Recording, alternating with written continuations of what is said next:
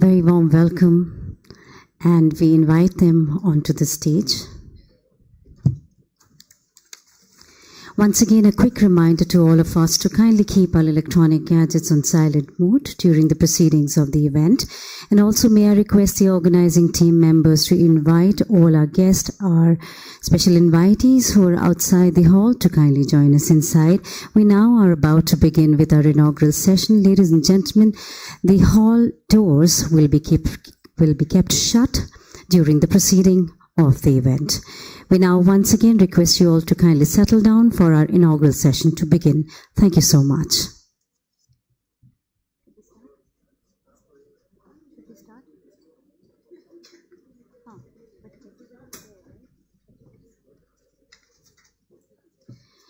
May I quickly request everyone to kindly settle down. Please kindly take your seats. Thank you, ladies and gentlemen. Namaskar, good morning, swagat. Ladies and gentlemen, a very warm welcome to the 16th edition of FICCI's flagship event in the food processing sector, the Food World India. Since its inception in 2005, Food World India has received encouraging support from stakeholders, including major food sector companies, government officials, visionaries, international experts, and researchers. Over the years, it has evolved into an establishment, a forum for generating ideas for policy formulation and reflecting the sentiment within the sector. This morning, this conference, with its theme, Spurring Growth, it's a driving innovation and unlocking opportunities in the Indian food processing sector. With those words, ladies and gentlemen, may I request you all to kindly join me as I invite our distinguished dignitaries onto the stage.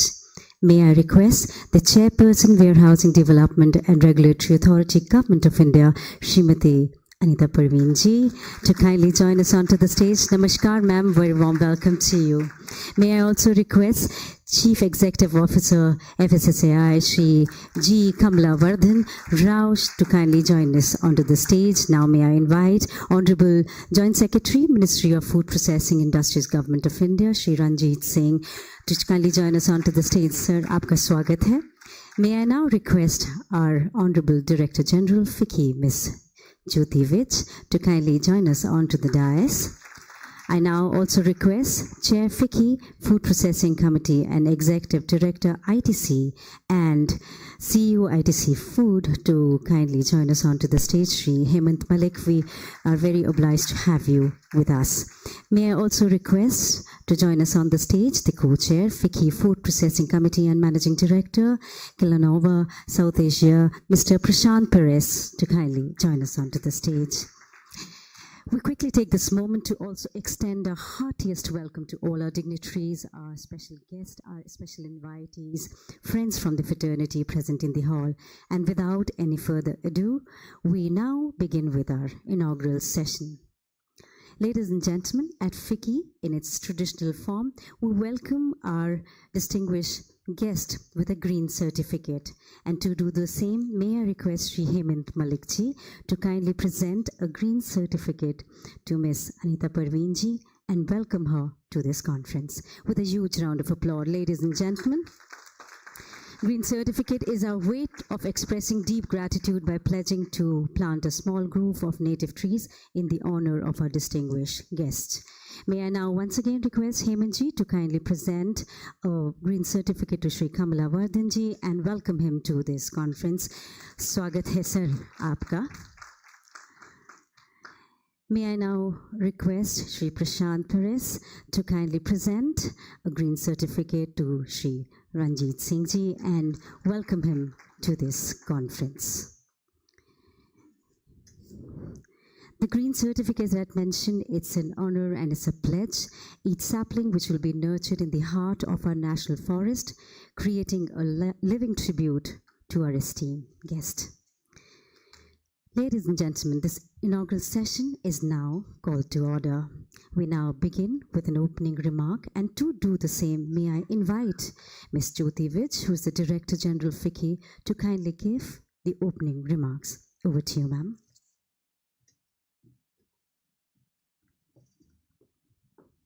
Good Good morning, everybody, and a warm welcome to the 16th FICCI Food World India 2025. Very deeply honored with the presence of our distinguished guests this morning, Srimati Anita Praveen, Chairperson, Warehousing Development and Regulatory Authority, Government of India, Shri G. Kamla Vardhan Rao, IAS, Chief Executive Officer, FSSAI, Shri Ranjit Singh Ji, Joint Secretary, Ministry of Food Processing Industries, Mr. Hemant Malik and Prashant, our chair, co-chair of the committee. The theme of this year's edition, as you all know, is spurring growth, driving innovation, and unlocking opportunities in the Indian food processing sector, which captures the aspirations and direction in which we intend to see the industry really evolving. It's a theme that underscores both the ambition and opportunity and recognizes the sector's pivotal role in shaping the economic and social landscape of the country. Food processing sector, we all know, has been the pillar of India's economy, contributing significantly to the value addition in agriculture, enhances income for millions of farmers, supports job creation across rural and semi-urban areas, and ensures more efficient food supply chains. We all know the numbers of the gross value added, etc. I'm going to talk about it into this gathering. And we do have a very rich and diverse agricultural base, a rapidly expanding consumer market, and a growing demand for safe, convenient, and nutritious food products. And these are very powerful tools for a strong food processing ecosystem. India's processed food exports are also on the rise. In 23-24, the processed foods constituted about 23.4% of India's agricultural exports, with export earnings of $7.7 billion, reflecting India's expanding footprint in the global food trade. Rural prosperity stands at the core of the FICCI's priorities. And the FICCI Presidium has chosen the rural prosperity to be a priority area that we've been driving year after year. And we firmly believe that food processing sector holds immense transformative potential in realizing this vision. By enabling value addition at the farm gate, fostering entrepreneurship in Tier 2 and Tier 3 cities, and reducing post-harvest losses, the sector plays a vital role in ensuring that dividends of the economic growth reaches the grassroots. In alignment with this vision, the industry, through the FICCI, in fact, through the Rural Prosperity Initiative, is actually engaged in adopting the horticulture clusters, promoting soil health, providing skill development, and building close partnerships with farming communities. With the support of advisory services, the deployment of agri-tech solutions, and targeted interventions to enhance the quality and productivity, these efforts are strengthening the foundation of more resilient and thriving rural economy. Importantly, all these initiatives also support the food processing industry directly and indirectly by ensuring sustainable supplies and access to high quality raw material. Government of India, of course, has shown an exceptional commitment to nurturing this sector through various schemes like the PLI, the Top to Total, etc. And there's been a lot of push to enabling greater investment, innovation, and infrastructure development. World Food India, led by Ministry and supported by FICCI as the national event partner, has become a marquee global platform showcasing India's food processing capabilities and investment potential. And we have with us Ms. Anita Praveen, who actually led this last 2 years and really made this into a great event for everyone to really be there and showcase themselves as a strong Indian food processing sector that we are. In parallel, of course, FSSAI continues to play a critical role in ensuring that India's food system is safe, modern, and consumer-centric. Its evolving regulatory framework is fostering innovation and maintaining quality benchmarks that enhance global competitiveness. I'd also like to acknowledge the role of our chair, co-chair in driving a very positive agenda for the sector, taking the private industry concerns, issues, and some constructive ideas to the government all the time. Also, the FICCI Delight report, which is going to be unveiled shortly, will offer some valuable insights for driving growth in the food processing sector. Hope you do find it valuable. Together, we have the opportunity and the responsibility to reimagine India's food processing sector as an engine of innovation, rural empowerment, and global leadership, and we all together can make it happen. Thank you once again for being with us today, and I wish you all a very engaging and fruitful sessions going forward at this session. Thank you. Thank you so much, ma'am, for that wonderful brief background and just setting the right rhythm to this conference. Thank you once again. And may I now request the Chair FICCI, Food Processing Committee and Executive Director, ITC Limited and Divisional CEO, ITC Foods, Shri Hemant Malikji, to kindly present the welcome address. Over to you, sir.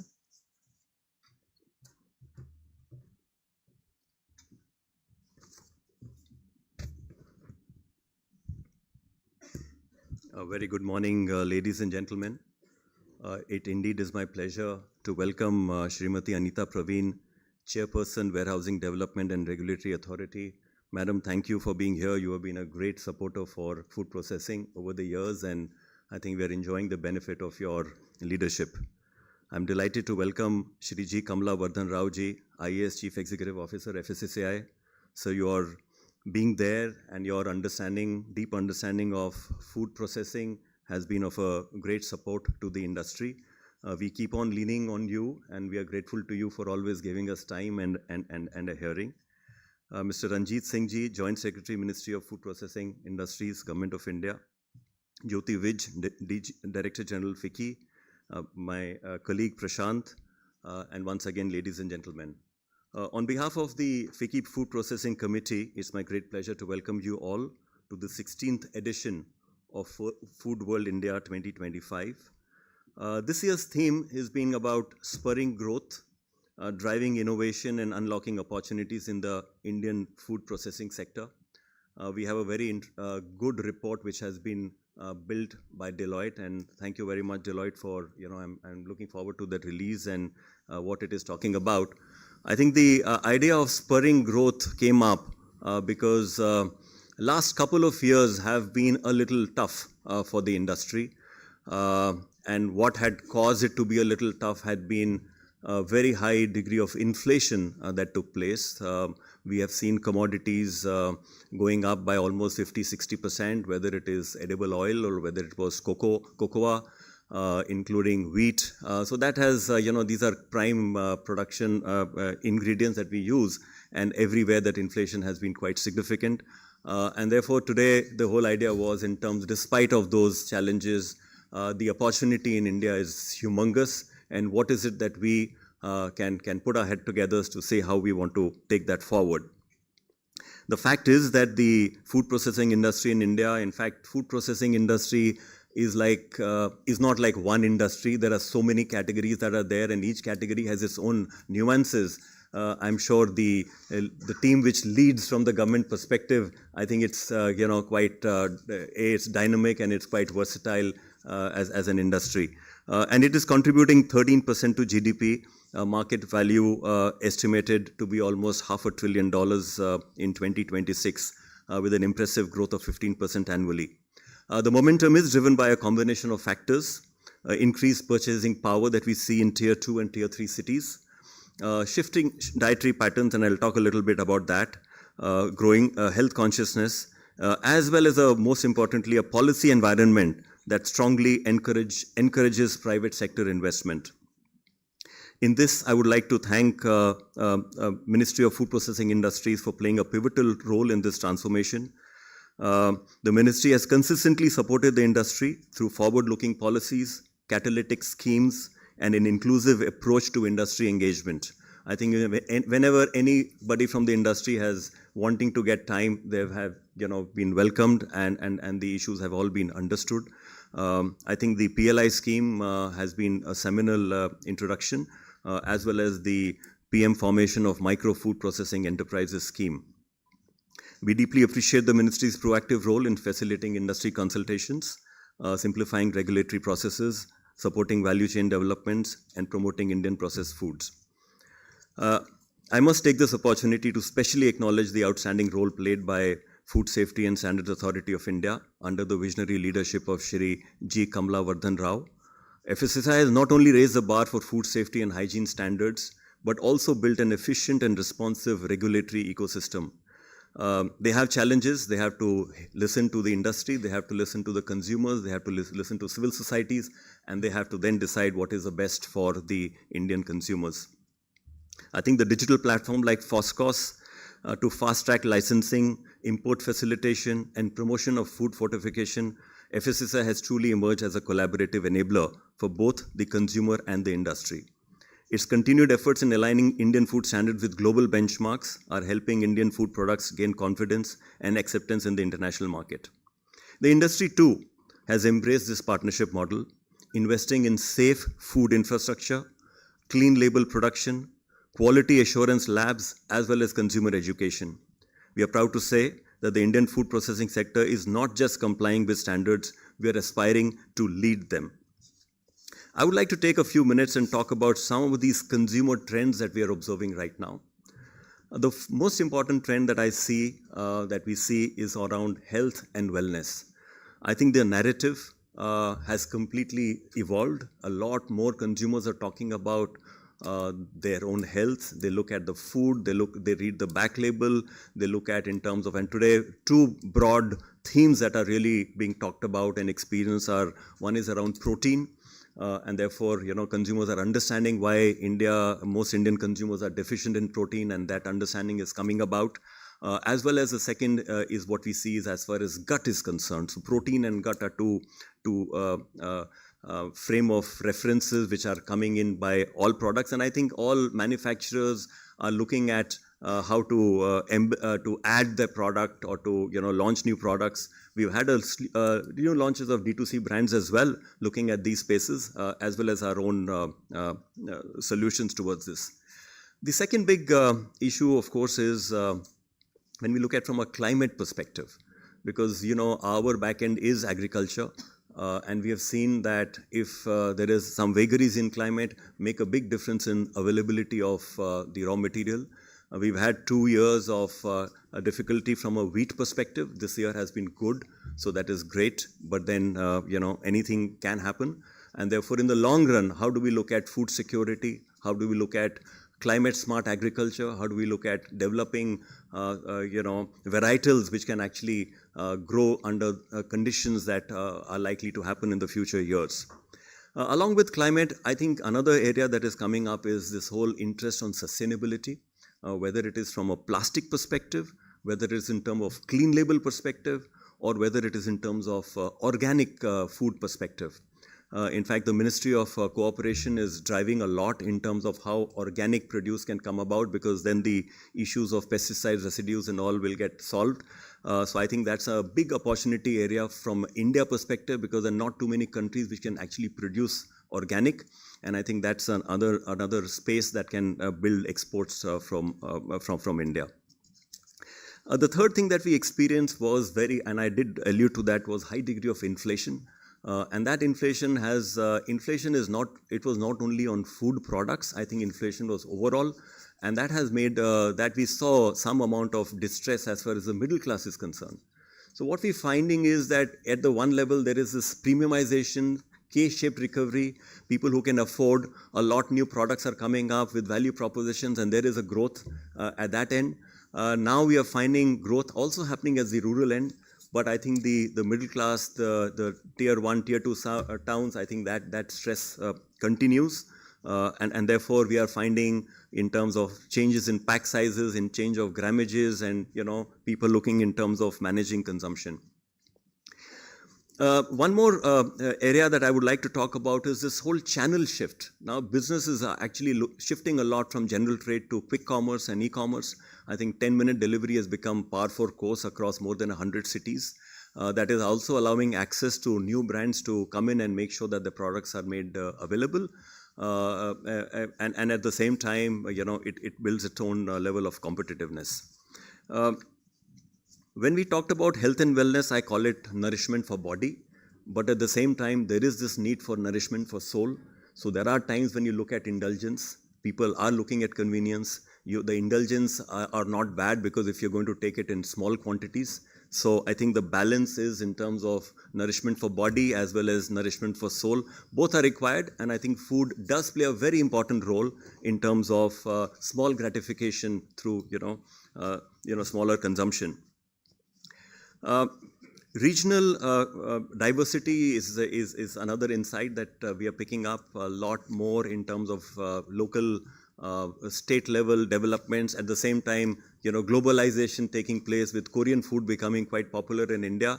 And I think, we have to make sure that this way Korean food could become popular in India. How do we make Indian food popular across the world? Today we do a lot of exports, but mostly to Indian diaspora in those countries. But we would like to make sure that the Indian food gets, consumed by the mainstream audiences across.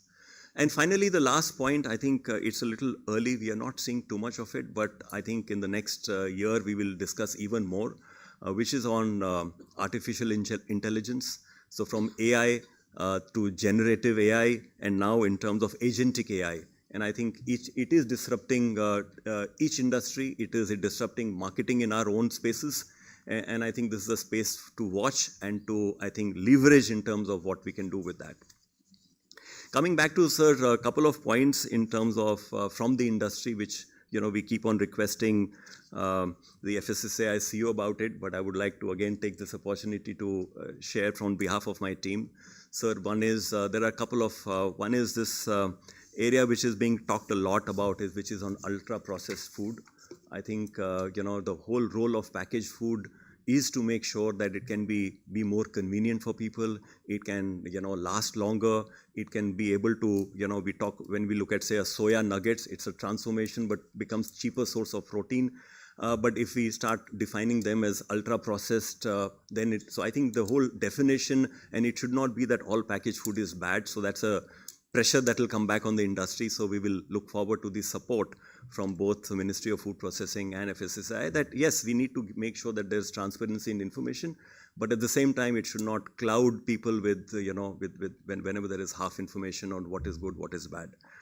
The second is I know that you are looking at in terms of how do we look at the front of pack labeling.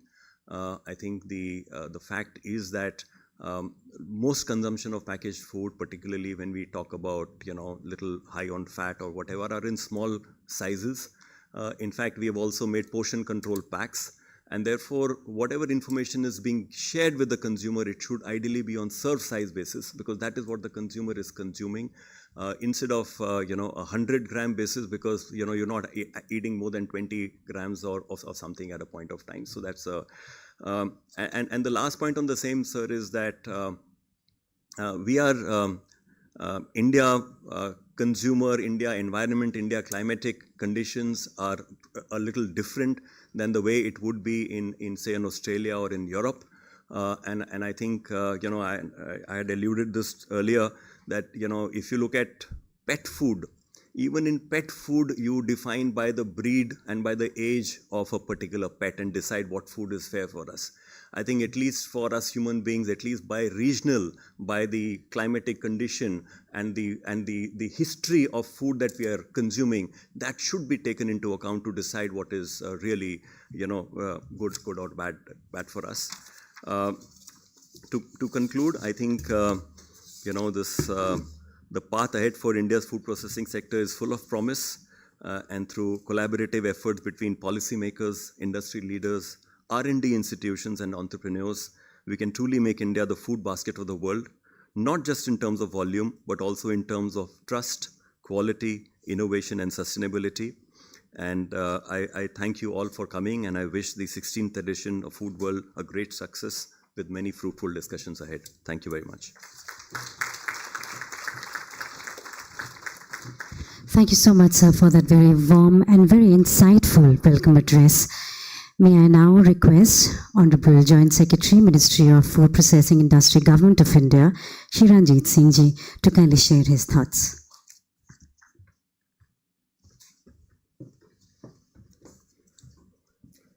Respected Ma'am Anita Praveen, Chairperson WDRA, Shri G. Kamal Vardhana Rao, Chief Executive Officer FSSAI, Ms. Jyoti Vij, the Director General FICCI, Shri Hemant Malik, Chair FICCI Food Processing Committee and Executive Director ITC Limited, Mr. Prashant Ji, Co-Chair FICCI Food Processing Committee and Managing Director Kellogg South Asia, senior government representatives, representatives from the foreign missions, industry members, delegates, guests, ladies and gentlemen, very good morning to you all. It's a great pleasure for me to be here with you all in this inaugural session of the 16th edition of FICCI's flagship event, that is FOODWORLD India 2025. At the outset, I would like to congratulate FICCI for organizing this important event to discuss the progress and future of food processing sector in India.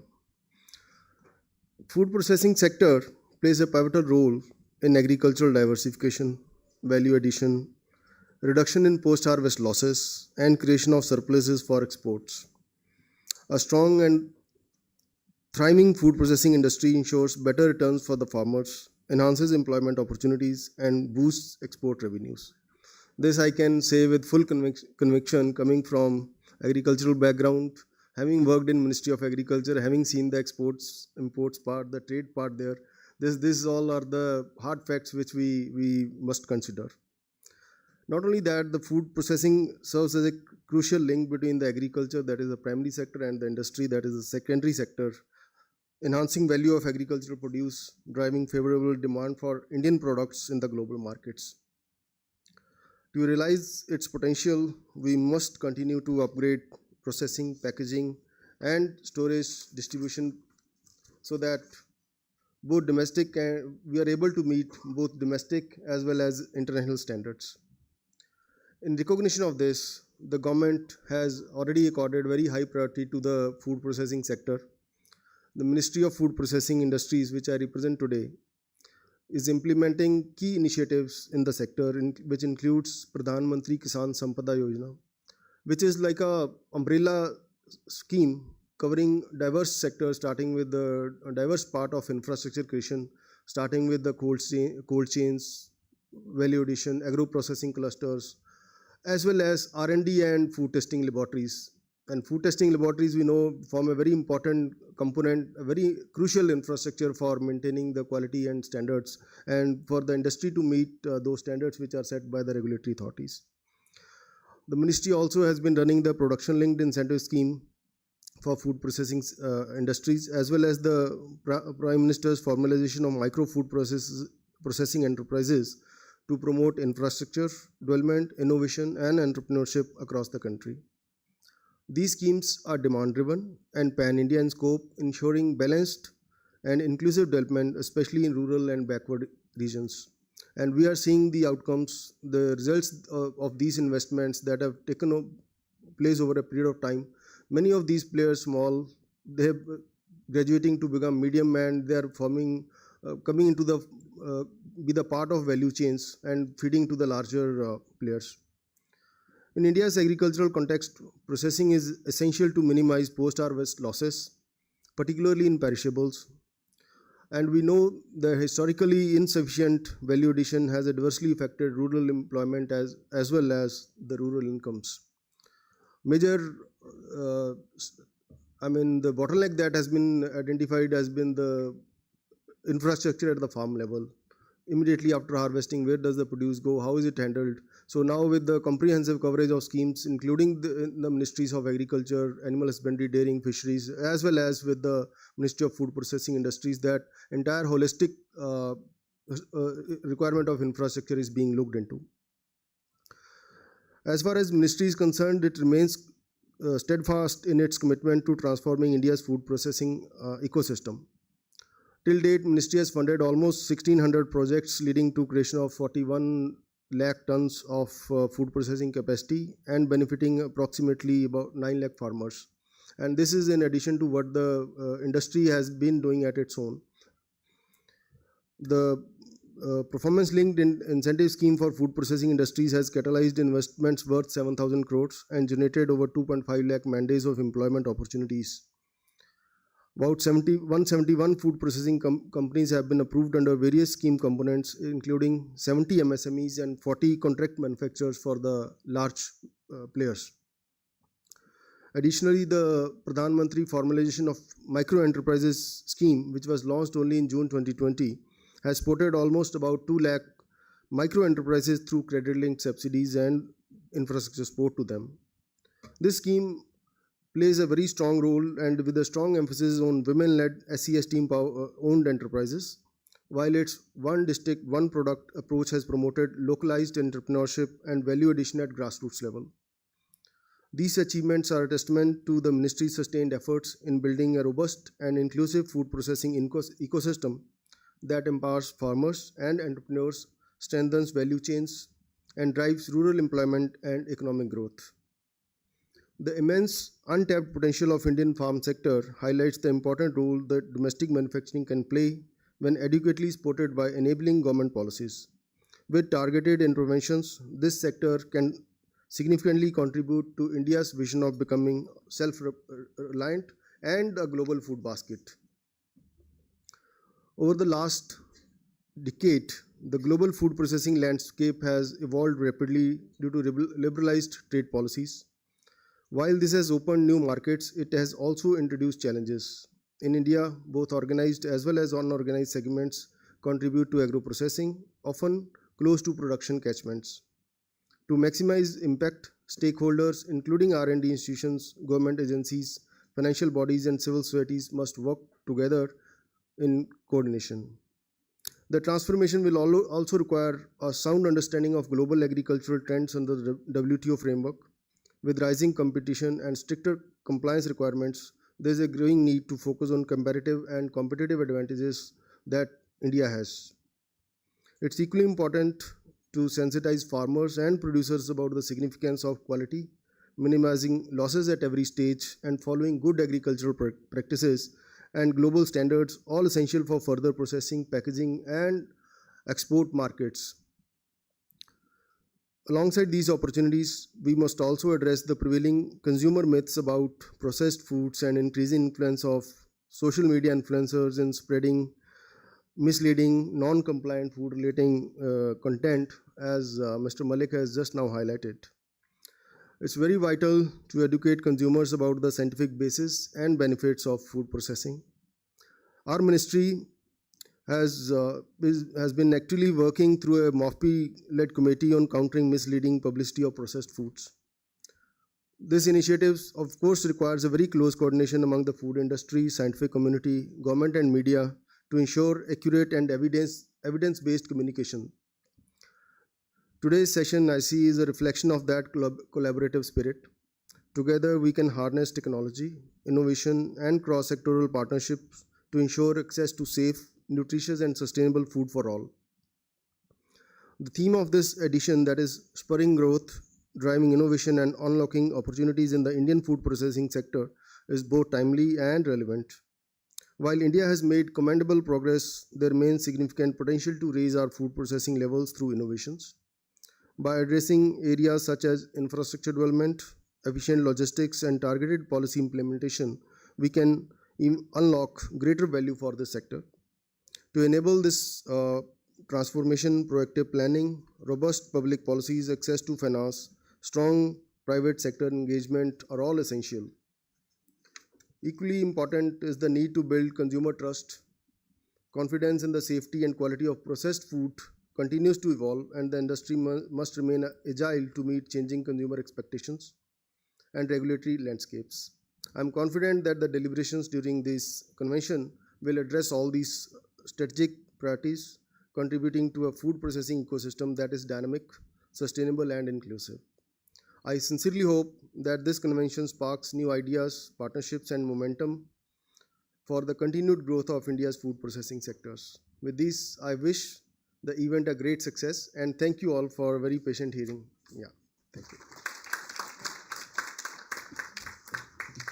Thank you so much, respected Joint Secretary, sir, for those very valuable and very promising words from you. Thank you once again. Ladies and gentlemen, we've now arrived to a very momentous moment as we now proceed with the release of the FICCI Deloy White Paper, Spurring Growth, Driving Innovation, and Unlocking Opportunities in the Indian Food Processing Sector. And may I request the dignitaries on the dais to kindly release the report, and also may I invite on stage Shri Anand Ramanathan, who's the Partner and Consumer consumer industry leader, Deloitte South Asia.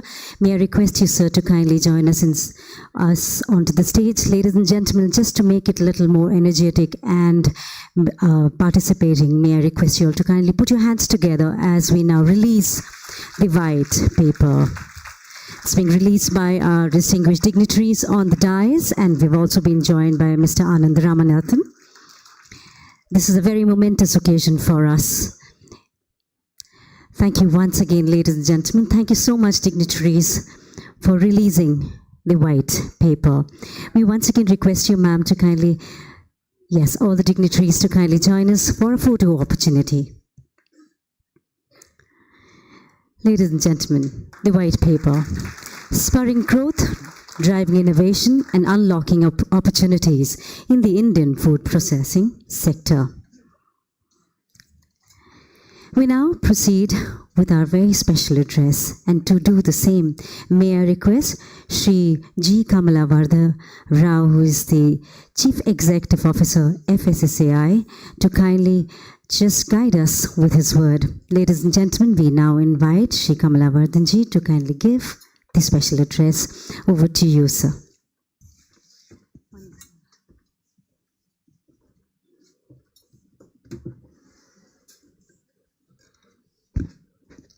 Good morning, everybody. Namaskar. Respected Anita Praveen Madam, respected Jyoti ji, Hemant ji, Ranjit ji, Prashant ji, ladies and gentlemen, it gives me great pleasure that I'm with you today. Of course, I'm meeting you every day, almost all. In all other forums, I keep interacting with the stakeholders in the food sector. In all our scientific panel meetings and scientific committee meetings, wherever we interact with the stakeholders, here are always there with us. And in fact, I don't have to speak much about the food sector, because all of you know more than me. And as a regulator, food regulator, I can only speak a few points which I thought I must share with you today, which I have been sharing with you every time. But what are the things that at the national level which are emerging, which I would like to communicate to you? Not that you don't know, but with any new things are coming up. The difficulties that we are facing with the industry, or the difficulties that the industry is facing with the food regulators here, and how is the government bridging the gap between to resolve these issues, is what I think I should be focusing on, rather than quoting too many statistics about production levels and distribution levels and the number of how it is mushrooming, how the sector is growing in a big way. Having said that, I would like to start with saying that today's newspaper I have read our Honorable Agriculture Minister quoting about the production levels, agriculture production levels, how much they have gone up. Almost all 3 to 3.5% is the growth that we have witnessed in the last season, thanks to good monsoon for us. Total value of this agriculture production was 24.7 lakh crores is what he has mentioned yesterday. Any growth of 1.5 to 2% is a really good growth for any nation. That is the case, then 3 to 3.5% of growth is really a boon to our country vis-a-vis the food sector. And at the GDP level, it is the growth is almost per annum, year on year basis, is almost 8.8% growth is being witnessed. This really gives great opportunities. The book which we released just now is that, unleashing the opportunities. Opportunities are there in terms of introduction of new technologies, in terms of introduction of innovative methods in the agriculture processing, in terms of agriculture practices, new agriculture practices, which includes AI and other technological innovations which we are witnessing. I was fortunate last year. I had gone to villages in Telangana state where I saw, as a part of Vikasit Bharat, to witness that, we have gone to the interior villages in Telangana. I have seen first time drones, how farmers are using drones in spraying the pesticides and other technological innovations which are I think must have given support to the farmers in whether it is in harvesting. The technologies are used in harvesting and processing, and even in the spraying also that we have witnessed, which has helped the farmers throughout the country. So the drones technologies, AI technologies in the agriculture sector, I am sure the same thing is happening in the processing also. In as far as food processing is concerned, the packaging industry has really taken up as a big leap, and what we saw is that earlier small packets just come like that. Now packaging has got so many varieties of packaging has come out, and this is really helping the consumer, the customer, to make choices, the choices better in picking up the food products. So in packaging, we recently held stakeholders consultations in Mumbai, where our Honorable MOS of Health was there. We inaugurated this stakeholders consultation. We want to have the stakeholders consultation everywhere. Last time, 2 months back, we had on pesticides, and Vijnan Bhavan, we called the stakeholders, and we interacted with all of you. You people were there, CAI, FICCI, and all representation were there. Similarly, the packaging thing we had in Mumbai, there we got a lot of inputs, and you know very well the Minister of Environment Forest has issued notification regarding the usage of plastics, and we are also following this RPET thing also is ready for all of you. So consumer is also health conscious now, therefore whether we should go for the plastics or alternative technologies to plastics. I'm sure the industry is exploring the possibilities of going for biodegradable technologies on as far as food packaging is concerned, especially the high-risk commodities. FSSAI has notified 9 products as high-risk commodities: milk and milk products, fish and fish products, meat and meat products. Drinking water now, it is also declared as high-risk commodity, you know very well. So when we say high-risk commodities, the inspection levels will be more, the SOPs that we have issued are much more stringent. So these things, and I think I'm sure you're taking care of how to come out with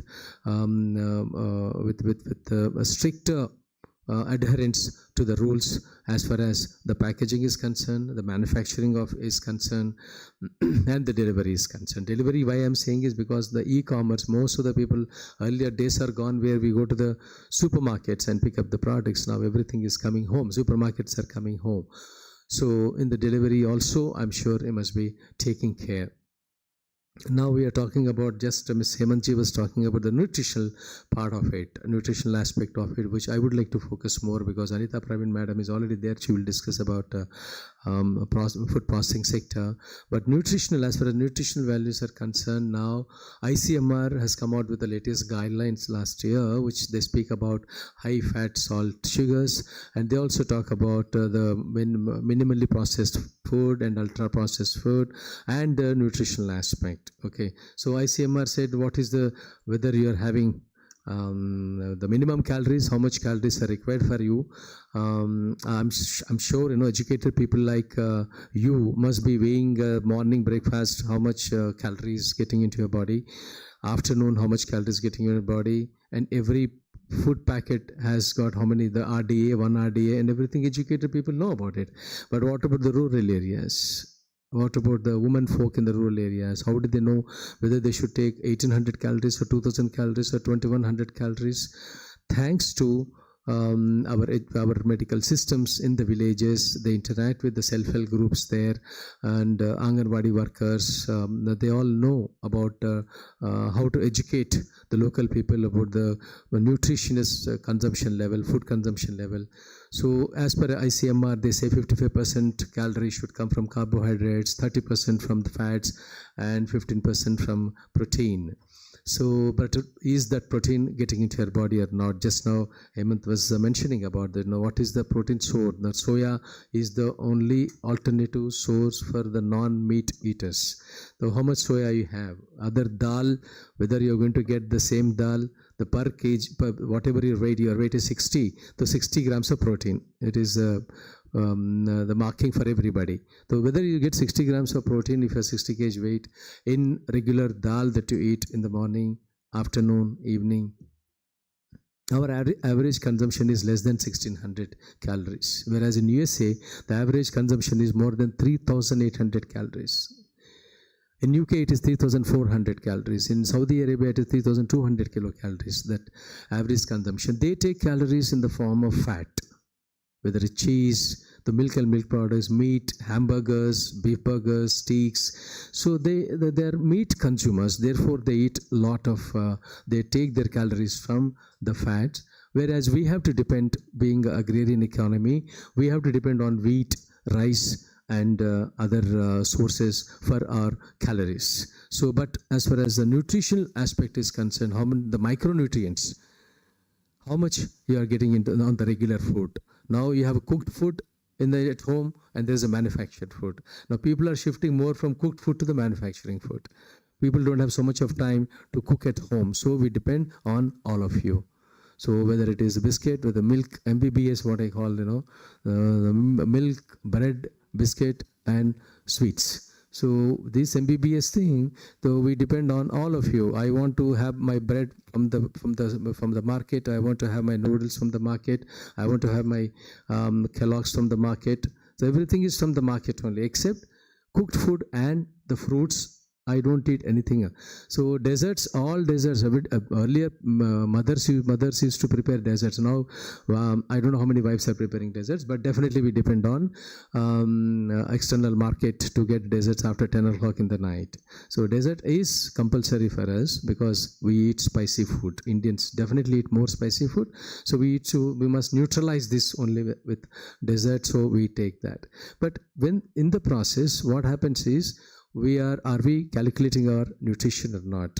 So you are taking care of the whatever food that I'm not able to get from the kitchen, we are depending on you. So it really becomes a great responsibility on you to add all the nutritions which hitherto we are not getting from the kitchens of various rural areas. So it's a great social responsibility on you to ensure that you come out with micronutrients and appropriate sources of protein, appropriate sources of fat, with less of ultra-processed. Recently, Niti Aayog has conducted a survey. You can see it on the website also, that how the consumption levels are changing, consumption pattern is changing towards the supermarket food and the packaged food, and where ultra processed. So ICMR has defined any ultra processed food as industrially processed food.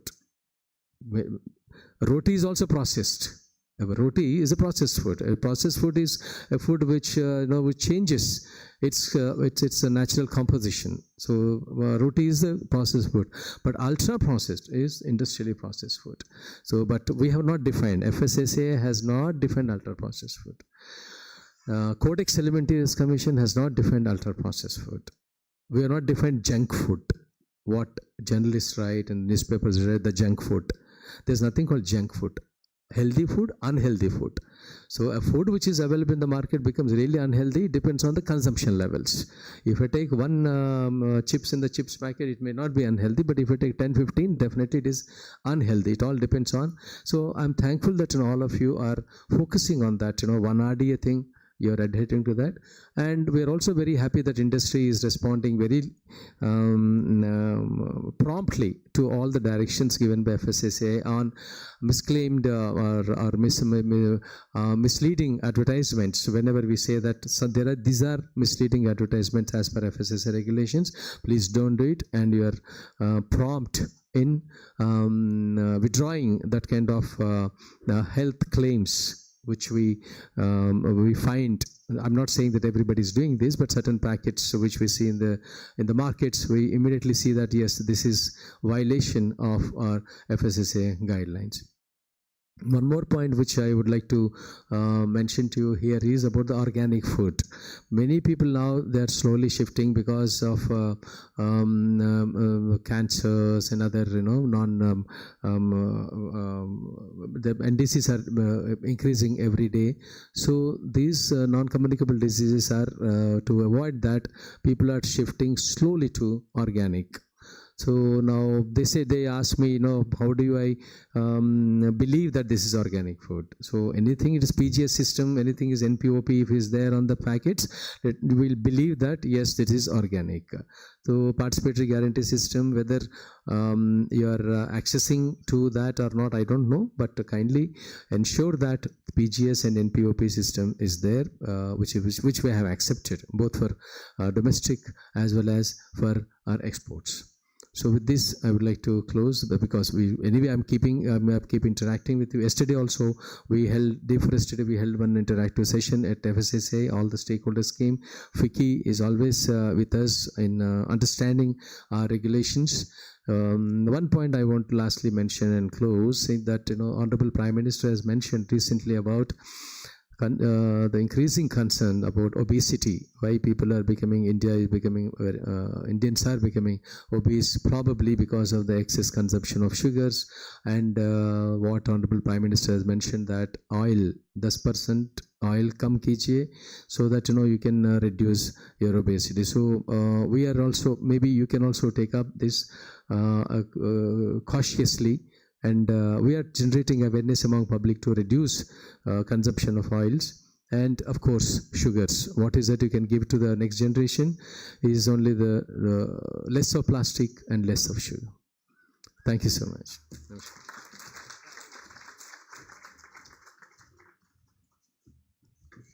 Thank you so much, sir, for that very informative, very comprehensive and very significant note from you, highlighting the issues related to health and also using the point to highlight the use of technological innovation in the food sector. Thank you once again, sir.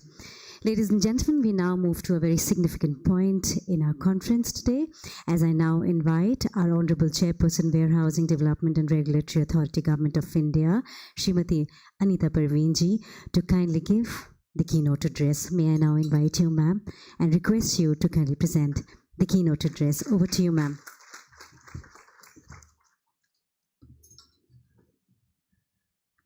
Thank you so much. Dignitaries on the dais, Shri G. Kamlavardhan Rao, CEO FSSAI, Shri Ranjit Singh, Joint Secretary, Ministry of Food Processing Industries, Ms. Jyoti Vij, DG FICCI, Mr. Hemant Malik, Chair FICCI Food Processing Committee, Executive Director ITC Limited and Regional CEO ITC Foods, Mr. Prashant Perez, Co-Chair FICCI Food Processing Committee and Managing Director, Kellanova, South Asia. I hope I'm not missing anyone. It's a pleasure to be here actually, because known environment, known faces makes you very happy, and that's what is happening to me today, because I have been with the sector for more than 3 years now, if I include my tenure in the WDRA, which is very close to agriculture, and so I'm not really far away from the food processing sector in a way. And to see all familiar faces was a very happy moment for me. At the outset, I would like to thank FICCI for inviting me to deliver this keynote address.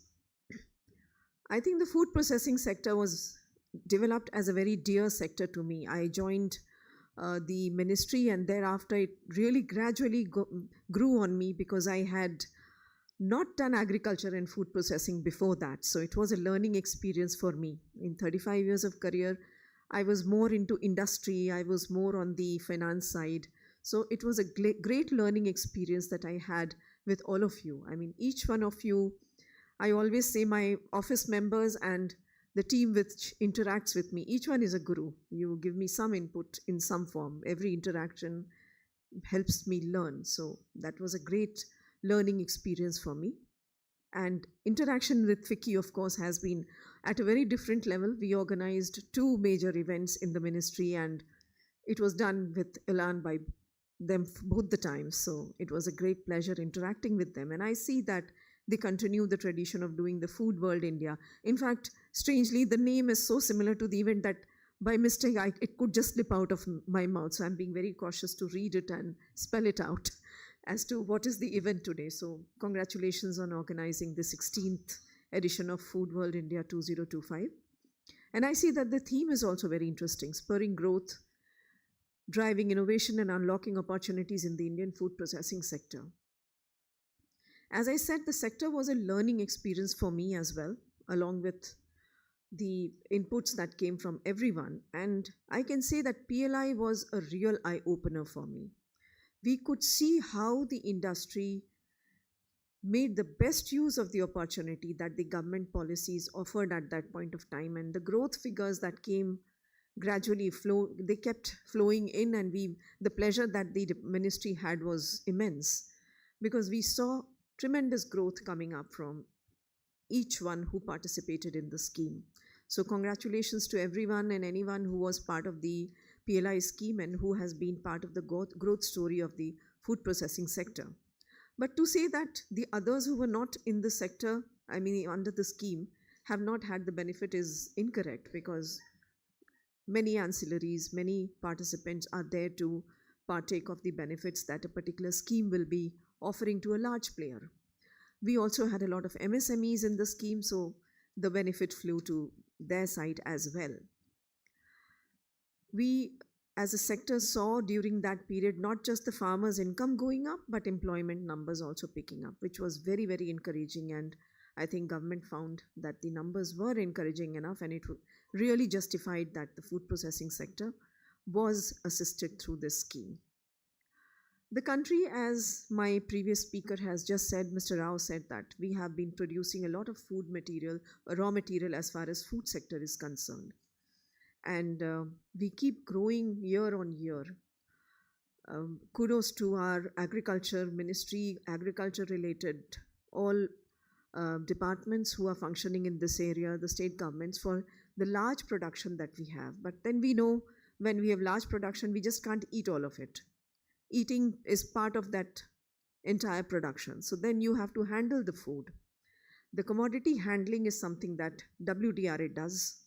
And we are players in that area. We are new in that area, so to say, because 2017 onwards, we started in the sector in the present model that is being operational.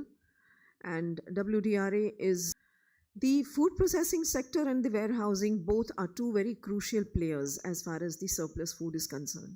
Otherwise, we end up with lots of losses of food. The commodities that are grown in the country will end up getting lost in post-harvest stages. Post-consumption, a lot of it remains surplus. There is an efficient management of commodities that the warehousing process does. And we create a cost-effective hub and spoke model in the area so that supply chains are sustained as far as food products as a raw material is concerned for the food processing industry and for consumption, both purposes. So we probably are contributing a bit in keeping the logistic costs lower. Today we are struggling with a 14 to 18% logistic costs, and I'm told that the international standards are 8%. So the gap somewhere, including other sectors, probably warehousing also has a role to play, and we hope that very soon we will be contributing more than enough in helping sustain the quality of food as far as possible and making it available in off time. Agriculture gets affected strongly because it's a very cyclical business. You have the produce in a season when it is too much, and when you need it, it is not available or available from some imported sources. So warehouses come into the play there. We cover entire non-captive warehouses as far as the storage is concerned. And when I say non-captive, for example, a sugar mill has its own storage go down. That probably does not come under the warehousing systems as of now. But anyone and everyone who's storing in someone else's warehouse can, so to say, that we are in a non-captive setup. The warehouses used by government, warehouses used by the private sector, all categories are covered. And today We have over 1 lakh identified warehouses that we are aware of, and we are trying to bring in as many as possible in the fold of the WDRA. The Warehousing Development Regulatory Authority is not created only for the farmers. We do serve the farmers, and they are our primary targets. They are our primary customers, so to say.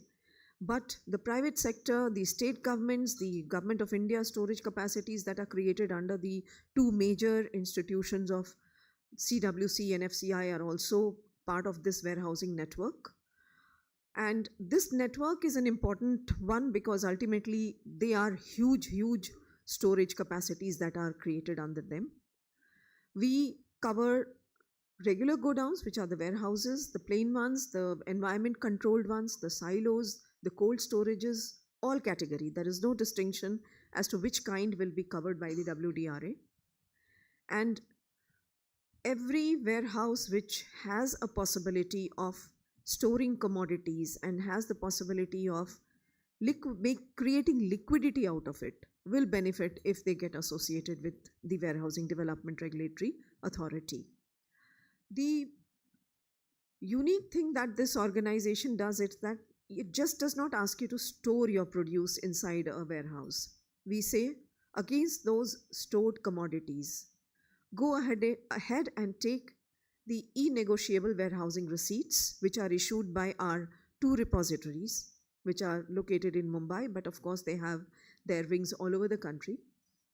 Against those E&WRs, you can go for pledge finance to any bank and will be benefited from liquidity as a consequence of the stock that is lying in your warehouse or godown, which otherwise would have sat idle. But this potential is something that I think we all must look at the possibility of exploring. We at the moment cover 164 commodities, and we are working towards expanding this list. When I say commodities, if it is rice, we don't just cover prime basmati or something.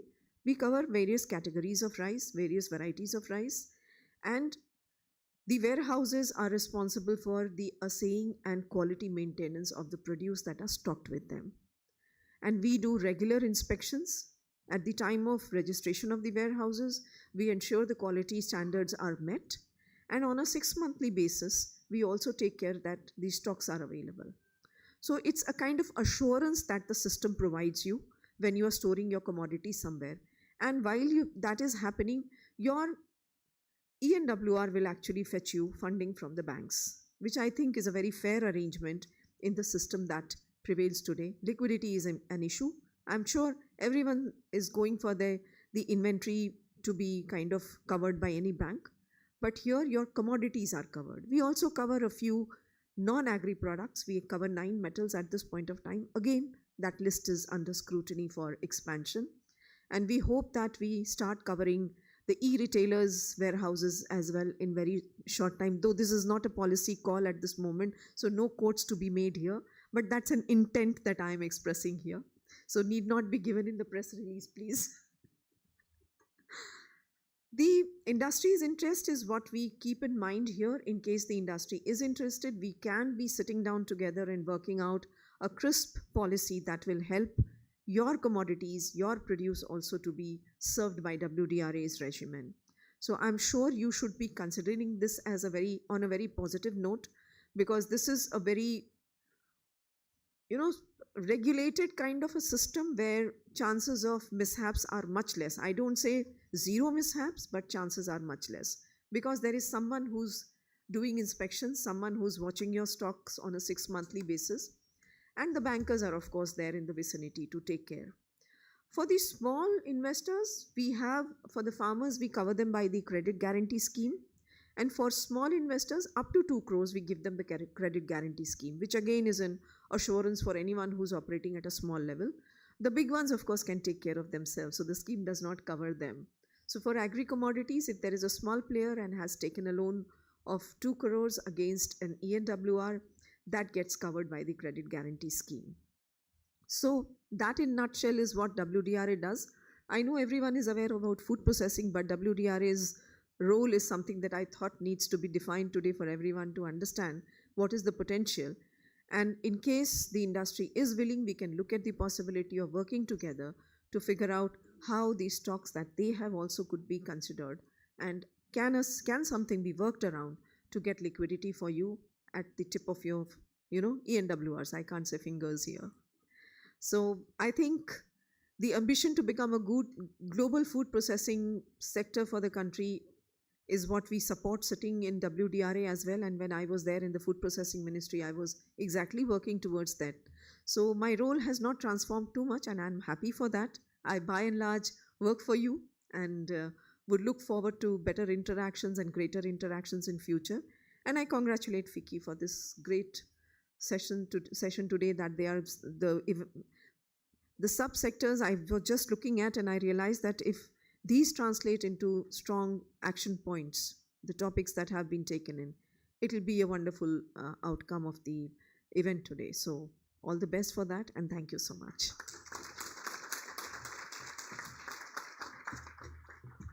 Thank you so much, ma'am. Indeed, very illuminating and very vital points were put forward by our honorable guest, Srimati Anita Parveen, who is the chairperson, Warehousing Development and Regulatory Authority, Government of India. Thank you once again, ma'am, for bringing in and sharing your thoughts about the sector in totality, highlighting about the farmers, the warehousing, and also the promising future of the sector in our country. Thank you once again. Ladies and gentlemen, can I request you all to once again put your hands together and thank Srimati Anita Parveen ji. Thank you once again. We are now proceeding towards the concluding moment of the inaugural session, and to do the same, may I request the co-chair, FICCI Food Processing Committee and Managing Director, Kellanova South Asia, Mr. Prashant Perez, to kindly present the concluding remarks and also propose the vote of thanks. Over to you, sir. Thank you. Good morning, everyone. What an inspiring way to start the day. The morning's inaugural session has set such an optimistic tone for the future. We've seen that the Indian food processing sector stands at a pivotal moment. We have a dynamic consumer base, but we are also backed by a very responsive policy environment, and that's why it augurs so well for the industry. It's a sector full of promise. It's poised to cross 700 billion by 2030. And more importantly, ready to transform how 1.4 billion Indians eat and thrive, while positioning India as a global leader in food processing. We are deeply honored to have had the keynote address for this 16th edition of FICCI FOODWORLD India by Srimati Anita Parveen, Chairperson, Warehousing Development and Regulatory Authority, Government of India. Her powerful message sets the direction for the future of the India processing industry. She, first of all, I think, reminded all of us how today and every day is actually such a great learning opportunity as we interact with each other and learn from each other. She is seamlessly leading the way to managing food surplus, both leading off from her role in MOFPI, but into her new role.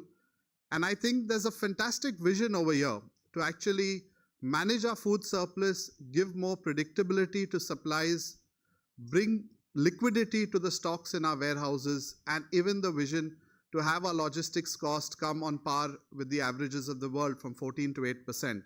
All this is going to go a long way in making India one of the big powerhouses in global food processing. Thank you, ma'am, once again for your words and your support to the industry.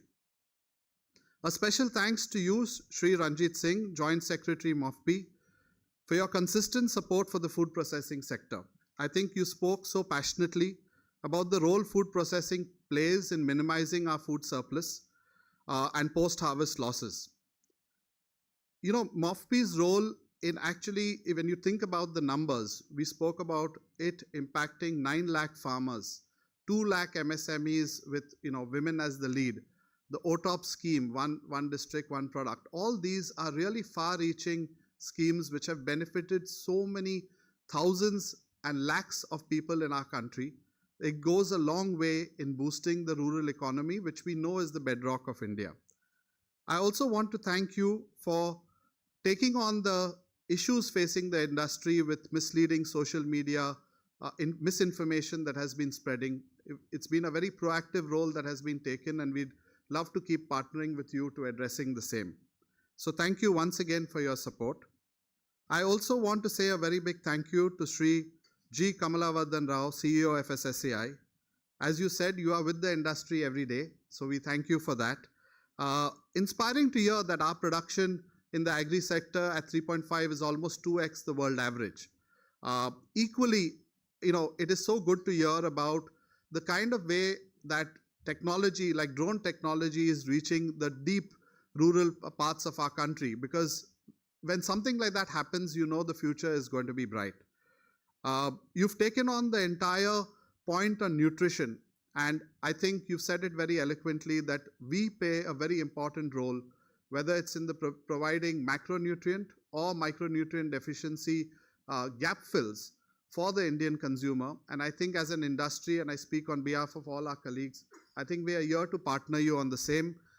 We both have the same intent to make sure that Indians have the right nutrition profile with the right information to make the right choices about the nutrition that they give their families, their kids, for a healthier India. So thank you once again for all your support, sir.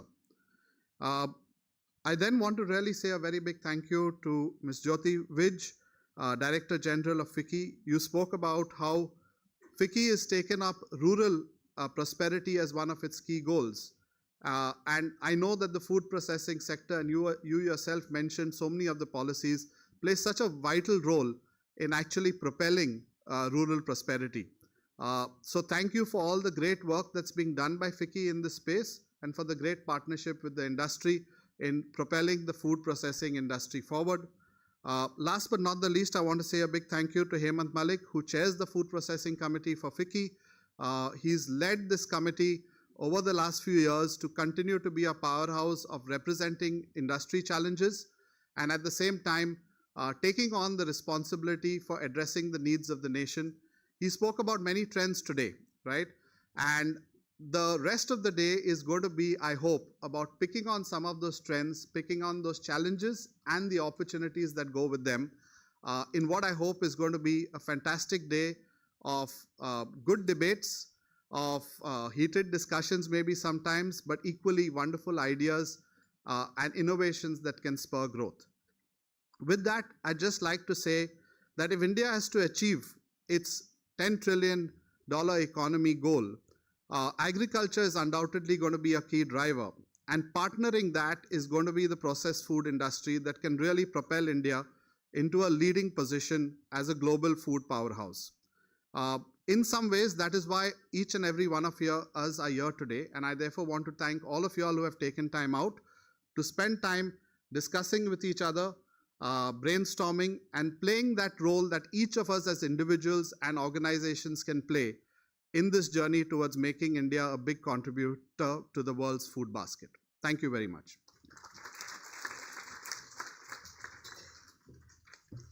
Thank you so much, sir, for proposing the vote of thanks, also presenting the concluding remarks. Ladies and gentlemen, with that, we move to the concluding moments of the inaugural session of the 16th Food World India. We quickly take this moment for a photo opportunity. We thank our honorable dignitaries on the dais for that wonderful beginning, and also we thank our heartfelt gratitude to all the industry partners. Thank you so much for this wonderful collaboration.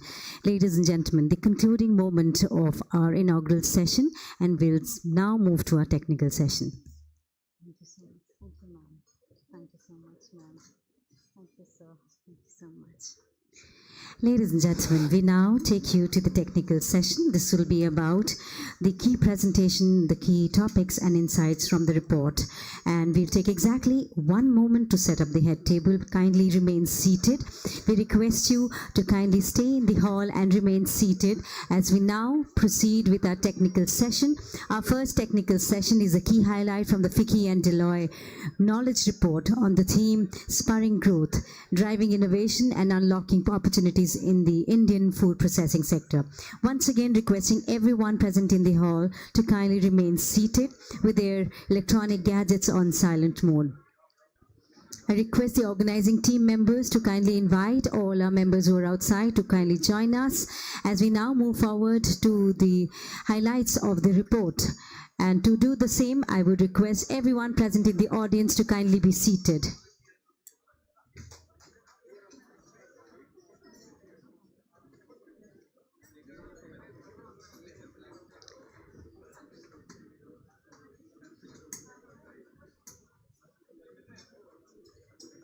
Ladies and gentlemen, once again requesting you all to kindly remain seated.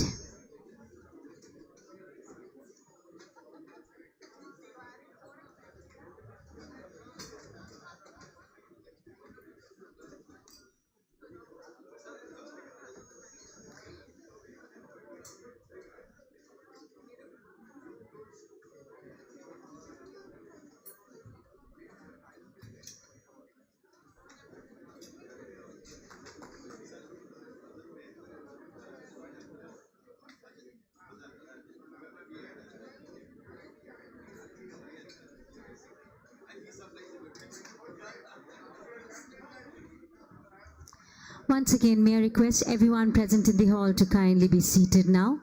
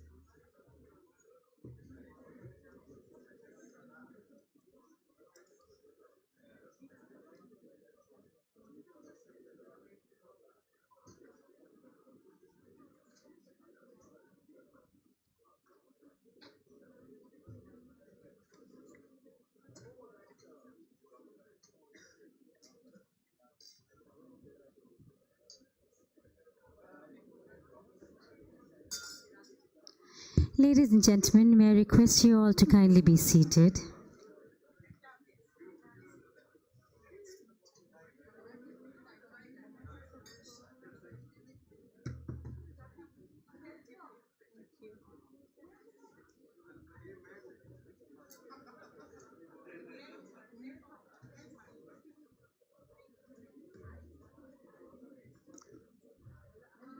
May I request the organizing team members to kindly invite everyone inside the hall.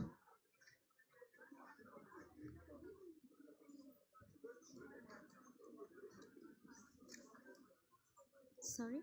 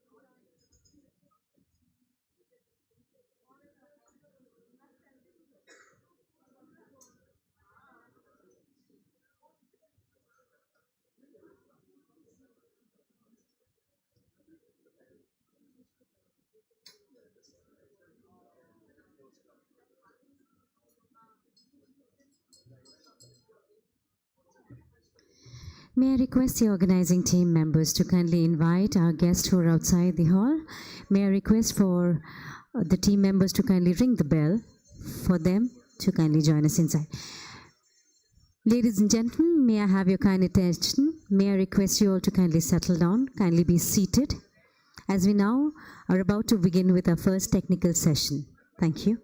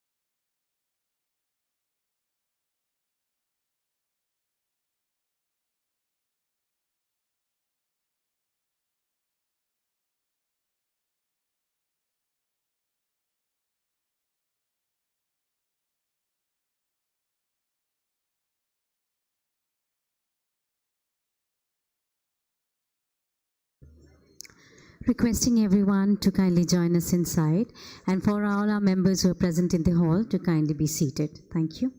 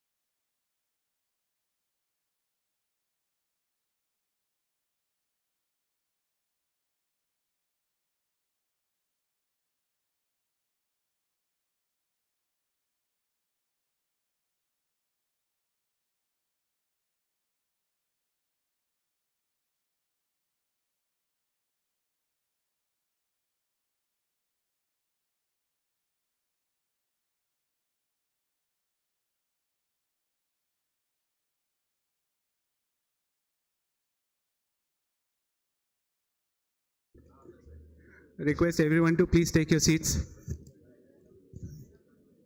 Request everyone to please take your seats.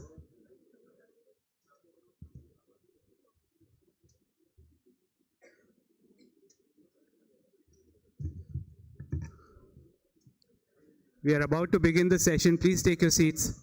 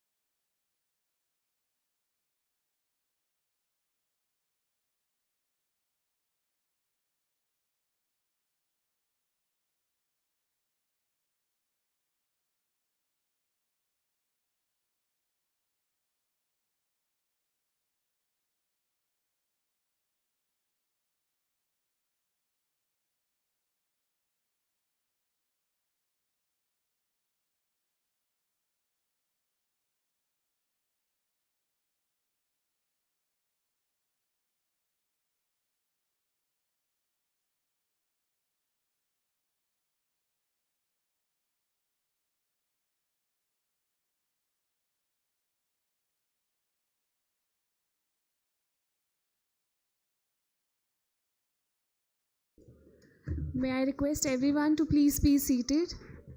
May I request everyone to please be seated? We are starting with the presentation shortly.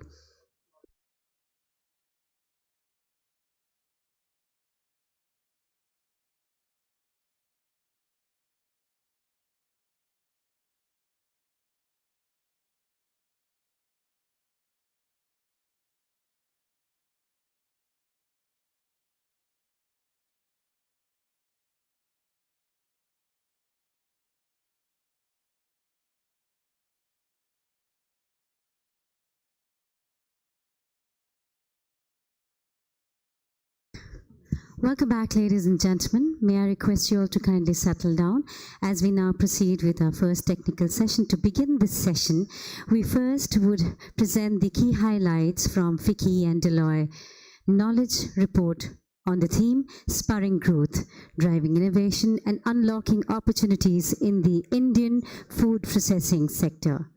Ladies and gentlemen, a presentation of key topics and insights from the report. And to do the same, may I request the Partner and Consumer Industry Leader, Deloitte South Asia, Mr. Anand Ramanathan, to kindly share his presentation.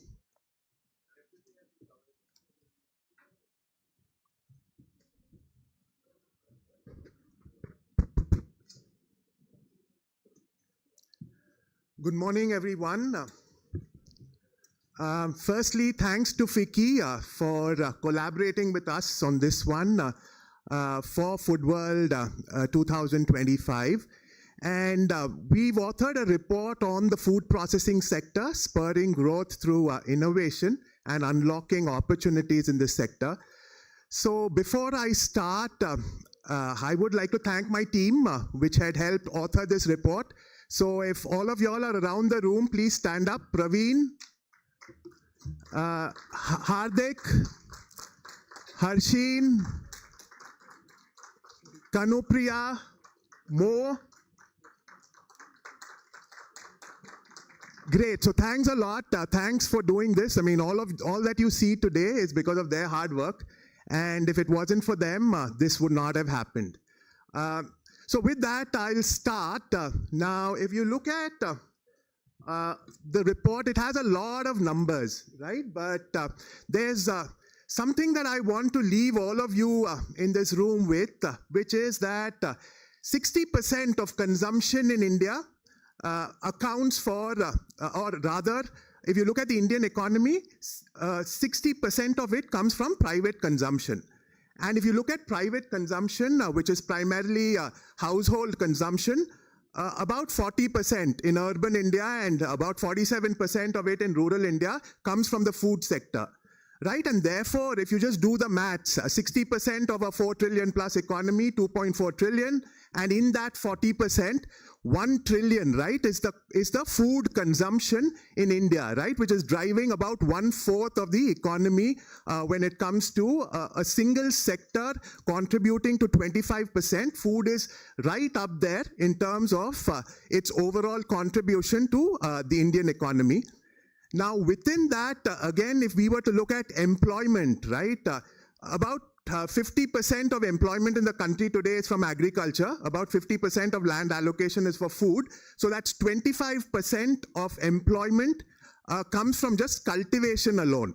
And to that, look at adding some of the other numbers that you see on the screen, right, in terms of employment, whether you look at MSMEs, whether you look at the food services sector. In urban India, we all talk about quick commerce growth, and the role of the delivery boys, again, contributes to food service delivery. You add all of that and you'll see that there's nothing less than 33%, right, which comes from employment, which is food related, right? So this is a sector which is 25% contribution to the economy. 1/3 of all the jobs, if not more, are somewhat related to food.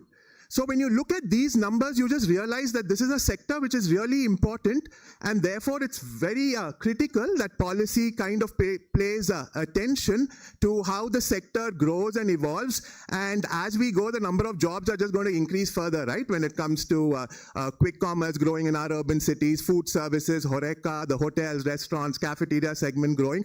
All of this is also going to drive the demand for food products. And as India organizes more of its food value chain, you'll see manufacturing jobs also go up, right? So it's the message is 1/4 of the economy, 1/3 of employment. And in that context, let's just put the other number, right, which you see right at the top right-hand corner of the screen, which is 23 billion value addition. So out of this 1 trillion number that we are talking, less than 3% comes from value addition in the process sector.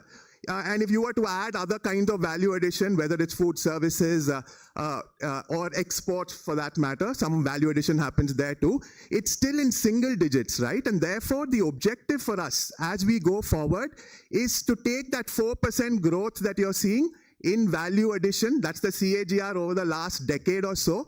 How is it that we can really grow that, right? Therefore, this report, the main objective of the report is, can we take this to double digits, right? The 4% that you're seeing as CAGR growth in value addition over the past decade, can we take it to 12%, right? So that's the number that we put up there. So if you look at the graph, you'll see that currently value addition is $23 billion USD, which is less than 3% of the overall food economy.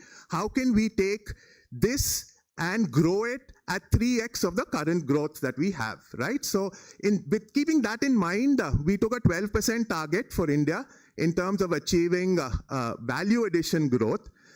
And there are primarily 3 levers for this. It's not very complex. The value addition can come from consumption in 2 broad areas. One is domestic consumption, the other is exports. When you look at domestic consumption, you'll see that in the food sector, if you look at most FMCG companies, less than 2.5%, right, is the investment that they do on R&D.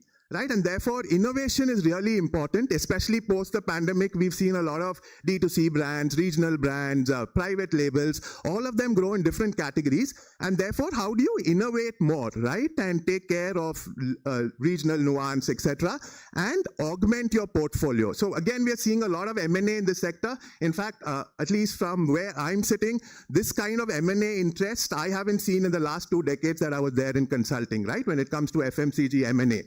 And that's a quick way of augmenting your portfolio, right? But it's all linked to innovation.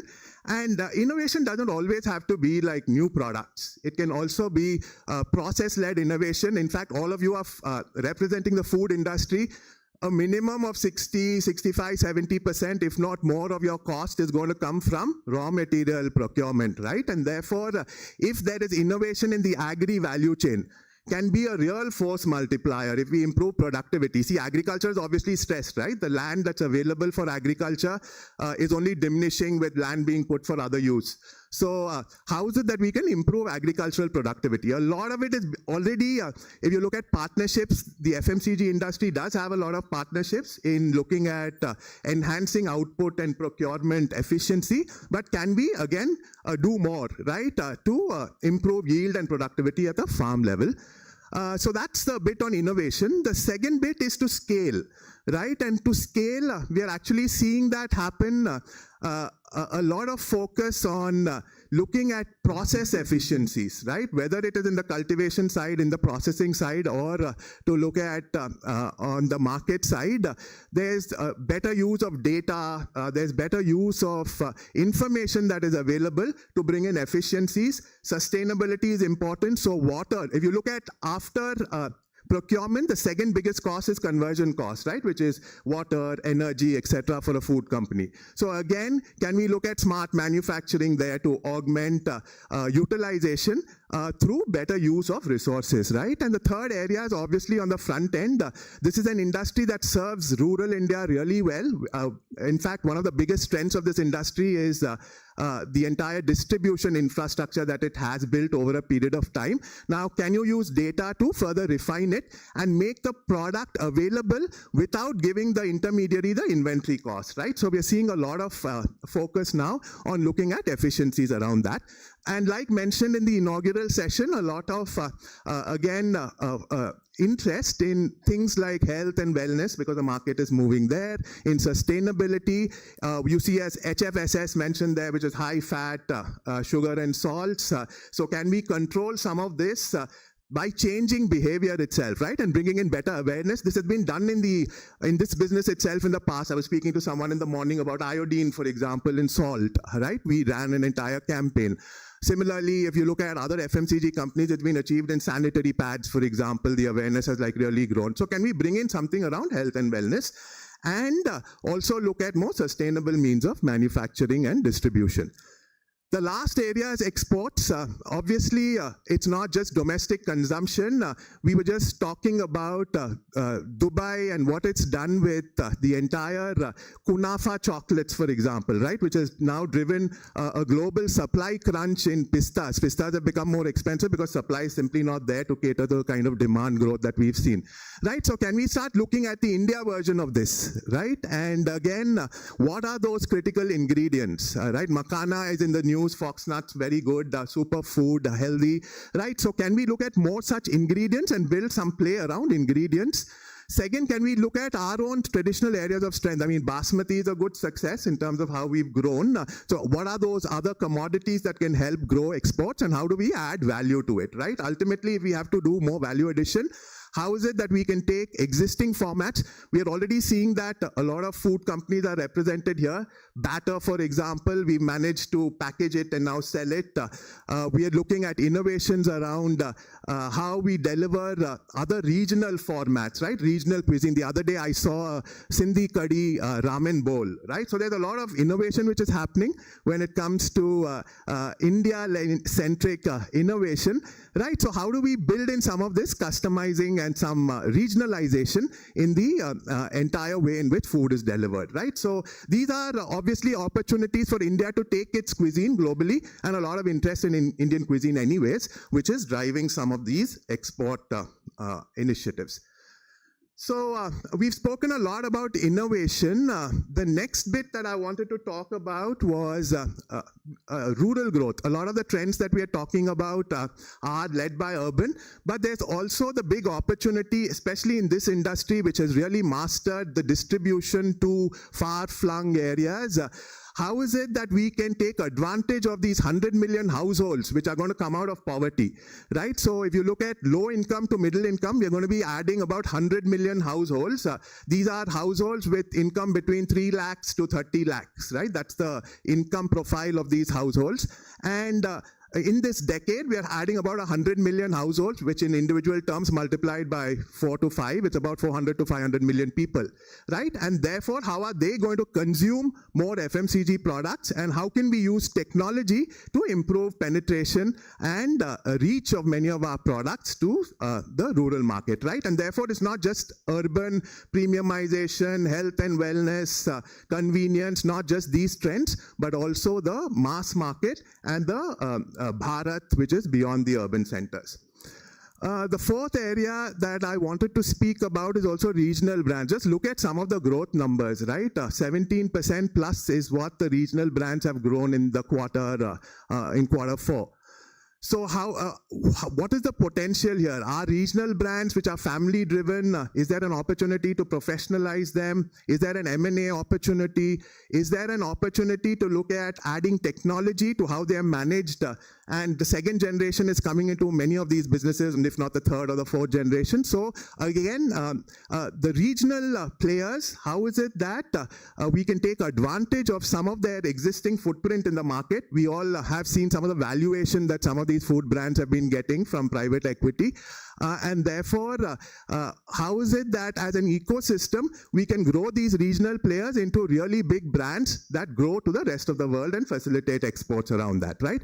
And a lot of this can also be, see, we have a lot of innovative products. Yesterday night, for example, I was in Delhi after a very long time, went to Bengali market and had Kuremal Kulfi, right? Now, it's such an innovative concept, right? You have a fruit, you pump it with ice cream, and then you slice it. There's a lot of drama in the way it's delivered. Right, so why is it that globally, everybody eats ice cream. If it's available in Delhi, why can't I get it in Bangalore? Right, so there are all of these regional innovations which are there. Can we take it nationally and then also scale it internationally, right? So these are some opportunities for the regional kind of players.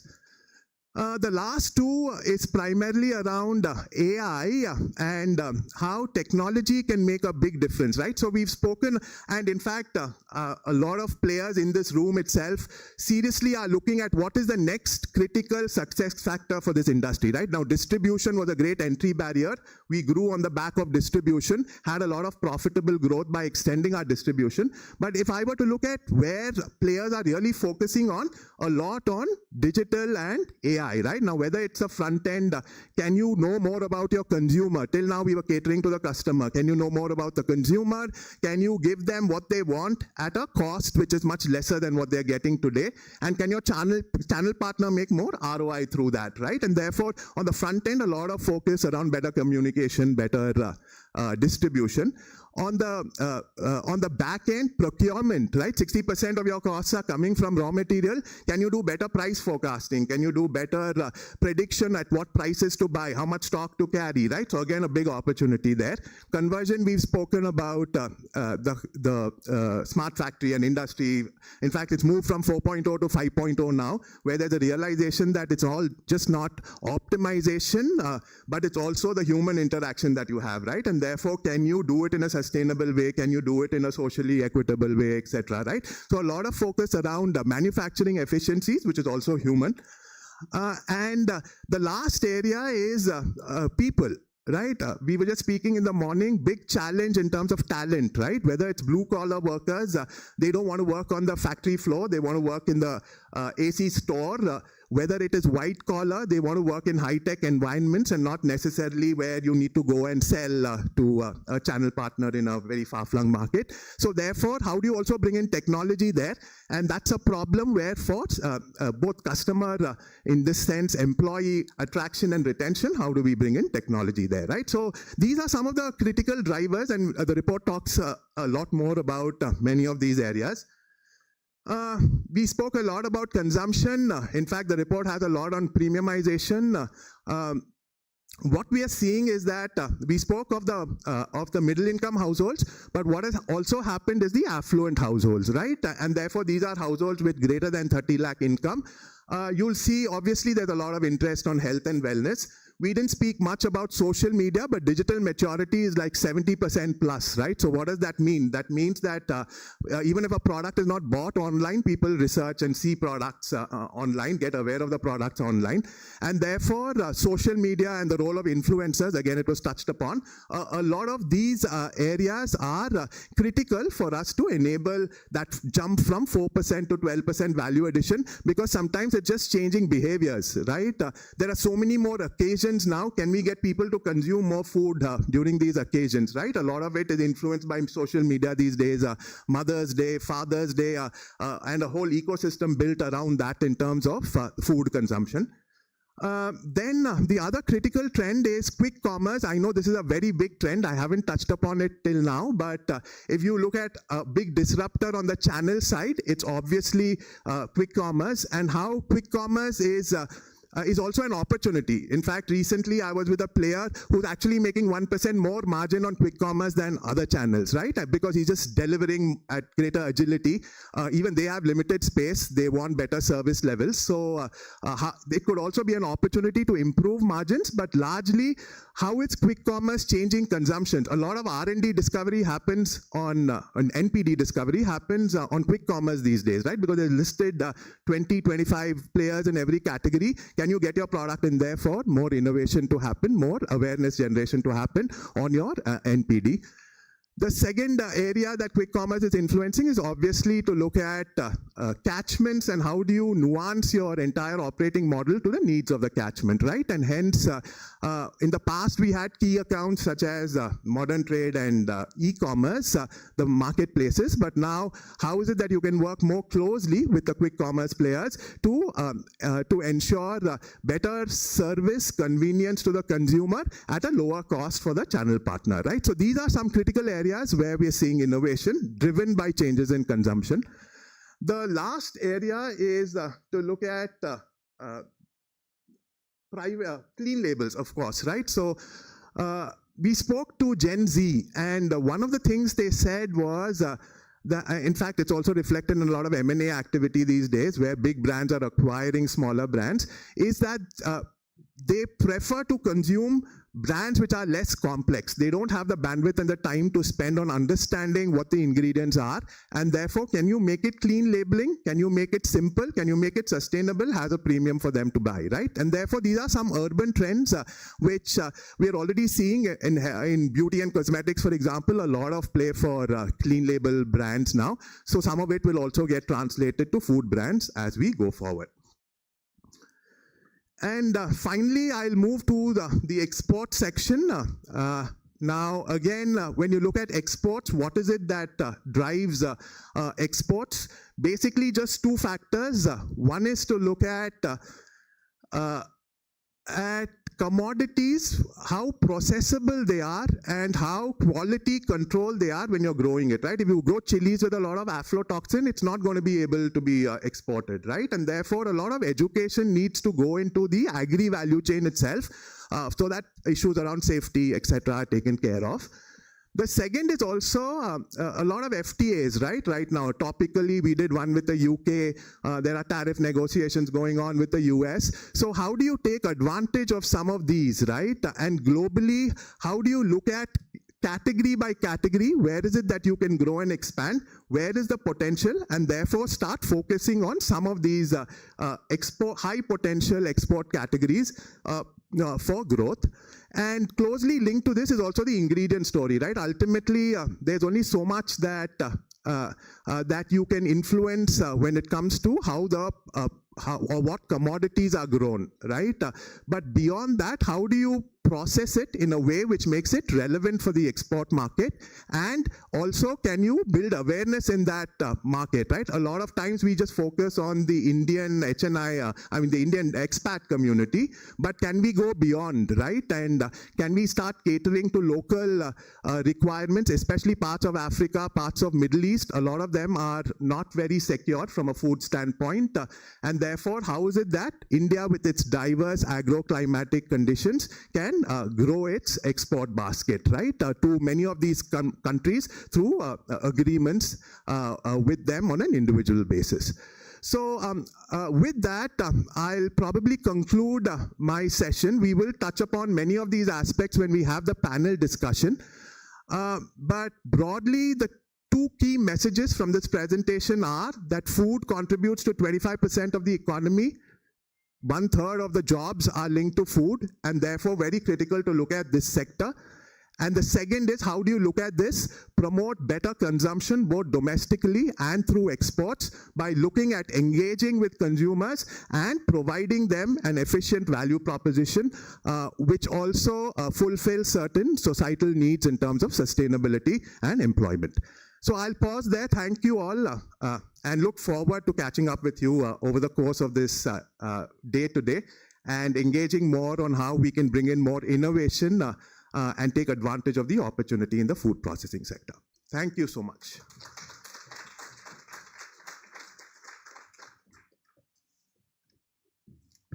Thank you so much, sir, for sharing that wonderful presentation. There was a detailed understanding of the report, and it's also set in a tune for our technical session 1, which would be in and around spurring growth amidst challenges. How can India lead the global food processing revolution? Without any further delay, we've already set up the head table, and we now invite once again the moderator of the session, Mr. Anand Ramanathan. We would request you to kindly stay back, the partner and consumer industry leader, Deloitte South Asia, as the moderator of the session. We also request our esteemed panelists to kindly join us onto the dais. May I invite on stage the Chair, FICCI Food Processing Committee, Executive Director, ITC Limited, and Divisional CEO, ITC Foods, Mr. Hemant Malik, to kindly join us onto the stage as one of our esteemed panelists. I once again request the Chief Executive Officer, Sidus Wellness, Mr. Tarun Arora, to kindly join us onto the stage. Warm welcome to you. May I now request the CEO and Director, Orkla India, Mr. Sanjay Sharma, to kindly join us onto the stage. We are also now being joined by the Executive Director, Foods, Hindustan Unilever, Mr. Ranjit Kohli. Warm welcome to you, sir. Ladies and gentlemen, we look forward to a very, very, very informative and consolidated discussion. And without any delay, may I request the session moderator, Mr. Anand Ramanathan, to kindly take this discussion forward. Thank you. Over to you, sir. Thank you so much. So now we start the panel discussion. It's for 75 minutes, and therefore we'll structure it in 3 broad areas. Firstly, we'll have a set of specific questions addressed to each of the participants on some of the key trends that they're seeing from a cultivation, production, processing, and distribution standpoint. And then we'll have a session which is open-ended. These are questions where anybody is free to chip in and come in to address those questions. So that's the second session. And the last section is a Q&A from the audience, right? So we'll broadly break this up into 20 to 25 minute sections for each of these different sessions. So the topic is to spur growth, unlocking opportunities in the food processing sector. And what we've seen is that there's been a very strong agricultural base, and there's also a large consumer market when it comes to food. And therefore, I'll start with Raj, which is the first question on what are some of the new categories that hold promise for the food processing sector? What are some of the categories in the domestic market that are ripe for innovation? Innovation is one of the critical focus areas for this discussion. And what are some of the big bets that might lead to disproportionate outcomes? So Raj, over to you. Thank you. Good morning, everyone. Absolute pleasure to be here with this eminent panel here.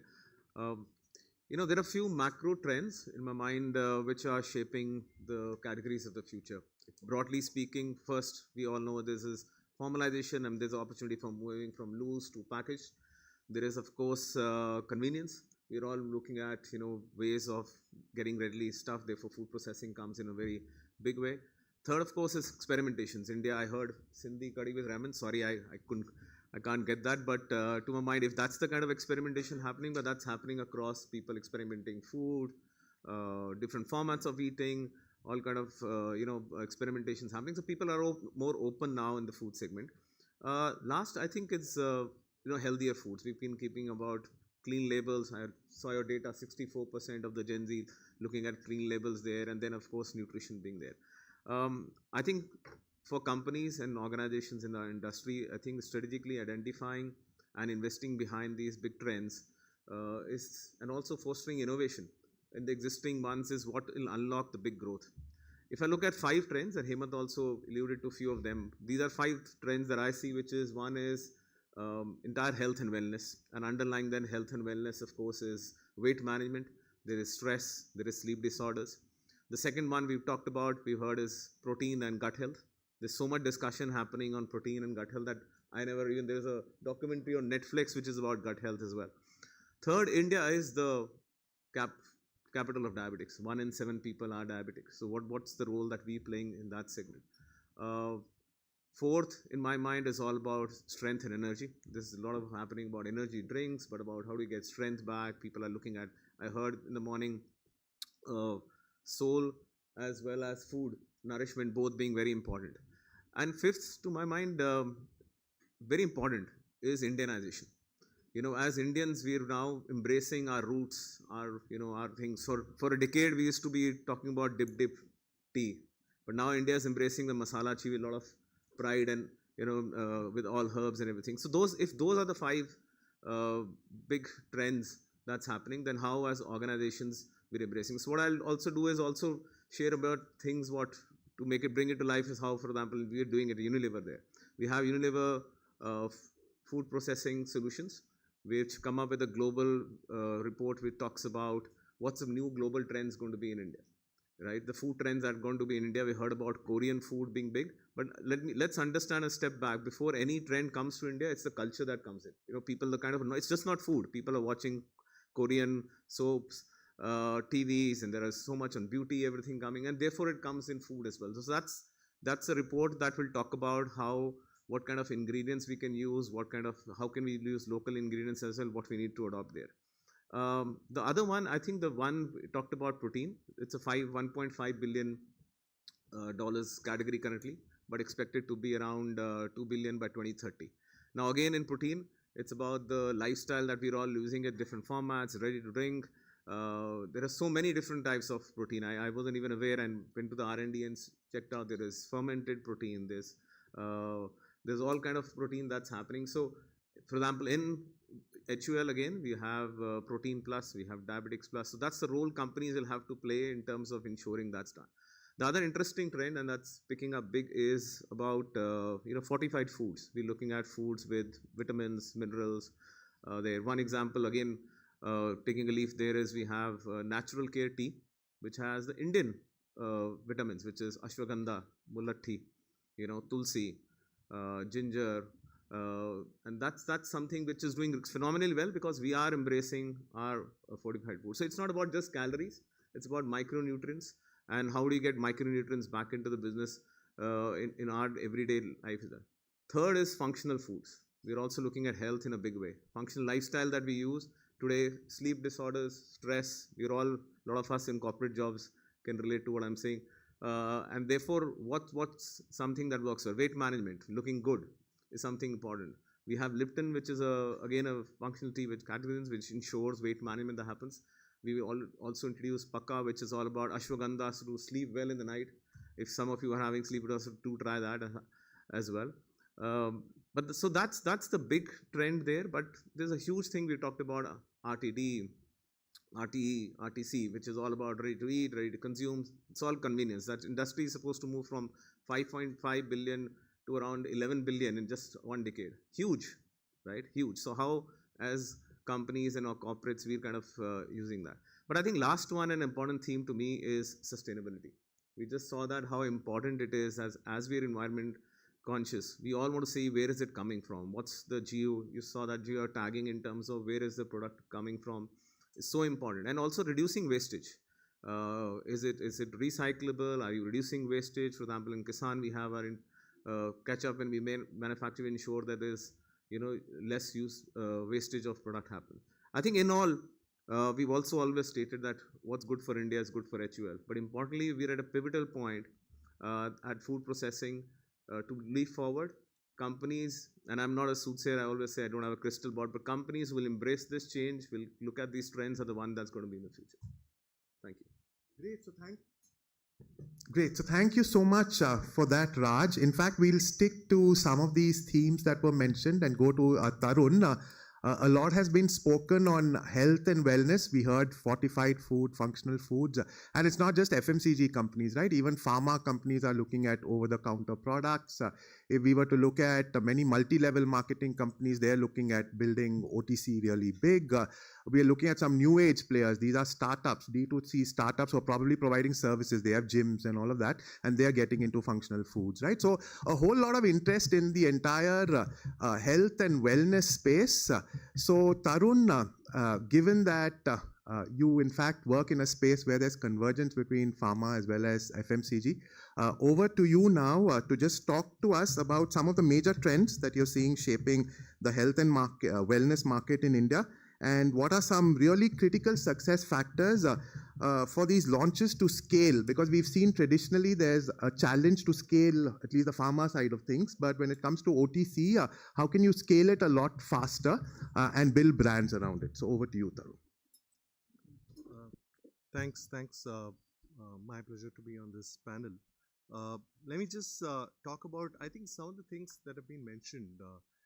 Consumers today are more aware than ever in the past about their need for health and wellness. The fact is that the trend started almost a decade back, but what COVID has done is really brought to life what your existing health can impact, how you are in terms of your, how you are able to navigate difficult situations in a disease. It actually brought to life that how food can be your medicine, how it can help you build immunity.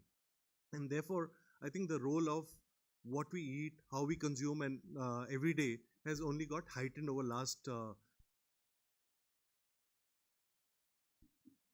to 5 years. And therefore, there is a clearly evolving consumer mindset to move from a reactive medicine, reactive products to more proactive. Now, whether it is in terms of taking vitamins, minerals, having food products which are more functional and deliver some of these with fortification, it could also be the role of prebiotics and probiotics that are playing, which can more naturally, help you gain better wellness every day through these foods that deliver that. So clearly there is a consumer mindset that is driving some of these things. Having said this, I think a huge amount of lifestyle diseases that has proliferated over the years that have heightened this lifestyle disease like diabetes, cardiac, and several other things which are obviously making people more aware that they have to attend to some of these things and make choices every day, and it can't be just what is done suddenly when you have a problem.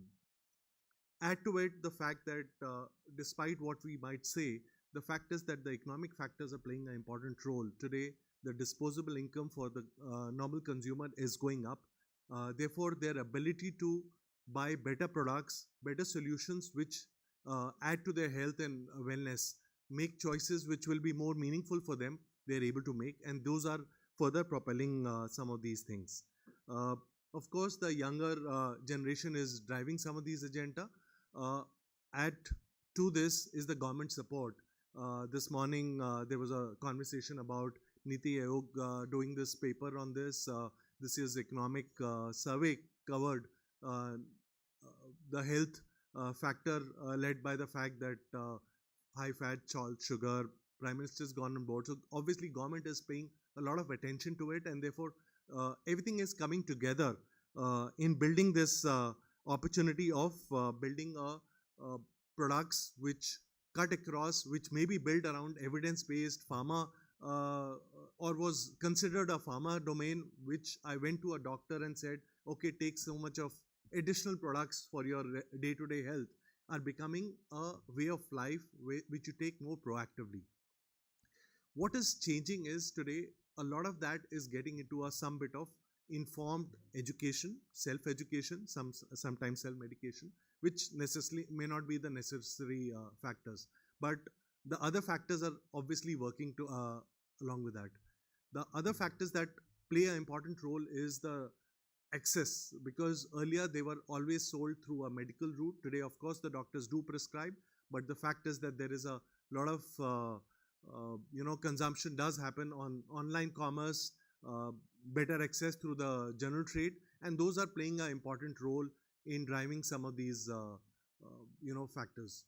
Earlier, for example, and we have a presence through the HFDs, the nutritional beverages, that was the only source of nutrition. Now today, everyone looks at all sorts of food. People are more aware, so they are making more choiceful decisions around what they consume, and they look at the calories, they look at the proteins, they look at the micronutrients, and the access plus awareness is playing a huge role in development of this. If that addresses the question. So thanks, Tarun. In fact, sticking on the theme of access, we'll go to Sanjay. So Sanjay, if I look at Okla and its range, there are a lot of F&B categories, including ready to eat, where we are seeing momentum on quick commerce platforms, right? So what new opportunities do these emerging channels bring up for the broader food processing sector? And how do you see their rise influencing the role of traditional retail, larger pack formats, and the D2C channel? Thank you, Anand, and thank you, Vicky, for calling me for this discussion. The e-commerce movement is still pretty much evolving in this country. It's not yet something that you can say is done with. Of course, today, anything between, depending upon the type of business that you run, anything between 6 to 12% of your business actually can be coming out of this. I think most of us also know that most of the e-commerce business which is coming through is eating into the traditional trade business, and it's coming out of the large cities where these people are doing a lot of growth and opening up these dark warehouses and other things that the e-commerce is doing. Having said that, I think there are 2-3 things that the e-commerce channel is doing. First is the fact that it's not that people are buying something different out of e-commerce. I think what has happened is the fact that the households have actually de-inventorized. So it's no longer that, earlier I used to go and do a monthly purchase or a weekly purchase or a fortnightly purchase of things. Today I go and buy on a need to use basis. So I used to keep large packs. I'm actually now continuing to buy large packs, but only when I need those packs. So I'm cooking something, I realize that a particular thing is gotten over in my house, a lentil is not there or a masala is not there. I go and order it, it comes to my house in 15-20 minutes, I can cook that entire thing.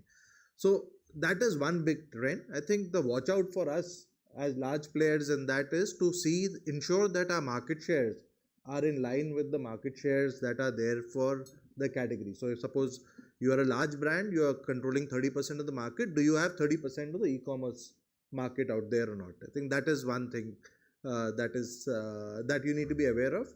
And you will be surprised to note that there are a lot of, how do I call them, challenger brands that are coming into these markets and challenging you in your basic categories. I've seen that, you may be a large traditional trade player, but you are not necessarily a very large player in your category in e-commerce. So you really need to pick the game up as far as e-commerce is concerned. The second thing that is happening is what e-commerce channel is doing is what I would call is situational or impulsive needs of consumers. So I am sitting at home, I have a situation where suddenly some people are coming over and I need to order some food or I need to get some ingredients. I use that channel to meet a particular need. It may not be a regular need of mine. It may be even like I want to eat an ice cream today, right? And I get up and I have done it so many times that on a Sunday afternoon you're lazing, you have had lunch and then you say, okay, I feel like having a choco bar, let's order a choco bar. So we order a chocobar, so it's a situational need. It's not a regular need of mine because I don't eat ice cream so much, but once in a while it's all right. So you meet situational needs by doing this. So that is the other platform that you have. So it's not necessary that I could have seen a video. I'd have said that, okay, I want to cook this particular dish. Let me order a particular ingredient. So I would then meet that need by using e-commerce. So e-commerce is serving those kind of needs also.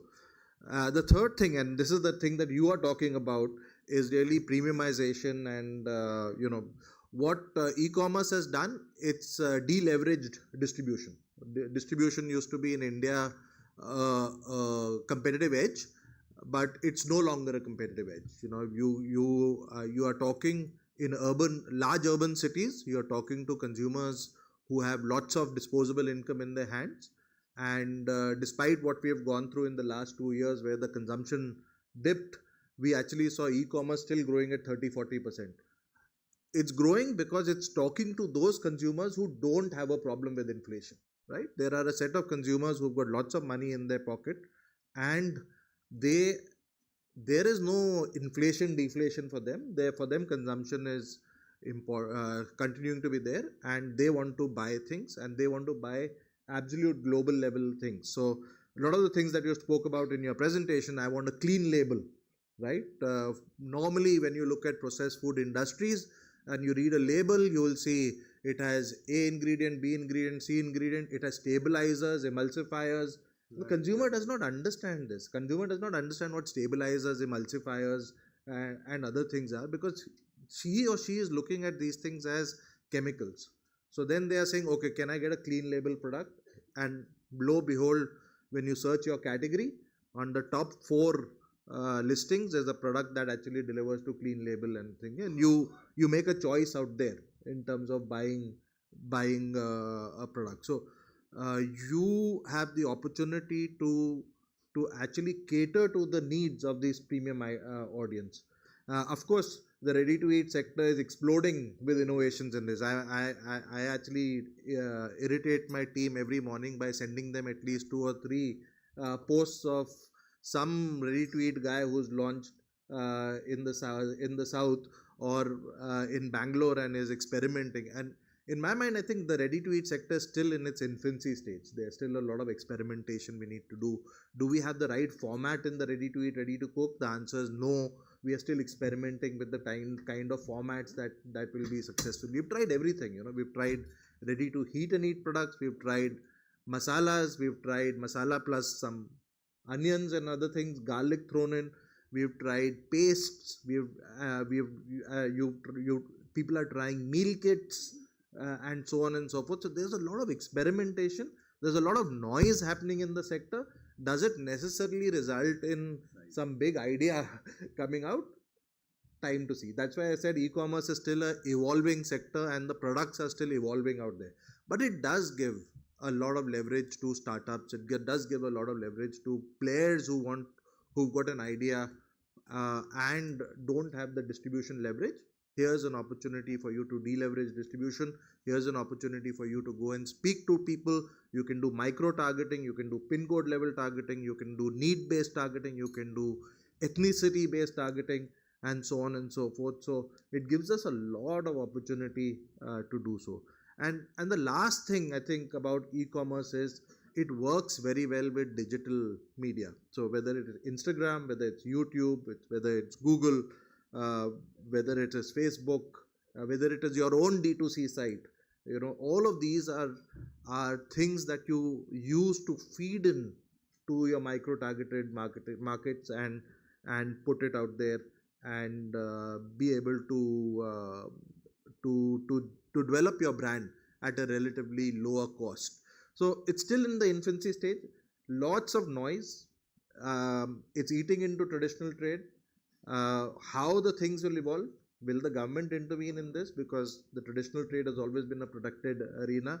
I think let's watch out this space for some more time before we start celebrating the joys of this. So a little bit of caution and skepticism, but a lot of opportunity out there. Great. So thanks for that, Sanjay. In fact, we've a lot of interesting questions coming to my mind on operating model. We'd also asked that question on traditional retail. We'll park that. I'll come to the operating model questions a little later. But we've covered a lot of consumption trends. And Hemant, you too in the morning spoke a lot about the consumption trends. But just shifting gears a little, if we were to look at production trends, I know ITC itself does a lot when it comes to raw material procurement. But what are some of the production trends on the supply side, the cultivation and production trends that you're seeing in the food processing sector? And given our large agricultural base, what is it that we should do better to take advantage of what is like 60% at least of the cost base that an FMCG has? Right, thank you. I know a lot of consumption trends had been covered, but I want to talk about one and then I'll come and answer your question, which is, there is some 28% of India is Gen Z and all that is talked about, but I think there's a large amount of India which is also 40 plus. And I think as far as food is concerned, right, I know there are a lot of, all the people out here might be 40 plus and they all think that they are 25, but you can be 25 in your mind, but your body finally does change, right? There is an impact in your strength level, whether it's impact in terms of your, energy, whether it is impact on gut. So the question is, you can always have supplements, but can food be your answer? Can food be your medicine is something that is also talked about, but how do you look at food? And therefore, what is that food which is for 40 plus, right? It's the same food, but it should have little higher on protein, little higher on fiber, little less on sugar. And I think I'm very happy that we've launched a brand called Right Shift right now only in Bangalore, right, targeting it. Very interesting feedback that we are getting. So that was one point that, in this whole youth part of the world, right, but India is 1.4 billion and there are a large, and the important thing is the people who have the money are the people who, are there. Therefore, you can actually solve your premiumization and, we have this range of cookies which are, ragi cookies and made of no maida and less sugar and various kind of oats and stuff like that. So that was one from a consumption point that we had not covered. I thought I'll just highlight. I think from a production perspective, I did cover about the whole aspect about organic, and I think it's been quite challenging in this country to actually make sure that when you're getting the certification, whether they're real or not. And I think, I did allude to the fact that Ministry of Cooperation under Amit Shah are actually looking at driving a lot more in terms of organic space. So that's one part of production that we can look at. But I think bigger challenge on production is also the supply chain vagaries, right? And we have seen that since COVID, right? And since COVID, you assumed all supply chains were fine, everything was going to happen. But today, that supply chain has become fairly fragile. There could be a war somewhere and suddenly the ships are not coming. There could be a climate issue somewhere and then, the crops are not growing. So how are you going to manage that supply chain vagary becomes a very, very important part of, because once you have a larger size business, you need to make sure that your business continues. And if you're not going to have the requisite raw material, it will not happen. Of course, that also means going back in terms of going to the farm, and we do a lot of work on climate smart agriculture, right? And there are certain crops that we are focused on, whether it is wheat, soya, maize, and we are doing a lot of work working with institutions to develop climate resistant seeds, which we work with the farmers to develop so that over a period of time, despite whatever change, in fact, we have done next 50 years climate study across 140 locations, which includes even factories, because there are some factories which are close to coastal area, and that in 20 years time maybe the sea level water will go, and what will happen to your unit. So therefore you have to start planning in terms of how you want to either you relocate or you say what are the preventive measures that needs to be built into it. So I think that's to my short answer to your question. Great. And Raj, we'll come over to you in terms of looking at infrastructure investments, right? That you think can unlock the next wave of growth for the Indian food processing sector. How can you shift more from the unorganized to the organized market? And what do you think needs to be done to promote infrastructure investment to promote food processing? Here are some startling numbers. 30% of the agriculture produced in India actually goes wasted. As per Niti Aayog, almost 90,000 crores of post-purchase, post-harvest losses are there because we have poor infrastructure. I think it's a pressing need for us to invest behind infrastructure, whether it's cold chain. Hemant talked about supply chain infrastructure being there. I mean, that's something where the government, corporate, and the people have to come together, and we have to have investment behind it. I mean, there's no two way about it. If we really want to be, in that cutting edge, best in class food processing country, then we have to invest behind that. Number two, what we can do as industry is to really invest behind state of the art manufacturing units, using technology, using best in class, which is deeply technology embedded. I'll give you an example. I went to one of our plants in Sonipat.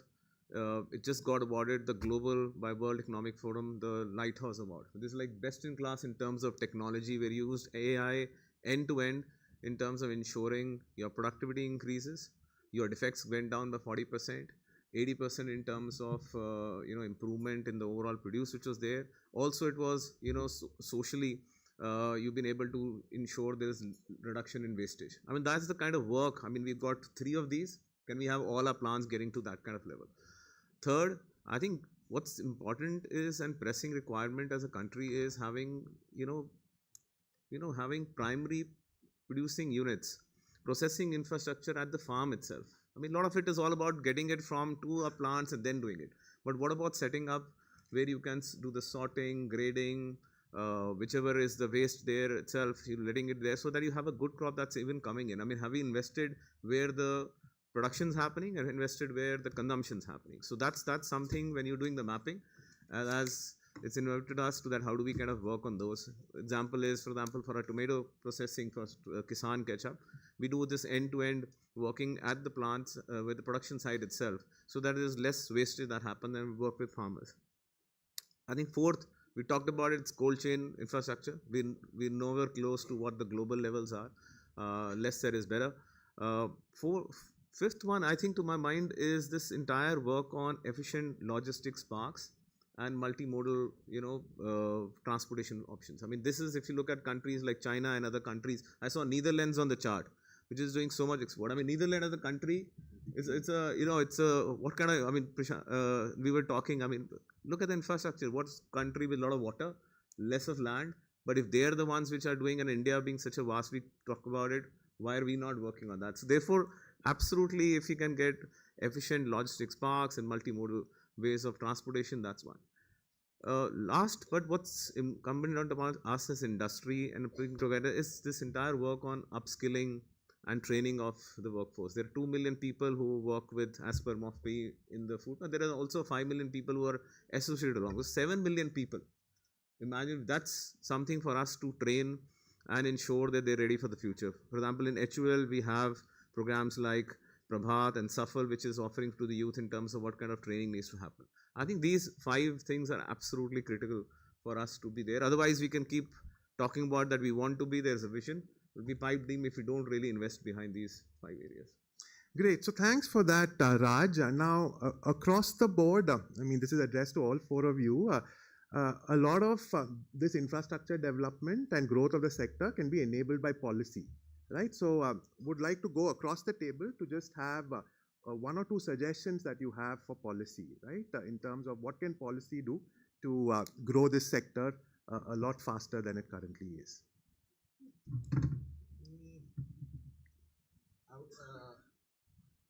Thank you.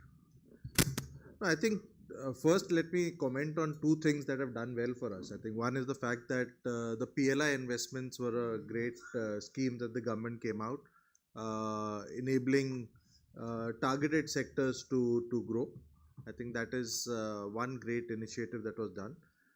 The second thing that I think is being done is the simplification and the standardization of regulations that is happening. Again, FSSAI is doing a lot of good work around continuously working on the regulatory framework that is there and trying to improve it again and again. In my mind, I think, and I will stop at just one initiative which the government should really look at, and I think it's a very fundamental thing. I think one thing which I feel which I personally feel is that we are not really clear between what is the connection between agriculture and food processing. We talk sometimes we talk about it as food processing as an extension of agriculture. Sometimes we talk about that agriculture is different and food processing is different. In my mind, I think they are both linked. Food processing gets its inputs from agriculture, and you cannot keep them separately. So if you want India to do well and for us to become a great food processing nation, then we need to look at food processing and agriculture in the same breath. We cannot penalize the food processing sector on something which we are not even holding the agriculture sector accountable for.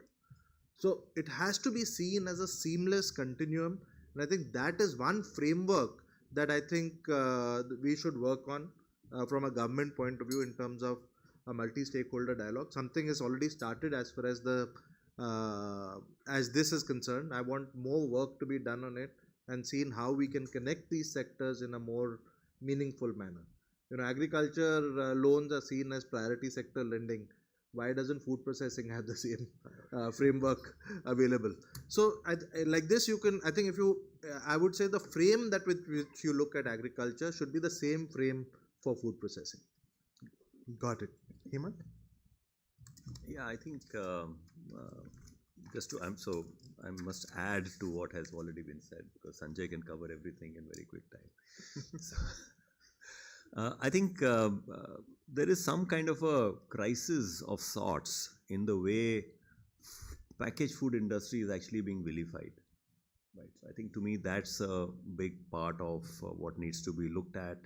There are all kinds of definition that comes up, whether it is some processed, ultra processed, and therefore what kind of health ratings we should give, and how do we make sure that last consumer is completely informed. A lot of information has already been given. It's not that anybody is keeping any information hidden, right? And in fact, particularly as large corporates, we follow the law to the T, right? And then therefore that's where in fact you have more questions that come up, maybe because it's easier to talk or to look at it. So I think to me that aspect, when we talked about this whole FOPNL, and we'll start putting star and we'll give products as 1 star, 2 star, and what will happen? What will people eat?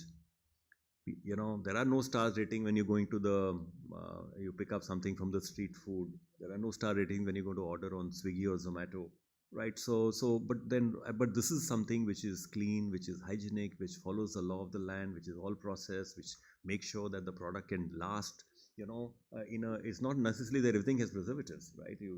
Biscuit has no preservative, but it lasts for 6 months. So I think to me that's the aspect that needs to be really looked at. Otherwise, the growth of the sector will get impacted. And I think taking from Sanjay's point, which is therefore it will impact agri as well, right? And therefore we have to look at it from a holistic perspective. I think he was alluding to pesticide in food. Now, we don't add pesticides, right? If they're coming in from, whatever is coming from the crop, that's a farmer, training and action that we need to do over there. Sure. Thanks for that, Hemant. So Tarun, we'll come to you, and then Raj, I'll come to you. Yeah. So I had basically 2 points. One is I think largely covered, so I'll not build on it. What this whole definitions of ultra processed foods and other things which need far more clarity. How do we build enablers rather than, it's important to regulate and be in line with what we're doing globally, but how do we build enabler? Because this is a early stage industry, given that large portion of the food that we eat is not processed, and therefore how can we play a larger role? Second is, I think the infrastructure, this government is very committed to it. Secretary ma'am this morning, Ms. Anita Praveen is working on warehousing, but my own experience has been the cold chain infrastructure is serious challenge. So it is more cultural as well as investments. We have butter substitutes and butter. We struggle because wherever we have a decent cold chain infrastructure for ourselves, but beyond a point where we have the full truckloads, everything going, it's okay. But there are places where the cold chain integrity is compromised, and at the end of it, consumer never gets the right experience. So really speaking, we need the government support in pulling this together. I mean, it's the infrastructure has to come before we can, ship products through it. And if we'll wait for everything to come, it'll take too long. So cold chain, I personally think is obviously the most critical one, but overall, and it impacts the agricultural produce as much. So a significant commitment to being ahead of the curve on putting cold chain infrastructure, which will reduce the wastage on the agri produce. Similarly, processed cold products which need to be protected. It'll help the MSMEs much more. We guys are still able to put a lot of things ourselves, but a smaller firms, they're not able to put even anything. So clearly, I think that's something which will help the whole industry substantially from a government's point of view. Great, thanks, Tarun. Raj, anything? Now, just two quick builds on this. I think the PLI schemes worked well. We've had more than 9,000 crores of investments. Additional that's come through. 3 lakh plus jobs. Fantastic. Needs to continue. That's one. Number two, we already have a program on this infrastructure, which is the Pradhan Mantri Kisan Sampada Yojana, which is all about building this infrastructure, getting these food parks, getting this in. How can we double down on that? Third, but what Hemant and you also alluded on this ultra, I think there is a constructive tension, clearly. All people who were there from the industry and everybody was represented this morning, which is MOFB, FSI, FICCI, but there is a constructive tension. One is pushing one to another. We need to find a solve for it. Otherwise, industry is a bit of a limbo, whether it's ultra processed food, am I doing something right for the country or am I doing something wrong for the people? I think that needs to be solved for to some dialogues, and forums like this definitely help. Great. So thanks for that, Raj. So we focused a lot on organic kind of strategies to grow. Now the next section we'll focus on the inorganic. So maybe Sanjay, I'll start with you. Given regional brands, D2C and private labels have mushroomed across categories, what do you think are the M&A opportunities for this sector? And is there some learnings that we can all take away from regional players and their role in innovating in food? Okay, thank you. I'm going to turn the question on its head, because where I come from and where we as an organization come from, we believe that food is regional.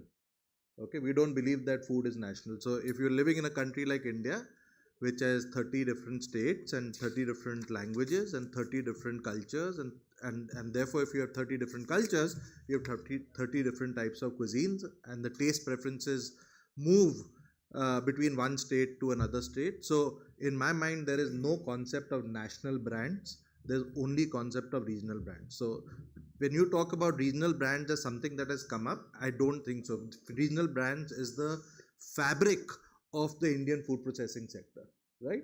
And the sooner we understand that, the sooner businesses will start to do well, and you need to cater to these regional trades, and that's the basic fundamental business model framework that we as a company use.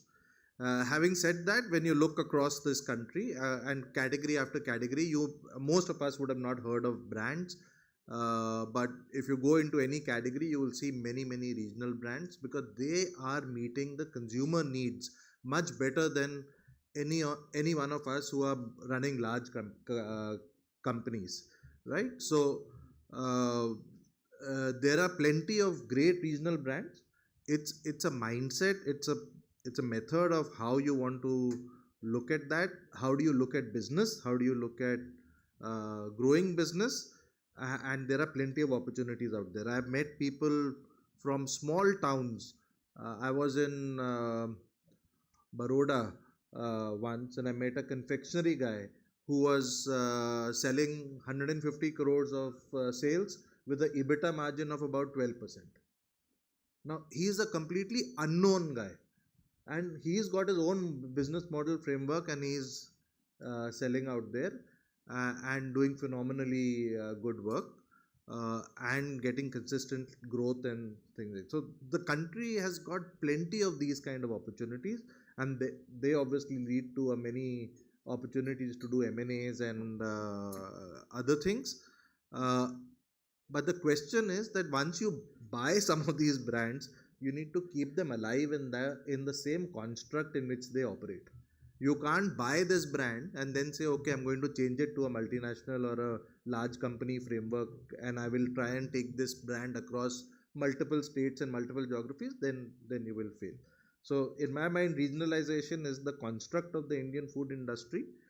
Even in categories like atta, where ITC dominates and all, there are pockets in India where there are regional brands which are number one in the market, or maybe now ITC have bashed them down to become number two in the market. But there are brands which are giving ITC a great fight in some regional pockets. So that is the framework. So it is not an exception; it's actually the rule. Great. So, any other observations on that, Raj and Tarun? Anything further to add on the M&A opportunity in FMCG? I think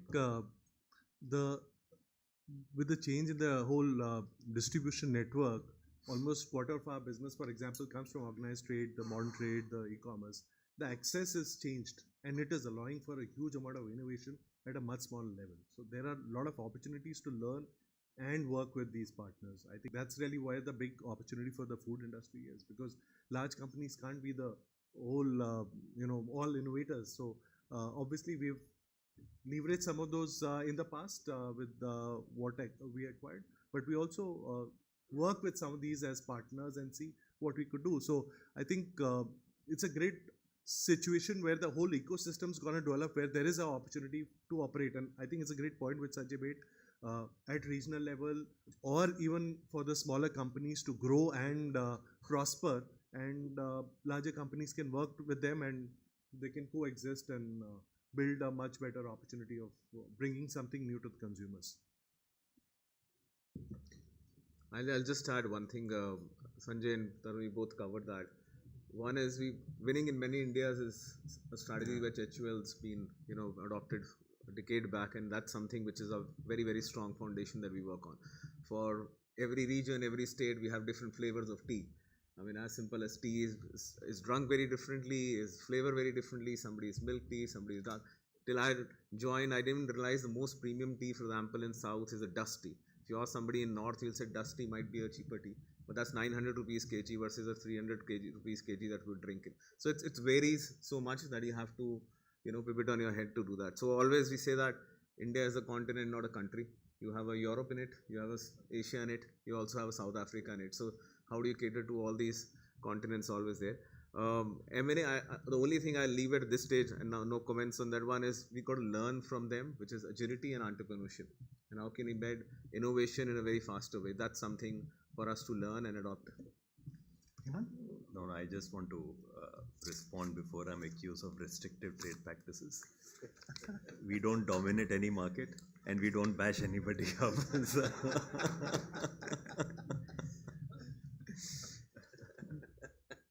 Great. So on that note, we will now shift to some of the operating model questions, right? So one of the questions Sanjay had asked you was traditional retail, what is the impact, right? So we'd like to look at GTM models. How is it changing, right? Given the growth of some of these modern formats, what is the role of traditional trade, and how are you looking at adapting to some of the disruptions in the market? Yeah, thanks. I think first I would like to say that you should ask the question to someone else to start with. It's getting a trend for you to come to me. But having said that, I think, as I said, firstly, I think e-commerce is still evolving.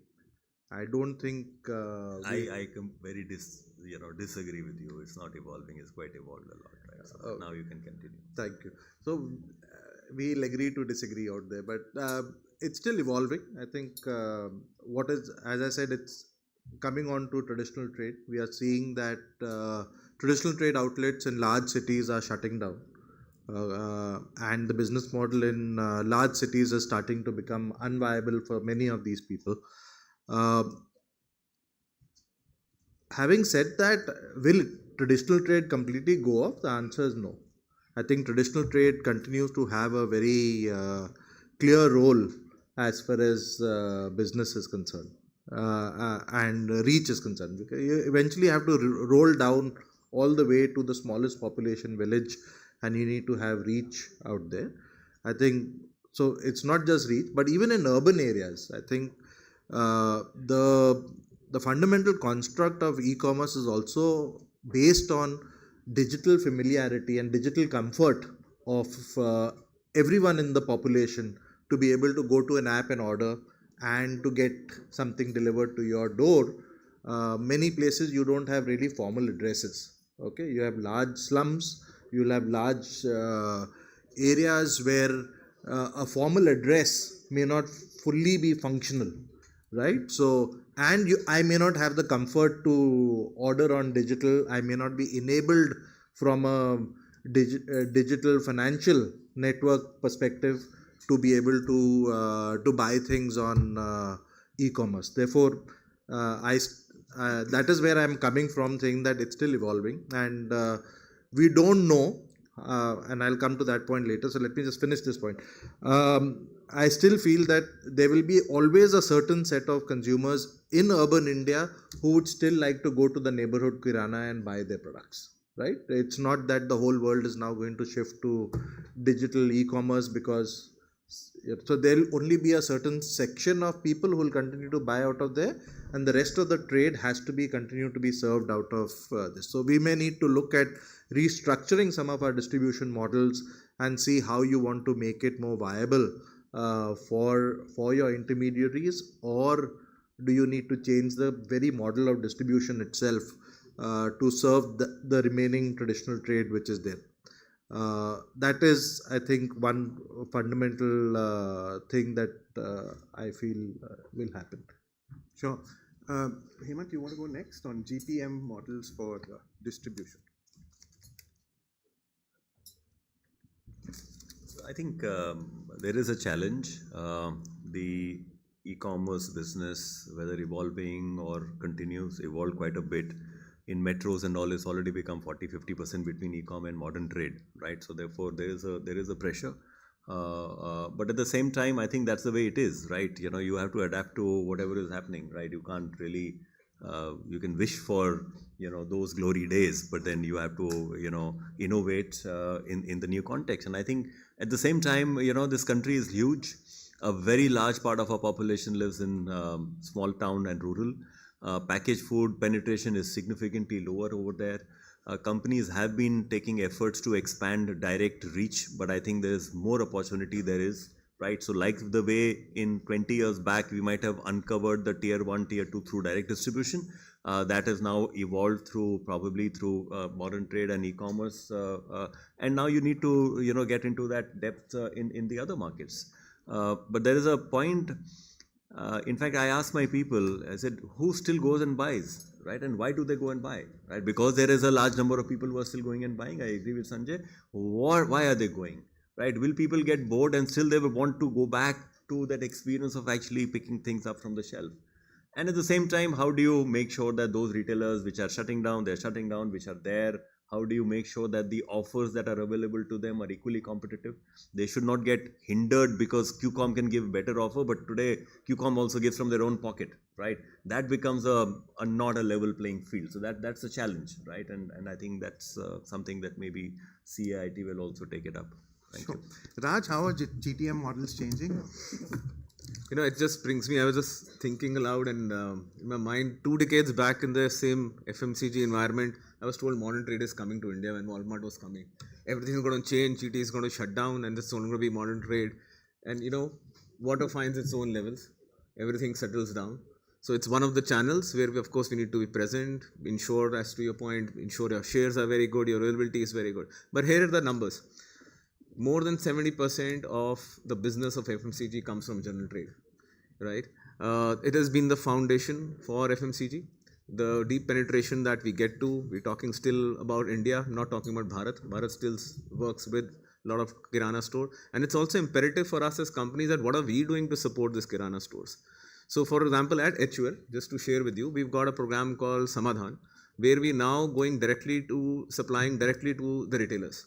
And what it does is it takes away this entire pain of carrying inventory, the credit issues, the range issues.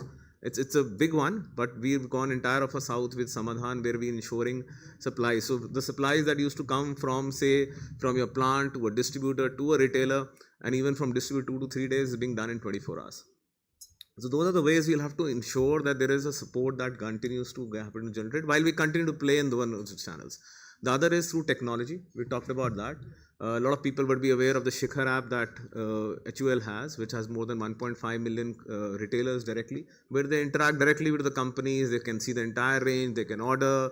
And so those are the steps that we have to do to ensure that our retailers are also, fortified, and how we are supporting them in the system. So we continue to play in e-com, we'll continue to play in modern trade, any other channel that comes through. But GT is very strong and important for us to ensure that not only India but Bharat also gets catered well. Great. So thanks for that. Tarun, to you, chemists are also an important part of the GT channel. How do you see them evolve, and what are some of the changes that you're seeing in GTM? So, like I mentioned earlier, almost a quarter of our business is on the organized channel. Of course, when I look at it, grocery, of course, is equally well balanced across, but the chemist channel is still more offline. There was some efforts to organize it, but that's is still a challenge given the way the regulatory framework is. No, that is what it is. But to my mind, the future of GTM is that there is going to be a coexistence of the offline and the online world, which will always remain. There will be a certain level of consolidation, which we've already seen, and there will be the way the stores we buy may also change over a period of time in urban markets. But rural is still some journey away, because rural is still, the access is only getting better. There is a large opportunity within the GT. So to my mind, I don't think there is a big worry from a GT point of view. Of course, there is the nuances are changing. It's evolving pretty fast. What companies like us or any other company is re-looking at the retail value proposition of what they offered earlier and now what they offer, because the access allows the retailers also to look at you and say that I had a relationship, and I also had a certain price promise from you. Now that's changing, and therefore how do you re-look at it and re-segment it from the shopper's perspective, from the retailer's perspective, and be meaningful in every which way. So obviously each of the companies had to, based on the category and the shopper behavior, re-look at these purposes, but we'll have to keep innovating as it evolves and keeps shifting. Thanks. Great. So thanks for that, Tarun. Now we have, it's about 1 minute past 1, and I've just been, okay. So yeah, so we'll have a question and answer session. So prior to that, the last question, before we conclude, probably we will go across the table now and have each one of them talk about one thing that they're really going to focus on. You can ask any questions. There's the next session coming. I don't think. Sure. Okay. So we'll go to the question and answer session next. So audience, questions from all of you, please. And there. Yeah, there.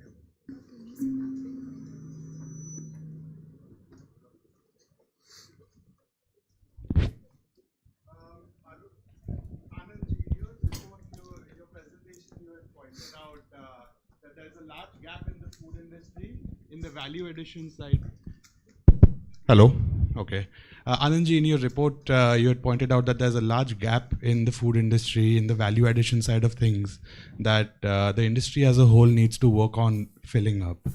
So my question is, of course, to the dais, that what suggestions or advice would you give to young entrepreneurs who want to help fill this gap? And do you suggest that we need more players engaging in value addition activities? Or do you suggest that we need more businesses in the facilitation businesses that support these activities? The second prong of my question as well is that I think a lot of you agree on one facilitation business that we need is more cold chain infrastructure. So what suggestions would you also give in someone looking to enter that space? on what kind of models and or what kind of solutions are industry leaders looking for that young startups can work on to enable this progress? Thank you.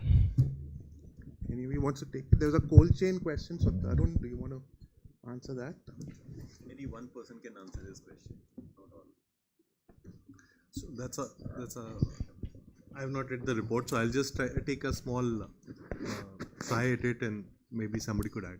So I think there is opportunity for entrepreneurs in all parts of the business. It's not just the gap which may exist within the market, but also facilitation. And each one of them, I think Raj also mentioned when I raised this cold chain infrastructure, there is a very large government projects and support in building this whole warehousing cold chain infrastructure. There is huge strides from what we have seen, say a decade back to now. That's been substantial. But today, we still, I would say, 60-70% of the country still is to be built.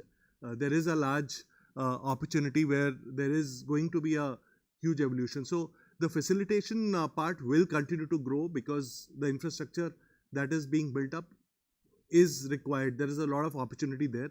Now, what business model will depend upon what specific area one takes, but common facilities which allow for multiple players to participate will obviously work much better from a long-term perspective. Having said this, from a food point of view, if there's anything to add. I'll add it, and then we'll shut this session because the next people are waiting. You can't find easy solutions. You have to figure out what are the challenges, what are the consumer needs, what are the industry needs, and figure it out, right? Because if they were so simple that there was a menu card that could apply, many others would have already applied. So I think if you are in a startup, which is fantastic, but then the startup has to figure out what is the value proposition that you are trying to build so that you can make a business out here. There are a lot of people who build businesses. Maybe, Harish is going to come next, so they'll talk about that. Okay, thank you very much. Thank you, Anand. Okay, thanks a lot for the session. Thank you, Sanjay, Hemant, Raj, and Tarun. Back to you. Thank you so much, moderator of the session. I must say it's been a very stimulating session. And thank you so much for participating. Wish we had more time. We could have taken more questions. May I request esteemed dignitaries on the dais to give us a photo opportunity. We'd like to quickly capture this in our lenses, and of course it stays in our memories. Ladies and gentlemen, a very, very insightful session. And now we would be proceeding to our next session immediately. We don't take any break here. We request you to remain with us seated in the hall. And the next session is the Evolving Indian Consumer. We once again thank our esteemed panelists, especially the moderator and all the speakers of the session for their valuable inputs. Thank you once again. Ladies and gentlemen, our next session, the technical session, is about the evolving Indian consumer trends reshaping the food processing industry. Indian consumers are embracing a broader spectrum of food choices influenced by evolving lifestyles, increasing health consciousness, and global culinary trends. As demand rises for functional and nutritious food, segments such as protein-rich food and gut health products are seeing a very strong momentum. We are going to have discussions in and around that, and may I request you all to kindly be seated.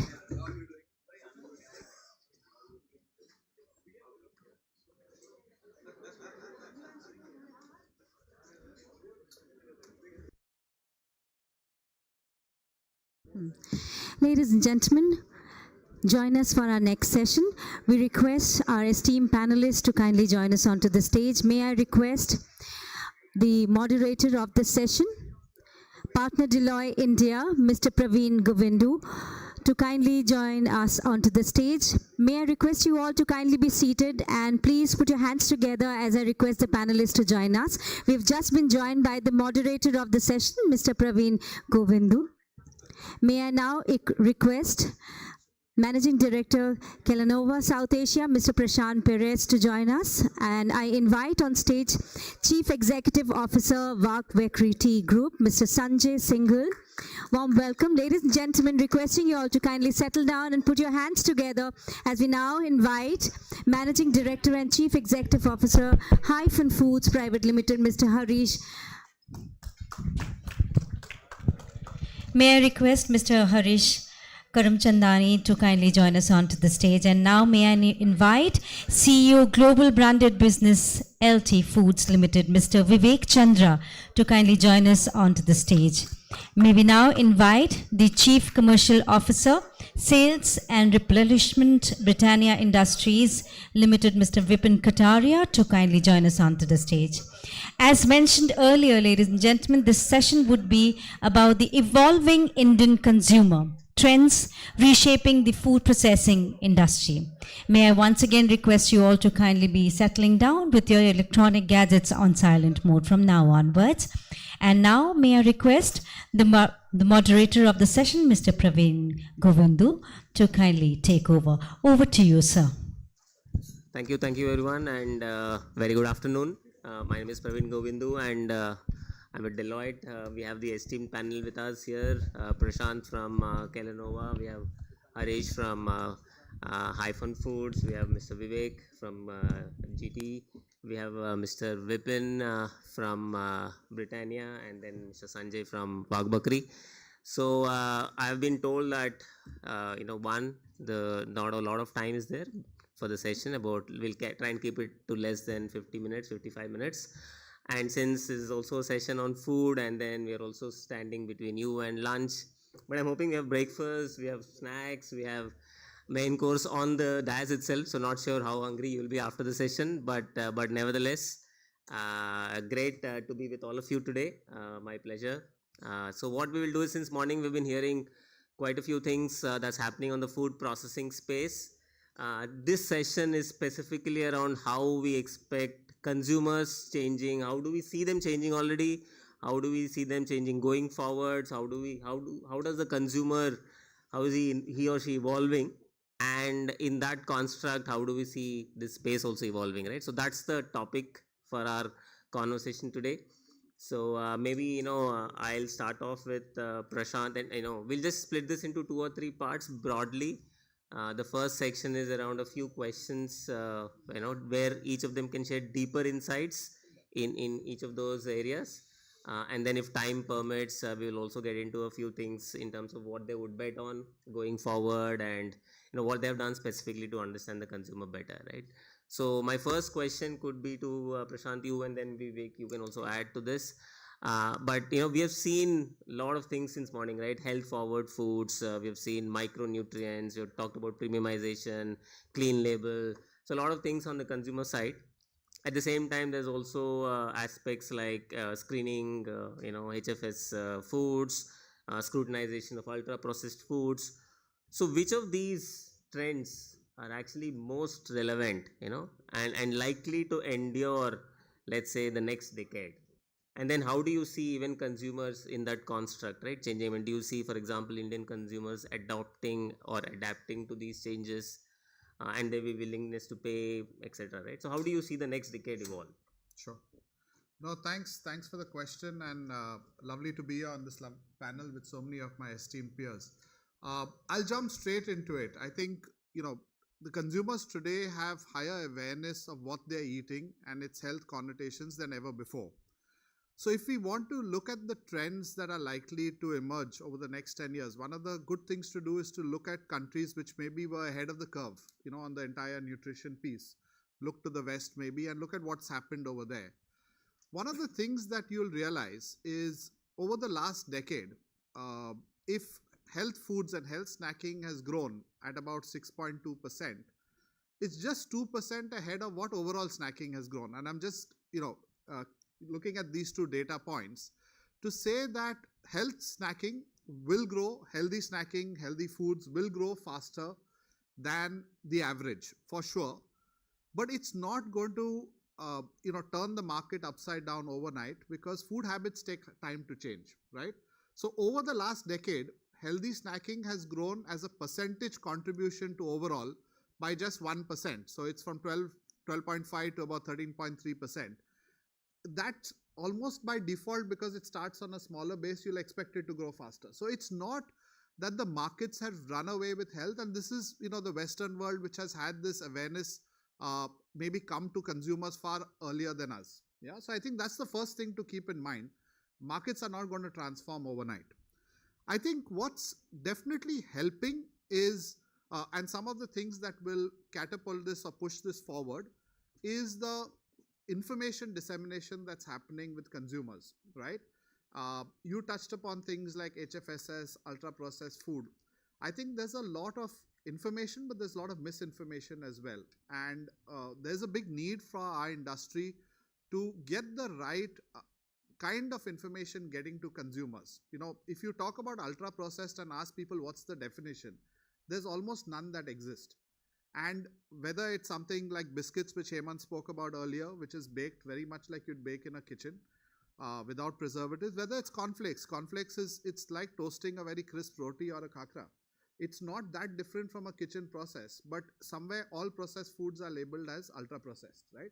So we've got to control these narratives. I think if through good policy, the narrative is controlled in terms of a simple and easy to understand dialogue with consumers, let's say a nutritional labeling, a star labeling, things like that, those things can become trends that catch on, and consumers will, you know, understand the benefit of it. It's simple, easy to understand. Organizations will want to move their nutritional profile in the right direction. Consumers will want to buy it, and that process will drive innovation at a pace, like I said, which is going to be not topsy-turvy, but a slow, regular, growing ahead of the market kind of pace. Within the trends, a lot of them have been spoken about. We'll probably speak about a few in this panel. But definitely protein is an area of deficiency for India. So that will be something that will probably catch on and catch up with what's needed. The needs for, you know, foods which are addressing micronutrient deficiencies will remain. We in, you know, Kellogg's, Kellanova have been on that journey for a long time, identifying, you know, things like iron, which we've been deficient on as a country for a long time, not just poor people. That's the most interesting thing. Iron deficiency can affect across the SEC groups in India quite equally, right? And therefore, we've been with our cornflakes and with our Choco's products been fortifying them for quite a long time to address those things. I think those will continue, and with, again, with the right policy, with the right groundswell of information going to consumers, you'll see some of this also beginning to take off a little bit in the next 10 years. The last thing that I will say, you know, you say look for trends in the future and what's going to become big. I think equally look for things that may be fads, right? And I have examples of, you know, brands for my previous organization, brands like SlimFast, which were on low-calorie diets, you know, which peaked or maybe got bought over when they were 600 million. I think it's today 150 million, you know. So there are equally in the whole diet space, you have to be as watchful for what's going to be a long-term trend versus what's going to be a fad and maybe just die out. And there will be quite a few of those as we see so many things being tried out in the market today. So I'll leave it at that and allow Vivek to maybe add on. Yeah, Mr. Vivek. Yes, thank you, and thank you, you know, for having me on this panel. I think, as you said, Prashant, a lot has been said, and therefore really a lot of this has got covered. I'll pick your last point first. I was in a similar panel about 6 or 7 years ago, and the same question, what are the trends? And we panelists all answered that. Some of those are around and some of those are not around. So I think this whole idea of what is a trend and what is a fad. And there's a lot of fad. Food is a very exciting space. A lot of things happen. People come into something, then they get tired of it. So I think what we are talking about is long term. The second, which is more of a sort of a personal belief of mine, seeing this space over decades, is that we need to understand food is really rooted, very, very deeply rooted in our culture and very deeply rooted in our traditions. And these are tradition, you know, I'm saying tradition of home. Every home consumes things a little differently. You know, this whole idea of home food. I think this takes a very long time to change. I mean, my belief is it takes a generation to change. Food will come in, it'll come in as a fad, it'll come in at something interesting. You're lucky if it becomes an occasional habit, which is 2 to 3 times a month you can get consumption, you're on to something. And for it to become from an occasional habit to a regular food, I think is a generation. As we say, when the girl started eating when she was 5 years old, twice a month, when she became a mother and started feeding her 5-year-old is when that twice a month sort of moved into every day. So what do I see happening over a decade, which will probably last this generation? I think, we spoke, and we've been speaking about trends. We spoke at that time of convenience. We spoke of presence of goods, which was health. Now we're talking health. So these are trends. Now, how we satisfy them has got changed. Like protein wasn't such a big topic 10 years ago, it is today. We spoke of the third trend of absence of bads, and at that time we spoke organic. Now we're getting sort of more focused on to HFSS and things like those. And the fourth one we spoke of was premiumization. I think convenience and premiumization is going to be there just simply because the country can afford it. There are more people who are having more disposable income, and they're going to be able to afford that. Consumer can pay for that. But again, I believe whether it's premiumization or convenience, it will have to be around the core food and our core food habits. Health, we speak about, I'm not going to cover what's been touched upon, but I believe that health will come first in indulgence. So where I have guilt, and if I can find a healthier alternative, so healthy snacks, for example, but where it is my core, I think health will come in later. It's, we can cut down 10% of the oil, but we're not substituting oil for a long time to come, And health doesn't necessarily have to be super premium. Vipin will talk about Nutri-Choice is probably 2 rupees costlier as a packet than something else, so it doesn't have to be very, very premium. I think I'll touch on these things. HFSS, Hemant spoke about a lot. I mean, you need to get the right benchmark. What is high when we say high fat, salt, and sugar, which is harmful to you? So I'll leave that. I think there's this also big talk around sustainability, ethically sourced, and things like those. I think these are conversations right now. The biggest of these are in Europe, and we supply product which is sustainably grown and all of that. But so far, nowhere in the world have we found meaningfully large number of consumers who are willing to pay you for that. So there is talk, but nobody has yet voted with their wallet. So I think that's really what I would say. No, thank you, Prashant and Vivek, for those insights around how we expect the next decade to evolve. And a couple of things that I took away is very clearly a dialogue with the consumers becoming all the more important and prominent. And I think thank you, Vivek, for also sharing that convenience, premiumization have been there before, continue to be there, and you expect them to continue as well, right? So that's great. And one point you both touched upon is food versus fad, and that's when I'll come to you, Mr. Sanjay. Let's say, we are seeing, and specifically in your categories that you operate in, which is tea, there is kombucha, I've started having myself now. Okay. There is, all these herbal infusions, a lot of flavors. So, how do you see the consumer have started evolving towards some of these preferences? Is this how, and second question is, legacy brands such as yours, right? Do you also start investing in these categories? Or again, is it just a fad which will kind of pass?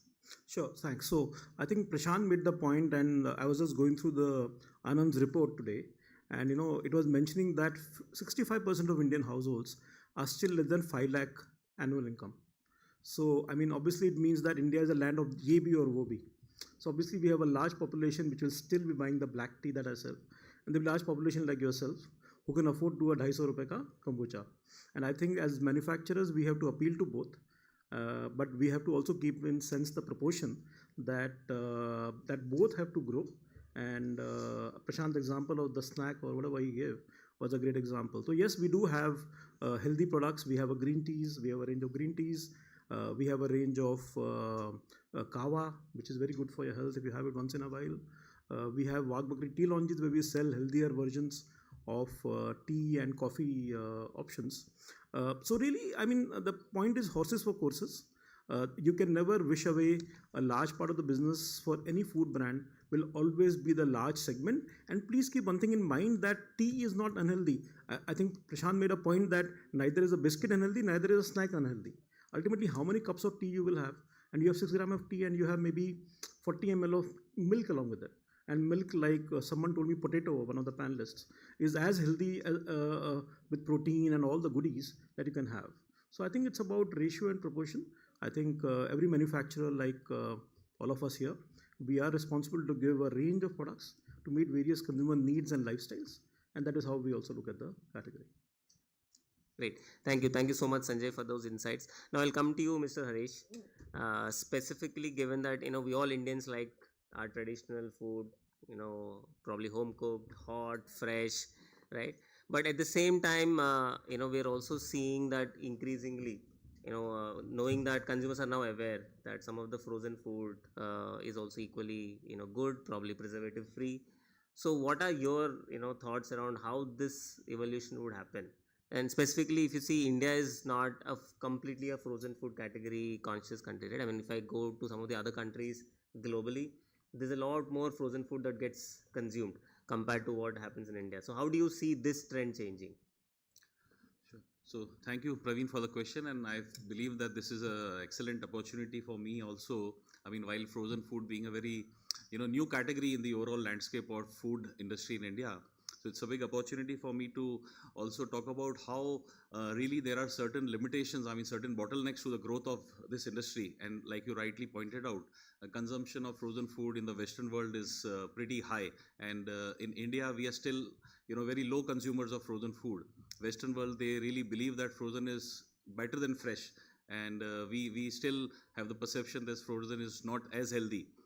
And the real reason is there are a lot of myths around this, preservatives in frozen foods, but which is not the case. In fact, freezing, is the best method of preservation.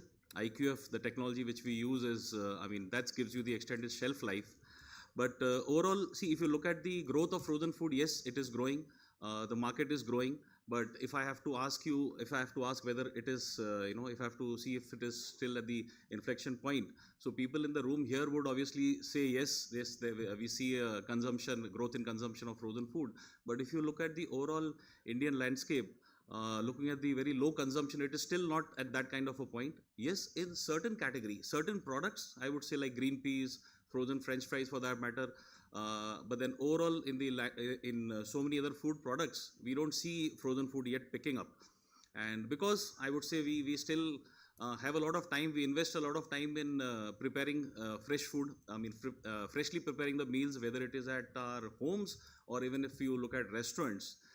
Even restaurants, I believe, do not look at the cost economies. While you get a ready-made product, you can use it as a base product, which is high in convenience. You can save a lot of time and mass production, I would say consistency in quality. But it is still a long way to go yet in terms of increase in awareness, especially I would say. And that is what through this forum we should always try and bring that kind of awareness in the consumer mindset and also in our businesses, whether it is HoReCa channels and so on. Overall, if you look at the consumption of frozen food in developed countries, it starts between 20 to 30 kg per capita consumption and goes up to 50, 60 even. If you look at India, it is not even 1 kilogram. I would say hardly it will be around 500 grams actually. So we are very, very far away from reaching that level of preferring convenience over investing our time into preparing of foods. Thank you, Harish. In fact, I have seen a lot of my friends who are, in some of these other countries. They're actually cooking food at home and then preserving it as a frozen format. Right now, I don't know whether that will become competition in the future for frozen foods. But thank you for your insights. Now, I'll come to a very interesting topic, which is on protein. And I think since morning, a lot of discussions happened in the room around protein. And I felt, in fact, our report also says about 70 grams is the per capita consumption. In fact, this reminds me of a small story, right? In Deloitte, we have a annual health checkup, which is mandatory. So I went to visit my doctor with a report card of my blood test. So she said, I'm losing weight. And then she kind of said, okay, you don't seem to be having enough protein, or you're not taking enough protein, right? And from then I've started looking at protein pretty much everywhere, right? From idli to bread to, and I've been surprised to see that pretty much all formats carry a protein conversation that is happening with the consumer, right? Which I didn't notice before that. So, given that, and I'll come to you, Vipin, for this, and then maybe, anybody else on the panel can answer. So is protein, is it become mainstream for consumers now? Right, is it a selling point today for the brands, and then has it really helped deepen the understanding of what protein is from a consumer standpoint? And again, any comparisons with the global construct will also add a lot of value.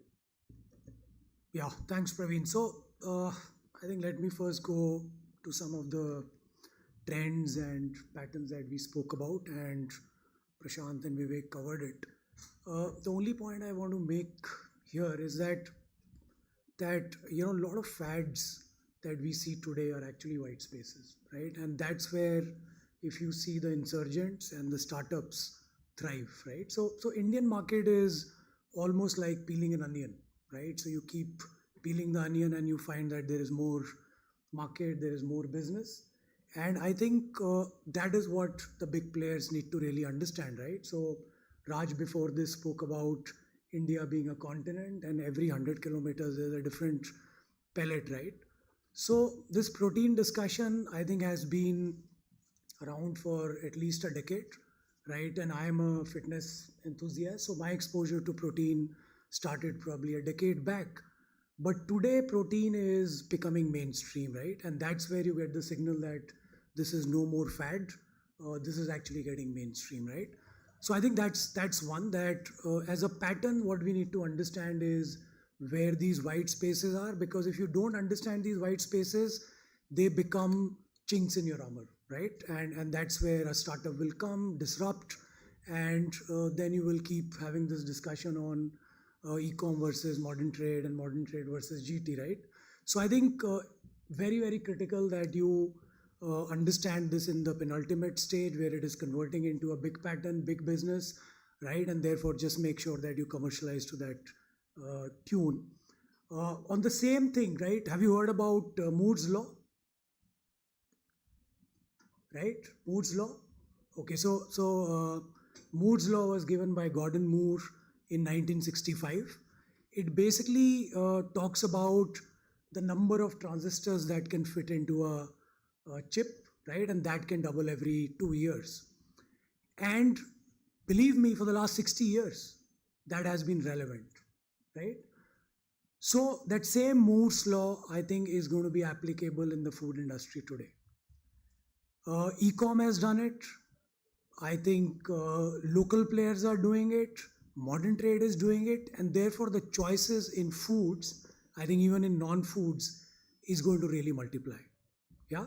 And I can witness it at home because I've got a teenage daughter and she keeps, drilling a hole in my pocket by ordering kombucha, a prime drink, right? All the premium stuff, right? Because they're deeply connected in social, right? Insta. So therefore, I think the second thing that we need to really observe is this Moore's law, which is going to be applicable here, right? So I think protein, in my sense, in my observation, is going to be mainstream. Now, what do the large players do, right? So we also know, the third point, that we know that the Indian consumer is discerning, right? So I remember once I was in Bombay, right? And there was this increase which was announced by the government in the petrol and the diesel prices. And I was surprised to see that there were Mercedes and BMWs which were lined up, on that, gas station. Because as Indian consumers, we want discount everywhere, right? We want value everywhere. So therefore, if you want to make protein really big, you need to make sure that protein is affordable, right? And I think that is what, as Britannia, we would want to drive, because our accessibility, affordability starts right at the 5 rupee price point. We address all kind of consumer cohorts, right from the very entry level to people sitting in this room. So therefore, if you spot a trend, how do you make sure that you really accelerate, really make sure that this becomes sizable for you? And therefore, accessibility and affordability becomes really, really important, right? So I think these are the 4 or 5 things I wanted to tell you guys, and I am sure that like protein, even the micronutrient story is pretty bright, and there will be a lot of consumers who will be looking forward to this kind of diverse experience in foods. Thanks, Praveen. Can I just add to the point, because I think you spoke about trends and fads. Now we do all understand that India is the largest producer of milk in the world, right? And I mean, forget children. My father and my father's generation, they used to have a full glass of hot milk even in the night, and that is protein. Now, of course, we may repurpose that into a protein bar or whatever, but India understands. It's not that Indians didn't understand protein. It's just that marketers and companies are trying to do them in modern formats. But now, do not kyun pite log yaar? No, absolutely. Yeah, let me just add, a few things, right? So one of the reasons why I do agree with you, Vipin, that protein is going to be a trend and not a fad is because Indians are genuinely protein deficient. So 73% of Indians are protein deficient. Our intake is about half of the US and half of what we require. Yeah, and you use any of those analogies of 1 gram per body weight, things like that, of how much you require. And again, it's a misnomer. 65% of people who are non-vegetarian are also protein deficient. So it's not a direct correlation that it's only those who are vegetarian are protein deficient. To Sanjay's point, that you can get plenty of protein from vegetarian sources. You just have to know and have to have a diet which combines them properly. So to give you an example, we have granolas which can give, which when combined with milk can give you as much protein as a cup, two eggs. Yeah, it's an equivalence kind of claim we make in some countries. It is possible. It just has to be curated. People have to become aware of it. And I would say we have to be able to give it at the right value, because whether you like it or not, most sources of protein cost more than the average wheat or rice or other sources of food that we have in the country. So you are going to charge a premium, and consumers have got to start valuing that premium and paying you for it. Right now, that premium is probably too much, right? And again, that's why I agree with Vipin's point. As an industry, we'll have to find the ways to bring it down. And last but not the least, don't forget the taste part of it. In whichever way you combine and put food together, it has to taste really good. If you don't get your foot in the door with good taste, you'll have a one-time purchase and then never a repeat. Again, I say this by actually analyzing a lot of products that are there in the market which are protein products, right? And there are some who make that sacrifice. They are few and far between, right? Who actually maybe are really gymming and things like that. They make a conscious sacrifice. Products don't taste good. They still go ahead and have it. Most average people will not make that sacrifice. You'll get a one-time purchase and no repeat. So these are some of the challenges we have as an industry which we've got to overcome. Yeah, bang on, Prashant. I totally echo with you. I mean, taste is, good taste is paramount in any kind of food product. And especially when it comes to, Indian consumers, we always prefer to have a tasty, food product. No, I think protein has elicited a lot of thoughts from across the panel. So we'll move to the next section, which is now, while we have understood certain trends and fads around consumers, there are also different kinds of consumers, right? There are urban consumers, rural consumers, India versus Bharat. There is the generational consumers. So just a few questions, for the panelists to kind of address and have their thoughts. And again, maybe Vipin, I'm starting with you on this one.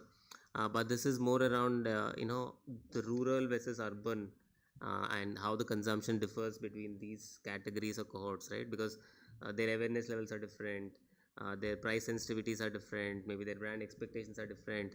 So again, how are you managing such differences, from a consumption standpoint? Yeah, so I've been associated with Britannia for quite a long time, and I think probably Levers, Britannia, ITC, these are examples where you actually address the need of all kind of consumer cohorts, right? Which is right from deep rural to ultra urban, right? So what we see is that there is first no rural versus urban, right? It's rural and urban, and I think within urban, how we classify is top 8 metros, then there is, the rest of 35, then there are like, rest of 500, then there is rural, there is deep rural, right? And what we do also is very clearly study these consumption patterns and selling patterns, right? So I'll just refer to the HCES, or the Household Consumption Expense Survey, which was released, a couple of months back. So this talks about, last 10, 12 years, what's been the change in the pattern in rural and urban, right? So what's happened is that rural first is outstripping urban in terms of increase in consumption, right? And this is in favor of the industry, because it's not only foods but non-foods, but also apparels, footwear, mobility, where the consumption is going up, right? Because there is affluence which is going up, and ultimately when the consumer is becoming more affluent, right, he will go to aspirational categories, he will go to a lot of categories which really fulfill his needs, right? So therefore, HCS very clearly points out that rural is outstripping urban. The other thing which is happening obviously is that the rural-urban bridge, right, is getting narrower and narrower, right, which is, in terms of the monthly per capita consumption, right? So I think that is rural, right, which is aspiring, which is earning more, which wants to become more urban, which wants to, consume more premium, which is wanting to consume a little more aspirational, right? Look at what's happening on the urban side. All of us, right? So urban is becoming more and more internationalized, right? So again, I'm quoting examples from, a lot of my daughter's friends. I think avocado, right, was an alien name or an alien fruit, right? Avocado has a history of about 60, 70 years in Mexico and US. And then somebody said, okay, why not have avocado, right? I, a few days back, saw her ordering something called batana oil, right? And I was like, what is batana oil?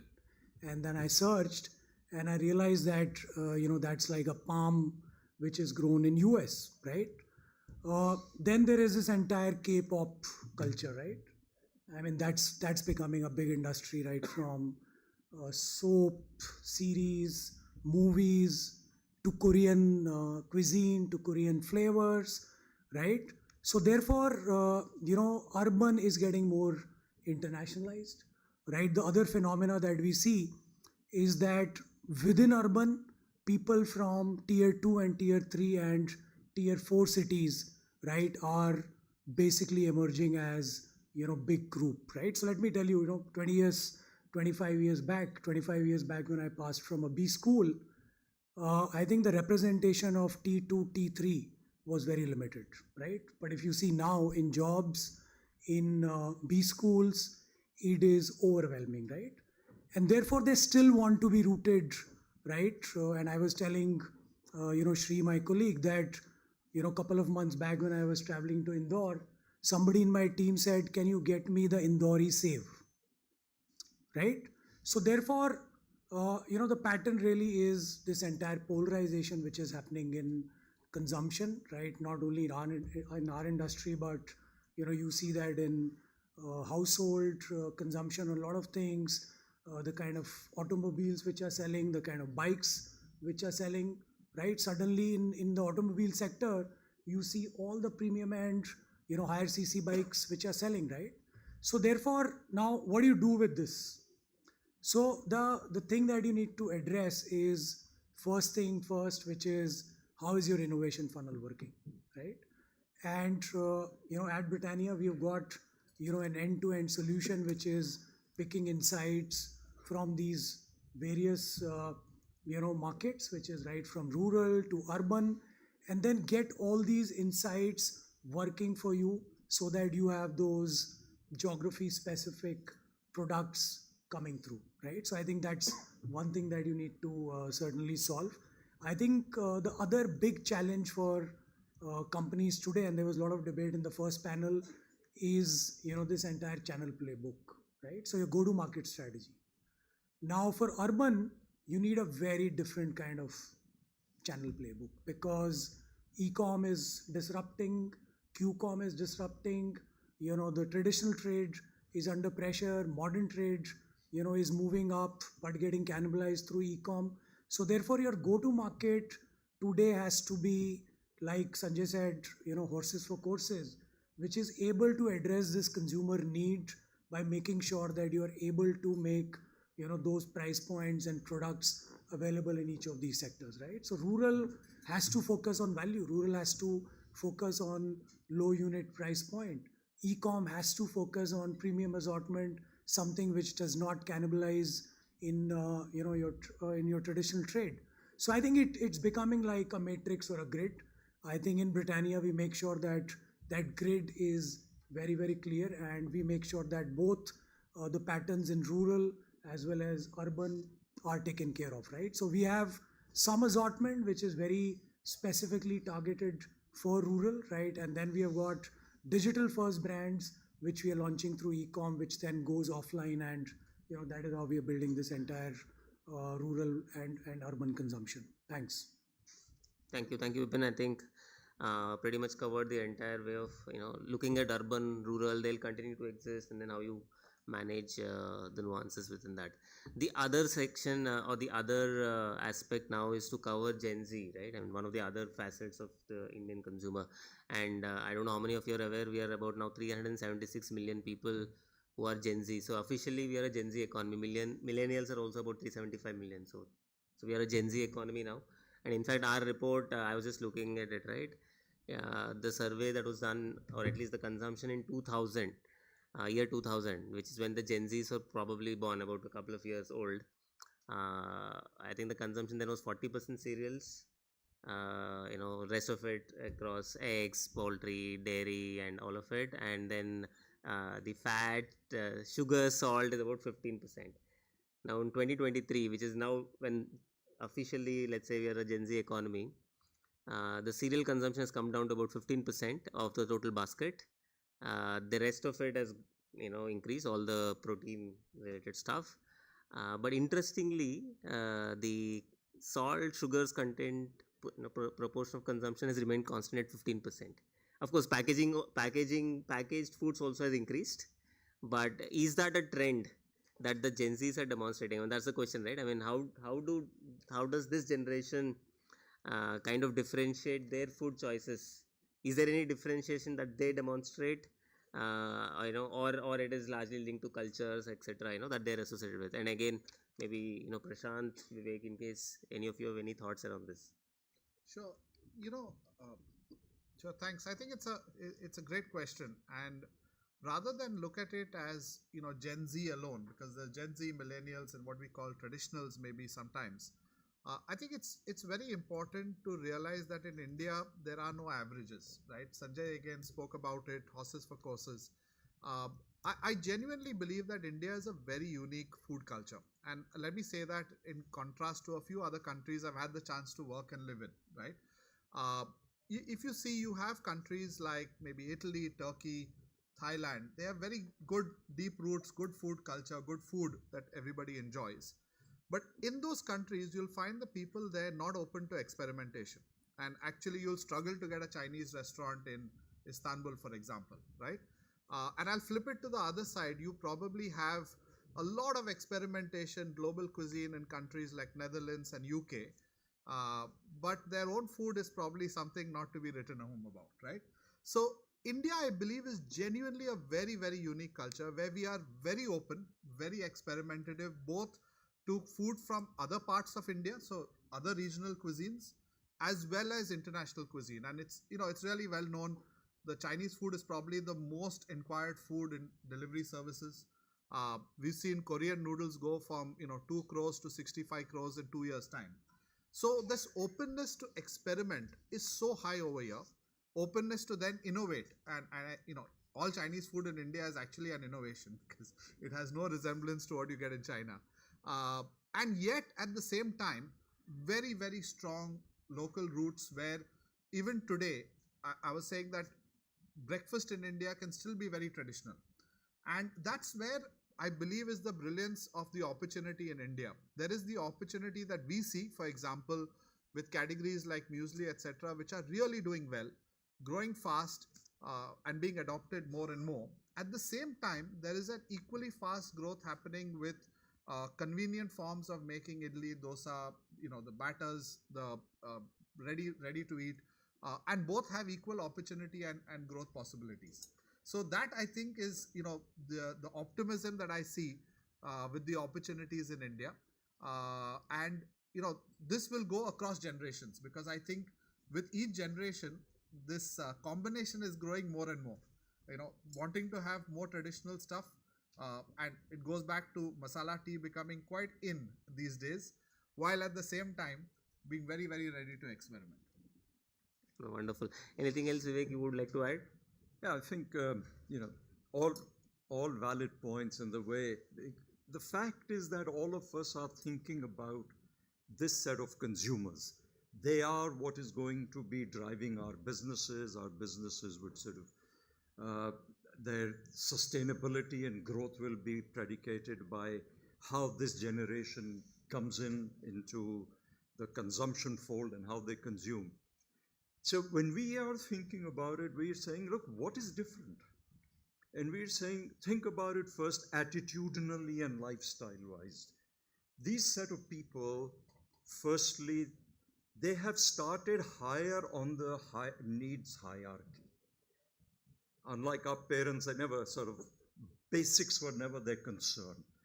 So their concerns in conversations are things like environment and sustainability. They talk about self.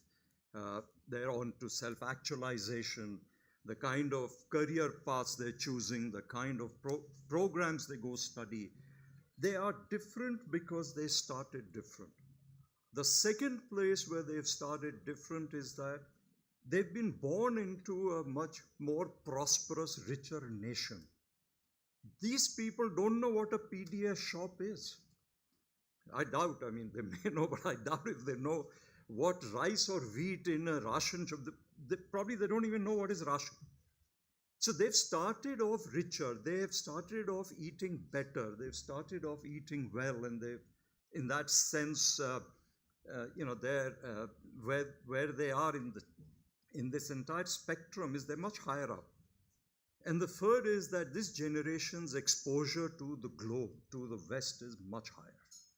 So they are more, in that sense, they're seeing global, they're seeing everything. The point was made, food is just part of a culture. So if you really think of it attitudinally, these are the differences. They are global. And so when it comes into food, they are, it is food plus. And what do I mean by that? There is a traditional plate of food. Let's say it has, rice, roti, dal, vegetables. This is it, when we are saying, oh, the traditional or the older people, maybe that's the thali they are eating. Are these people completely substituting that thali? I don't think so. I think what they're doing is they're adding to it. So again, we've spoken of these trends, health, they're adding protein. I think there are two things going on in what they're adding. Where they can make the traditional healthier without going away from tradition, they will do it. So multi-grain atta to a straight atta. I don't have to break my tradition of food and my tradition of consumption, but I can make it healthier. So I do that.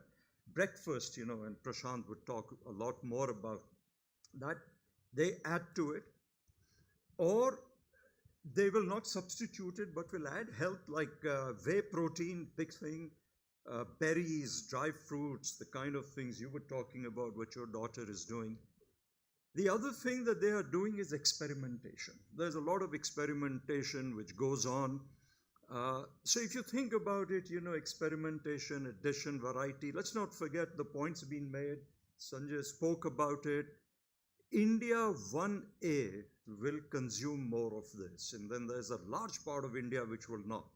And they will, as we grow richer, as GDP progresses, we become whatever trillion economy we do. And then the other part in this whole experimentation, it's a question that we ask. I mean, for those who don't know, I'm from LT Foods. Our core, the business we do is basmati rice. And so the question we ask is, will this generation interact with rice differently from the way we interact with rice? So, what will they do? Will they interact with food and cooking differently than what we do? And it's a question that we haven't got an answer to. We've been asking it for several years. And, when we get very perturbed on a Friday evening and we want to still have a good weekend, we say, look, when we were 25 years old, we said, we will conquer the world. We will change the world. 10 years on, the world changed us. We conformed. So we say for 5,000 years, people have consumed rice one way. There is no reason why the next generation will be the one to change it. But I think this whole piece, what we are doing, for example, is saying, what is the right convenience? I think the way they will interact with cooking is around convenience.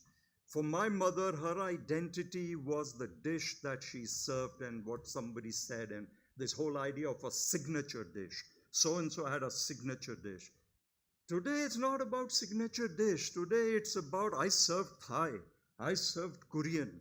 So it is in this whole variety, whether it tasted average, that's okay. So there is, attitudinally, this is what is going to change. So what is the right convenience? Prashant, you said Chinese is the biggest ordered thing. No, every 1.5 seconds, the food that is getting ordered is biryani. And so we have introduced a biryani kit, whether you know how to make biryani or not, 30 minutes, authentic Hyderabadi, Kolkata, or Lucknow biryani. All you need to do is buy that kit, buy your protein, buy our rice, and you'll have a great biryani. So convenience, which is the right convenience, is how we think about it. So I think that's it.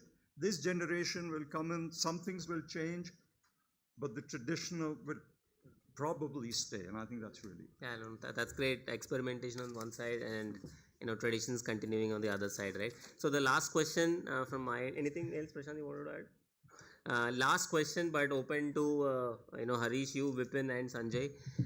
And this has been spoken about in the previous panels as well, and since morning. And Sanjay also had a point around this. This is about emerging channels, right? Quick commerce, e-commerce. E-commerce is no more emerging. Quick commerce is emerging probably, or already has become mainstream in some sense. But given these channel preferences changing, right? I mean, how has it enabled you, right, as a company? I mean, are you able to now, become more, are you able to fulfill the demand better? Let's say in your case, cold chain, in Britannia's case, it is like you actually called out, right? Different channels for different consumer cohorts. And Sanjay, for you, you are in a format, does it really impact you, right? So I just want to hear your final thoughts on how these channel preferences that are changing the consumers' buying patterns. Sure. So, Praveen, I'll go to the earlier question and then quickly come back to this. Sure.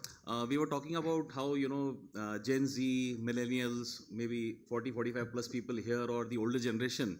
One thing is very common in case of Indian consumers. It is, of course, we talked about taste. And second is the variety. Yeah. We prefer to have a lot of variety in our food. And which is where with this new generation now and with more and more awareness, coming, especially on quality of foods and hygienic food products, right? Which is where packaged food comes into play. Now, while frozen being pretty much a part of packaged foods. And here is where, when it comes to packaged food, there always has been a limitation in, freezer space, or for that matter, in general, shelf space in general trade. Now, with modern trade coming, you see that getting solved. You have larger space on the shelf, including freezer space. But what is very interesting for our kind of products, especially when it comes to I would like to talk about quick commerce.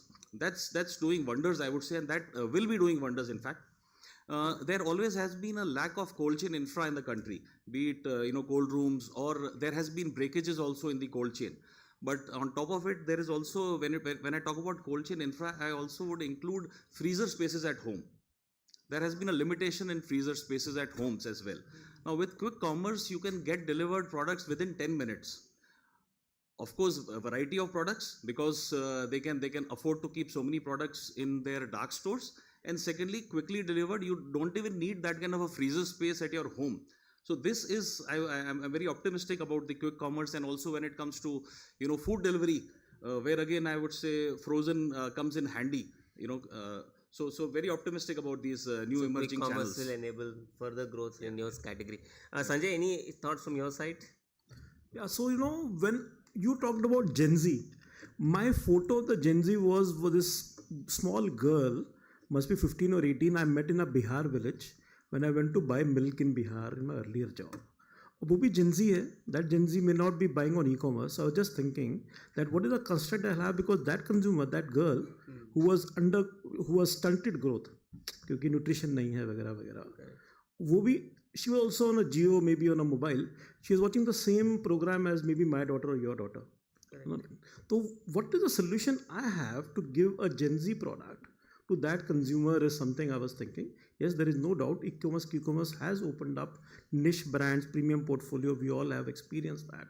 But I don't think that the entire thing gets solved, because Gen Z 300 million, you spoke, my friend, but I would guess that out of that only 1/3 is sitting in where my daughter and your children are, and 200 in rural India. So I think that's the other angle which I think we don't have a solve, but yes, we should think about that. Perfect. Let me say something on quick com. I think firstly we must say quick com is different from e-com. They are two separate things. The penetrations are different. Quick com, there's a study. I wouldn't name it, your competitor. Top 6 towns account for 83% of quick com business, firstly.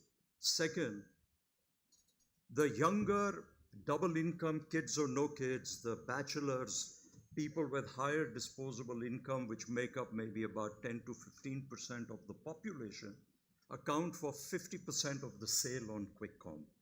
So it's a 6-town, affluent people sort of a channel. Third point is, these are people who are buying not planned. They're buying either need-based or impulse. The point was made. For them, there is nothing like a monthly grocery list. Their planned monthly purchases are only 19%.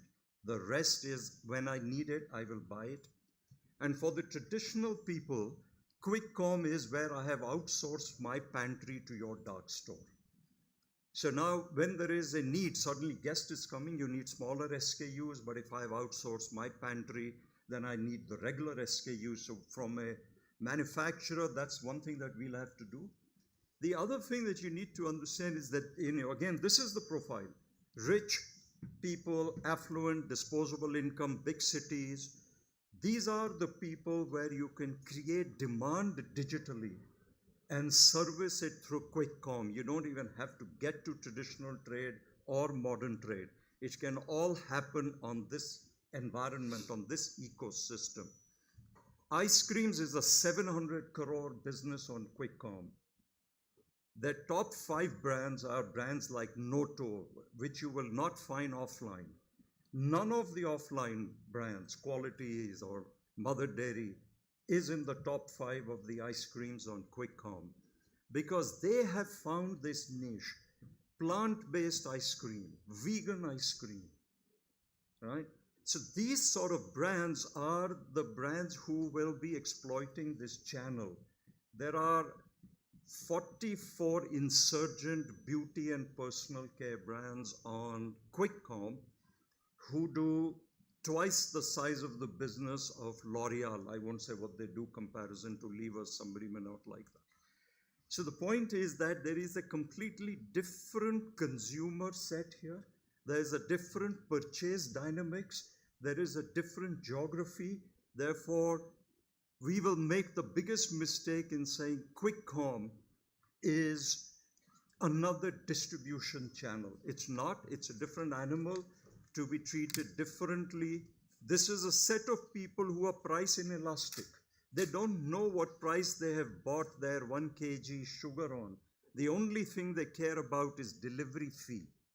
300, 500 rupees free delivery, they'll buy 500. but they'll pay you that premium. So it's a different mind frame, different consumer. I think that's the point I wanted to make here. No, thank you. Thank you so much, Vivek. I think we are at the top of the hour. I know we wanted to discuss a few more things like regional nuances and all within, but I think given the paucity of time, maybe one last question, common question to all the panelists.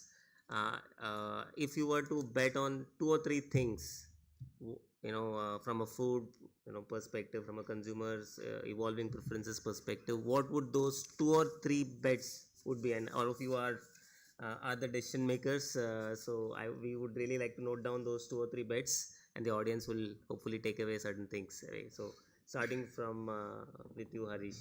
Yeah, like I have been talking about variety. I mean, in food which we, as Indian consumers need. So the biggest bet I would like to take is, of course, come out with a wide range of products while focusing on the frozen food category itself, but the complete range of food products in frozen. Okay, managing at the same time managing all the inventory. Okay, that's then Prashant.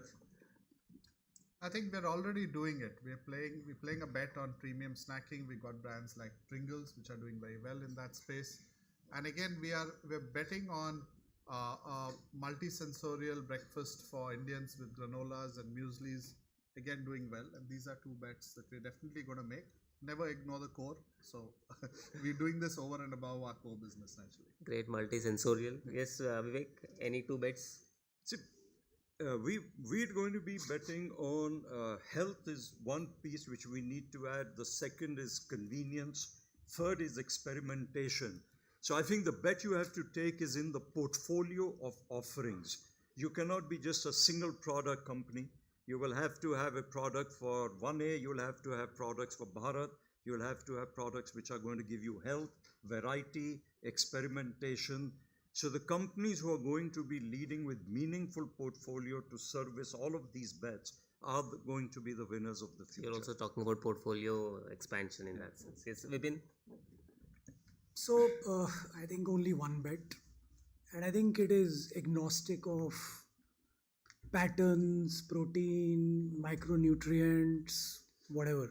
I think only one bet is that, so today what's happening is that the traditional playbook is getting hammered like how, right? So just imagine 25 years back when I passed out, I started my first job in marketing. What was the playbook? You will go do Gemba with consumers.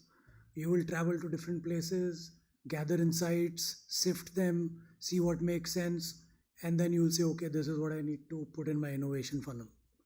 It's completely disrupted today. You don't need to travel anywhere.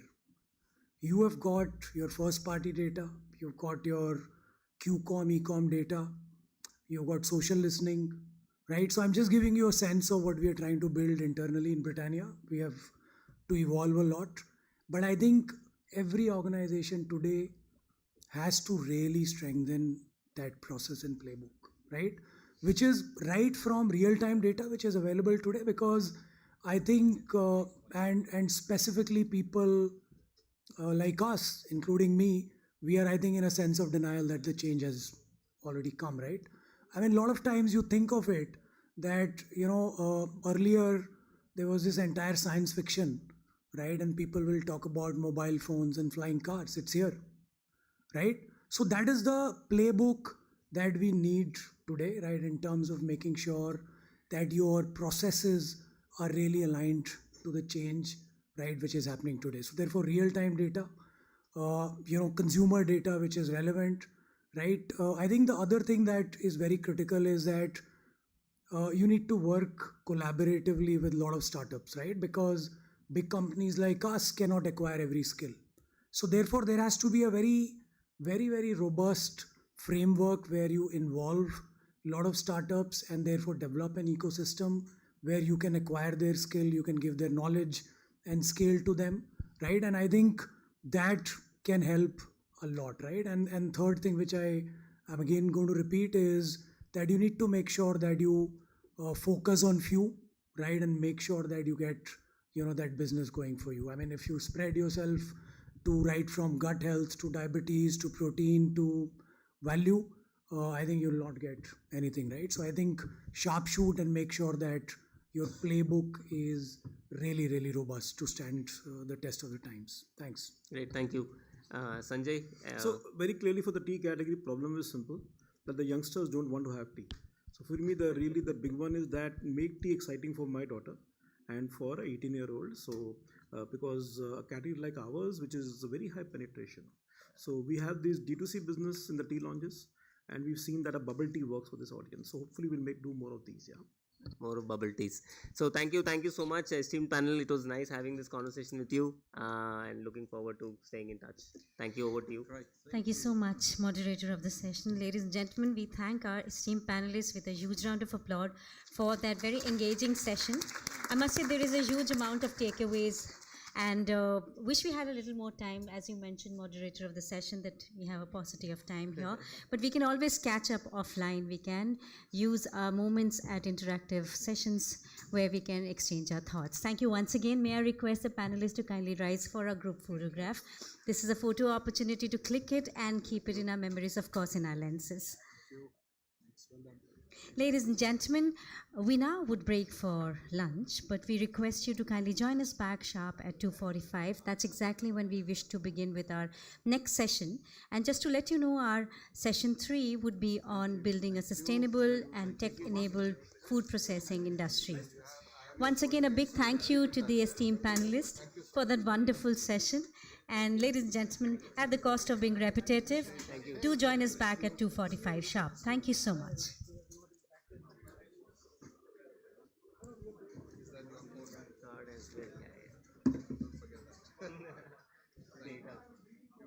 You have my contact, so I'll send you a message.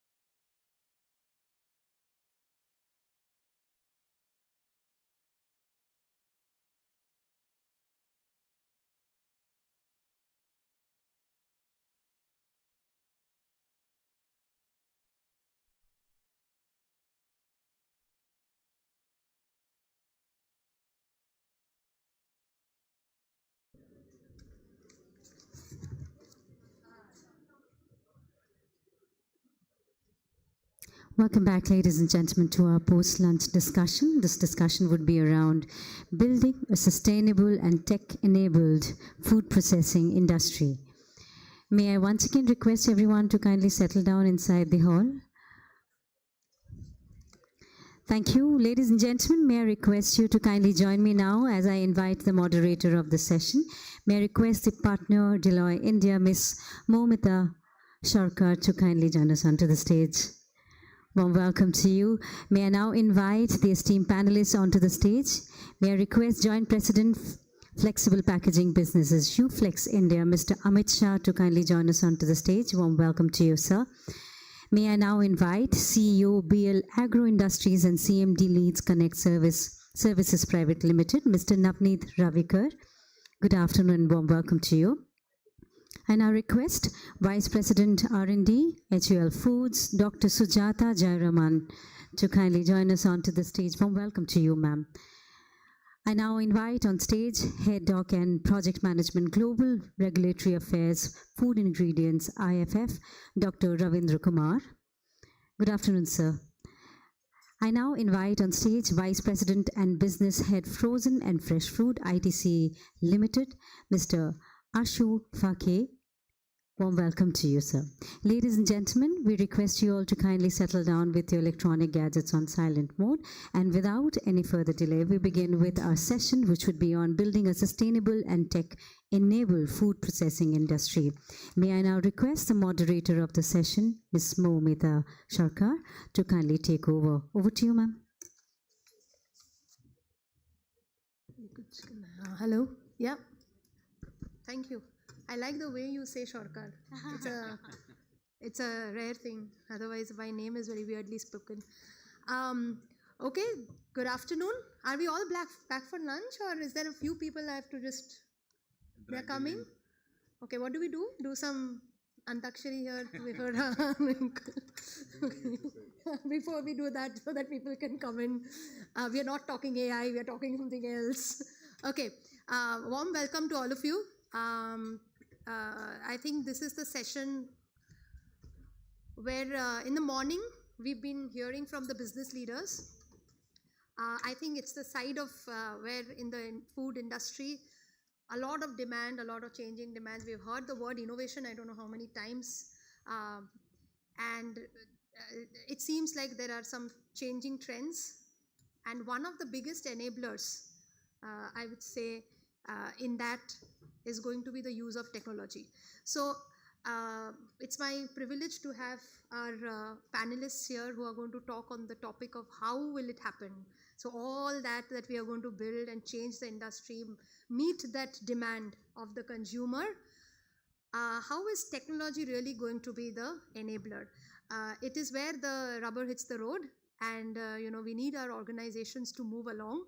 So today what we have for our audience here to hear from our esteemed panelists is on two or three key themes, I think, which is happening in AI, Gen AI, technology, digital. One, how do we really react faster to the consumer demands? How are we looking at using AI technology to understand the demand and quickly react to it? A lot of things happening around policy, regulation, reaction to regulation. The third important is that we can build we can think of building a Mercedes Mercedes, but the engine needs to run, right? And for that, we need a very, very interesting and a very, very connected supply chain. Backward integration needs to happen, and that is where really reality hits it. And fourth, I think it's sustainability, working towards making AI real. Small use cases which can really bring in efficiency, productivity, and all the panelists. I've been very fortunate that we have, very interestingly, we have many of the enablers here. We have packaging. So Amit, where are you? Yeah. So Amit is going to talk. He's from the packaging side. So I'm going to throw a few questions, which is going to enable from a tech and perspective. We have frozen food. Ashu is there, who's going to talk. It's a very interesting side of use of tech, and a lot of things need to die. It's a complex system. We have R&D Sujata representing us, so a lot of ingredient questions I'm going to throw at her. It's a tough one because, whenever it comes to ingredient and creation of ingredient and consumer demands, it's a tough space. AI gets questioned and a lot of questions arise from there. We have Ravindra will going to talk about a lot of documentation and a lot of policy and regulation and how are we reacting faster to it. And of course, Navneet, you will be talking about the agri value chain. So it is that starting of the value chain. So if you look at it, it's a supply side which will really change the game. So we've got all enablers here, and I'm hoping that we'll have a fantastic session. So I start with one question for all of us first, that in your respective industries and your respective businesses, one use case, and I keep it as real and we want to hear some interesting ones, where either AI, Gen AI, and I'm putting this entire gamut of technology so it can't be separated out really, is really making a difference. So maybe we'll start with, ma'am, you. Okay. I have this roller coaster. I will look at people and yeah. Thank you. Okay. First, a very big thank you to FICCI for giving this excellent opportunity to be part of this very distinguished panel. And also thank you for all of you to coming here, because it's good to see the some audience so that we can do an engaging conversation. To start with, I think I want to start with consumers. Today morning was, I think, a lot that we know. A lot was an aha moment, how the world is changing. And the consumers start from home. If I now look at my mom, who's 80-year-old, she is primarily ordering everything from Blinkit.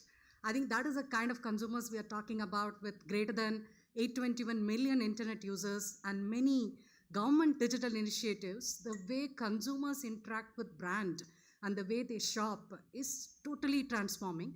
That gives immense opportunity to companies like us to put new capabilities and transform together, otherwise we will be left behind. So if I now need to talk about a little bit how HUL approaches this, so we look at digitization, how it can enable both business growth as well as meet our sustainability goals. And with this ambition, we created something called Intelligent Enterprise, where everything comes together, whether it is data, or the machine learning, as well as automation. And this is enabling us to transform from the traditional linear FMCG value model to a more to an ecosystem where it is an interconnected enterprise between consumer, customer, and the operations.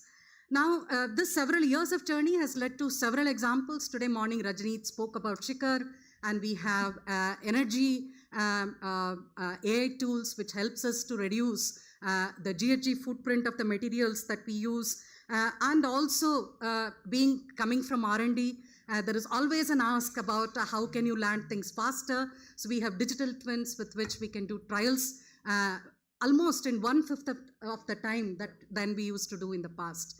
So I'll pick up two specific examples which has been transformative for people in R&D.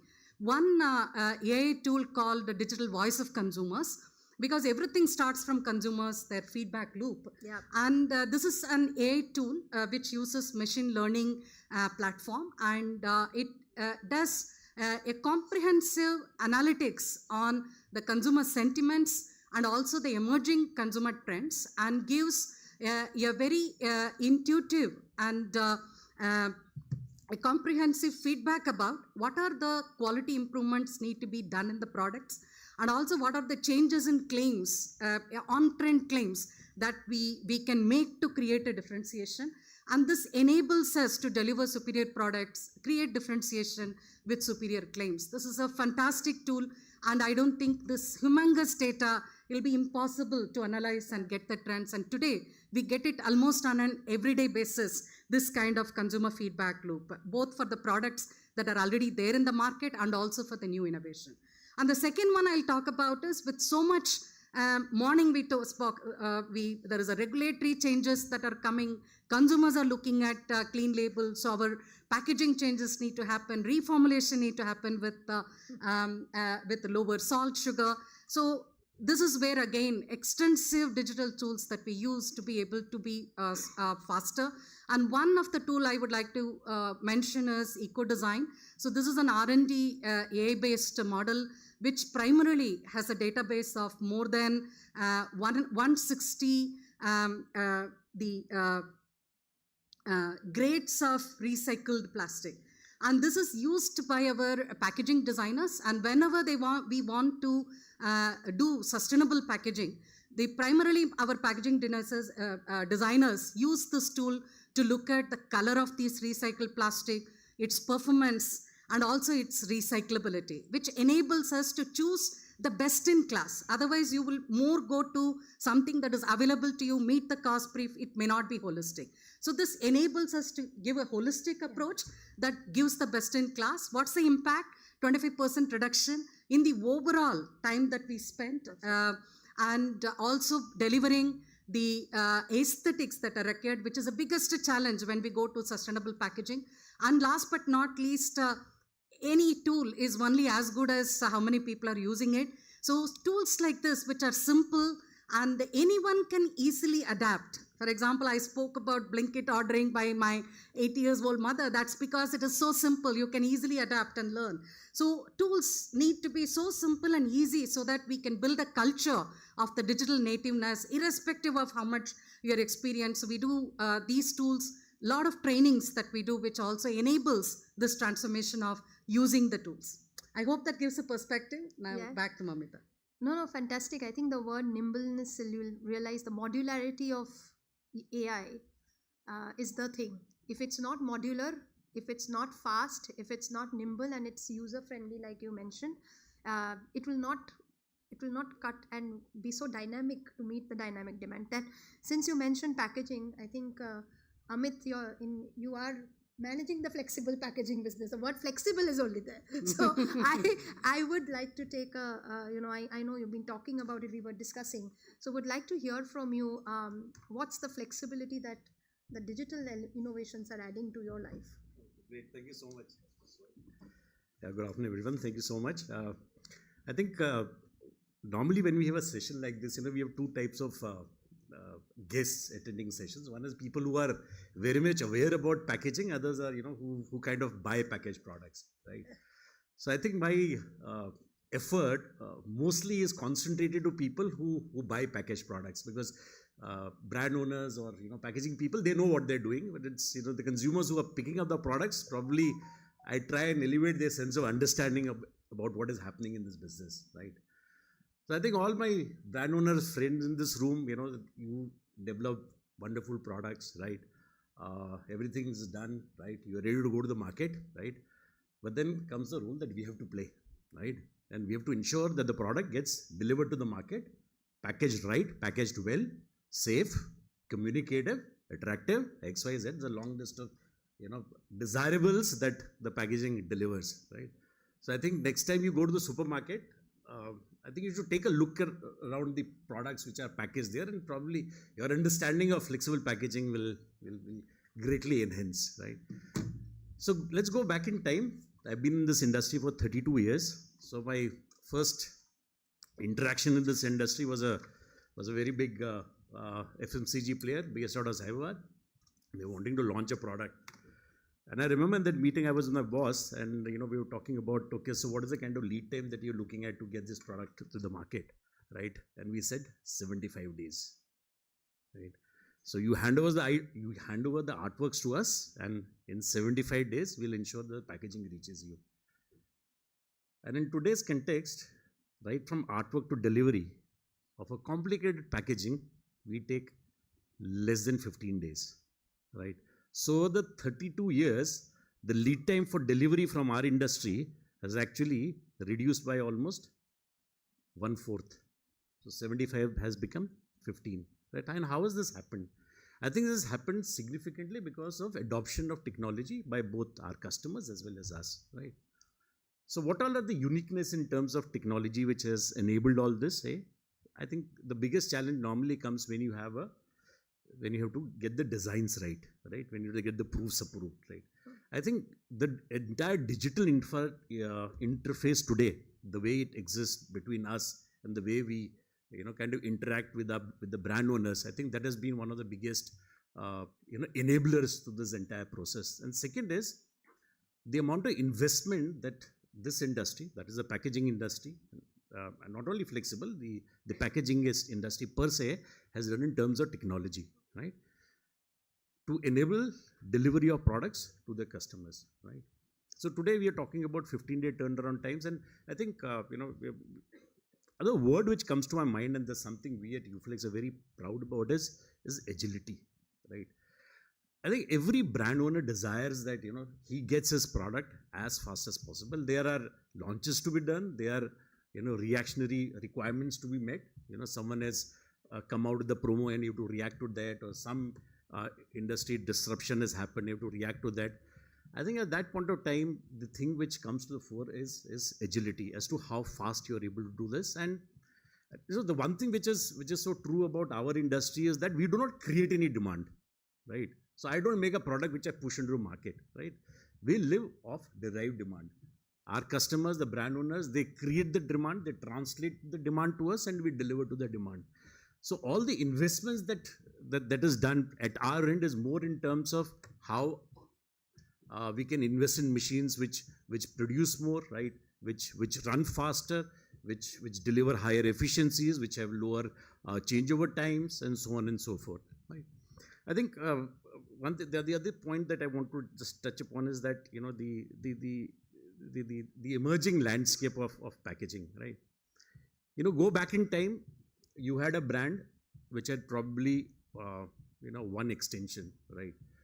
You look at any brand today, I think the portfolio of that particular brand is proliferated, right? You have almost 150 SKUs in a particular major category, right? And every time there is something that happens in the market, right, you keep on reacting to that. India's growth, let's say in the CPCG industry or in the packaged good industry, has primarily been driven by the LUP market, which is a low unit pack market, right? So whether we like it or not, the fact is that for all discretionary spends, right, the fight is for 5 rupee and 10 rupee, right? And this is a very controversial statement I'm going to make, right? It is not about a brand of biscuit which is fighting with another brand of biscuit. I think it is for that 5 rupee or 10 rupee that the fight is all about, right? Whether that 5 rupee or 10 rupee is going to be spent on a packet of chips, or it is going to be packet on a packet of juice, or it is going to be spent on a packet of biscuit, or it is going to be spent on a packet of chocolate. So everyone, the challenge which most of the brands have today is that how to go beyond that 5 rupee, 10 rupee, right? At a 5 rupee price point today, I think you look at the size of the biscuit, right? And I don't need to say more, right? I think it is, our 10 rupee coin, I think today is probably bigger than the size of that, the biscuit which is in that 5 rupee pack, right? So that's the challenge that the industry has, right? I think more importantly, what we need. So what are the other outcomes of these challenges? So we are a LUP market. So we're very high packaging consumption driven, and the outcome of that is the huge plastic waste that you see today, right? And something has to be done about it, right? And the best thing that I believe which has transpired since 2016 is the emergence of the plastic waste management rules and the extended producer responsibility. I think the government initiated on this is probably the best thing that has happened, right?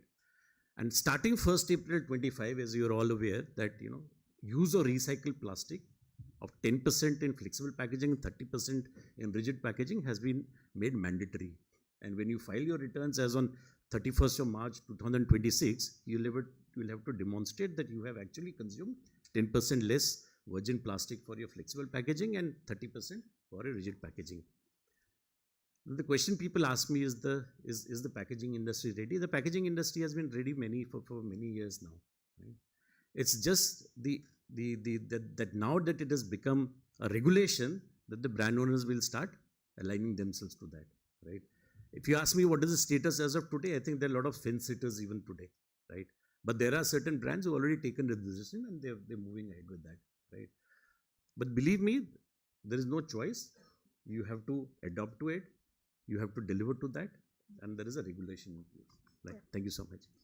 And I think as you speak, Amit, so for all of this, correct, it's important that how fast can you react to regulatory changes also.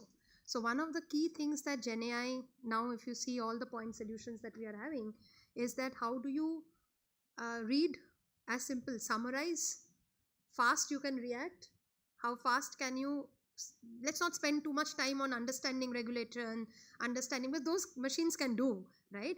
So my question, Ashu, now to you is, it's a complex business that you are in terms of frozen foods, and the number of SKU variants that has come in, the demand has been phenomenal in terms of Indian market. How it is not possible, according to me, at least I want to hear from you, that without technology, right, that how do we cater to this, the supply chain that you are running with, how does it cater to this, and what is the innovation that you are putting in any of the use cases that you can throw in the industry and in your business in ITC? Okay, thank you, Mamita, and good afternoon to you all. Thank you, Fiki, for inviting me here. I'll give a couple of examples of what we're doing at ITC. I'll come specifically to frozen as well. One area I thought I should speak about is the super app that we now have called ITC Mars. Mars stands for Meta Markets for Advanced Agriculture and Rural Services. In short, it basically connects the farmer who holds very small land holding to the FPO and improves his farm practices. So in simple terms, I mean, when we meet here, we talk about somewhat of VUCA volatility happening from a consumer end. But if you were to imagine a farmer who handles about half an acre, he's trying to grow 3 crops a year, sustenance from his standpoint. In a small area in UP, Rajasthan, MP, life is very different, right? And look at the volatility from him. There is climate change happening at a rapid scale. Weather patterns changing, it rains, it gets hot. There is the soil changes that are happening, which each farm holding has a very different composition and in terms of what can attack the crop at that point. There is this whole thing around, the agri-produce and connectivity to market, market areas. So if you have millions of such farmers and they are our bread basket to the morning session of saying all the fads will only happen if you have the produce. ITC Mars, what it does is brings in all of this together using AI, leveraging agri-tech, and enabling every farmer who just needs to download that app. And what he can do with that, it's image enabled, it's AI enabled. He can take a picture. It has 3 very basic functions. It's called a crop doctor. He can take a picture of his plant or his produce, and if he has any query on that in terms of pests or in terms of the size of the crop growing, he can just tag and send it to an expert, and he will get a reply within minutes.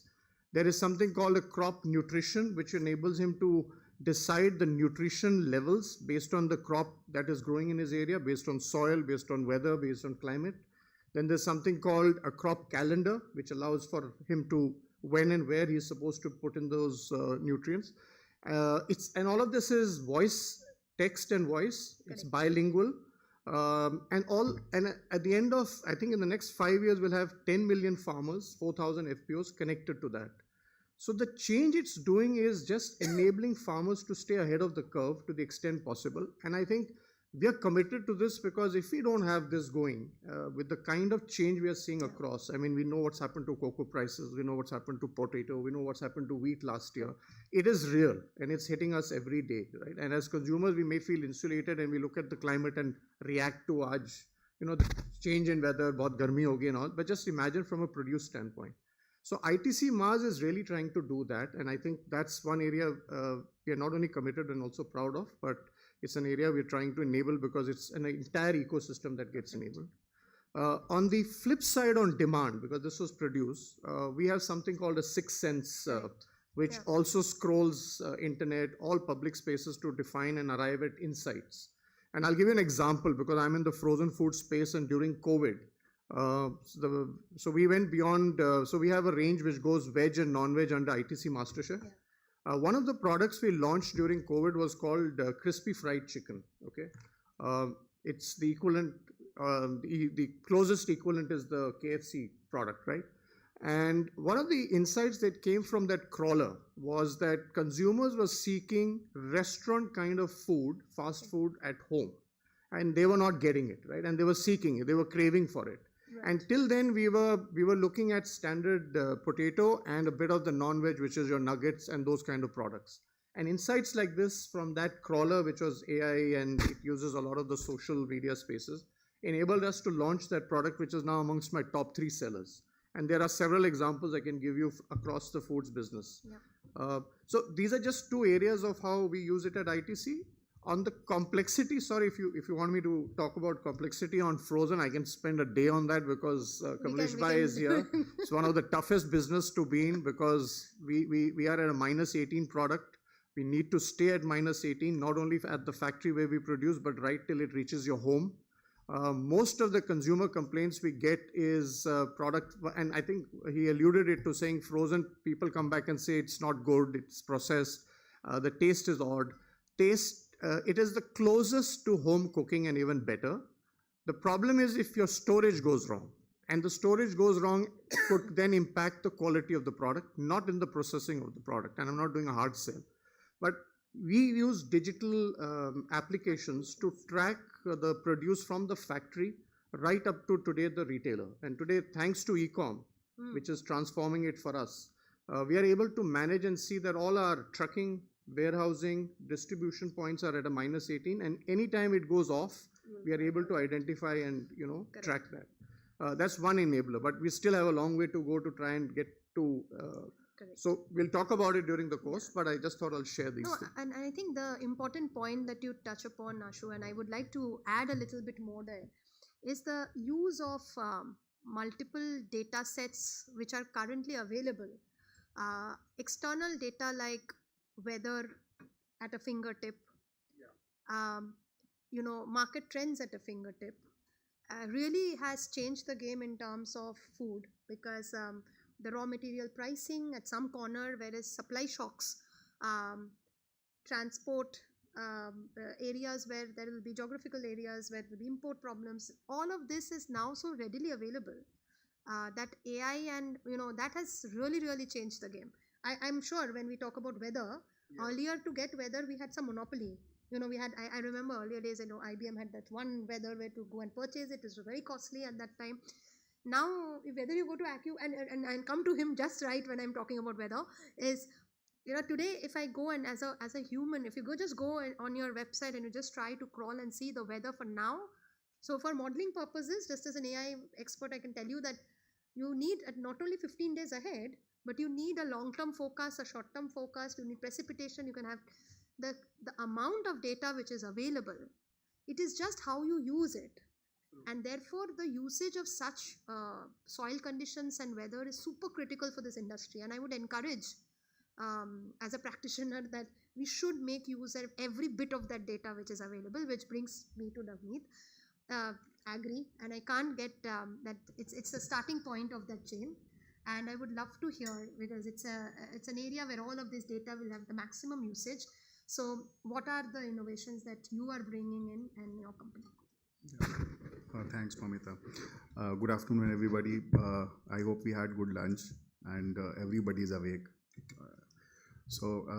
I heard Anshuji, and I am really a fan of Mars, basically, because we have been working on the agri value chain for a very long time, and generally they have done a really good job, sir.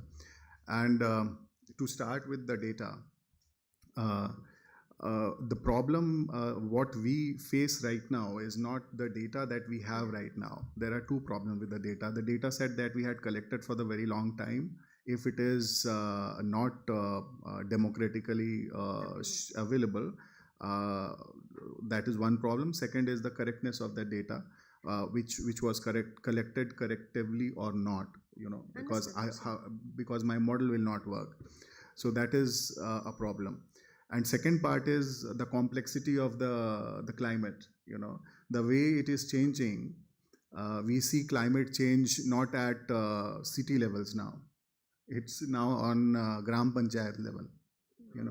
So the whole the scientists in my team and whomsoever I meet the job of predicting has become much tough. So that is the part that I wanted to give you a heads up about, that it's not the data that is available. We don't trust that data anymore because we are not getting good models out of it. The data that we collect right now is the data that is actually more this thing. Yeah. So that is one thing.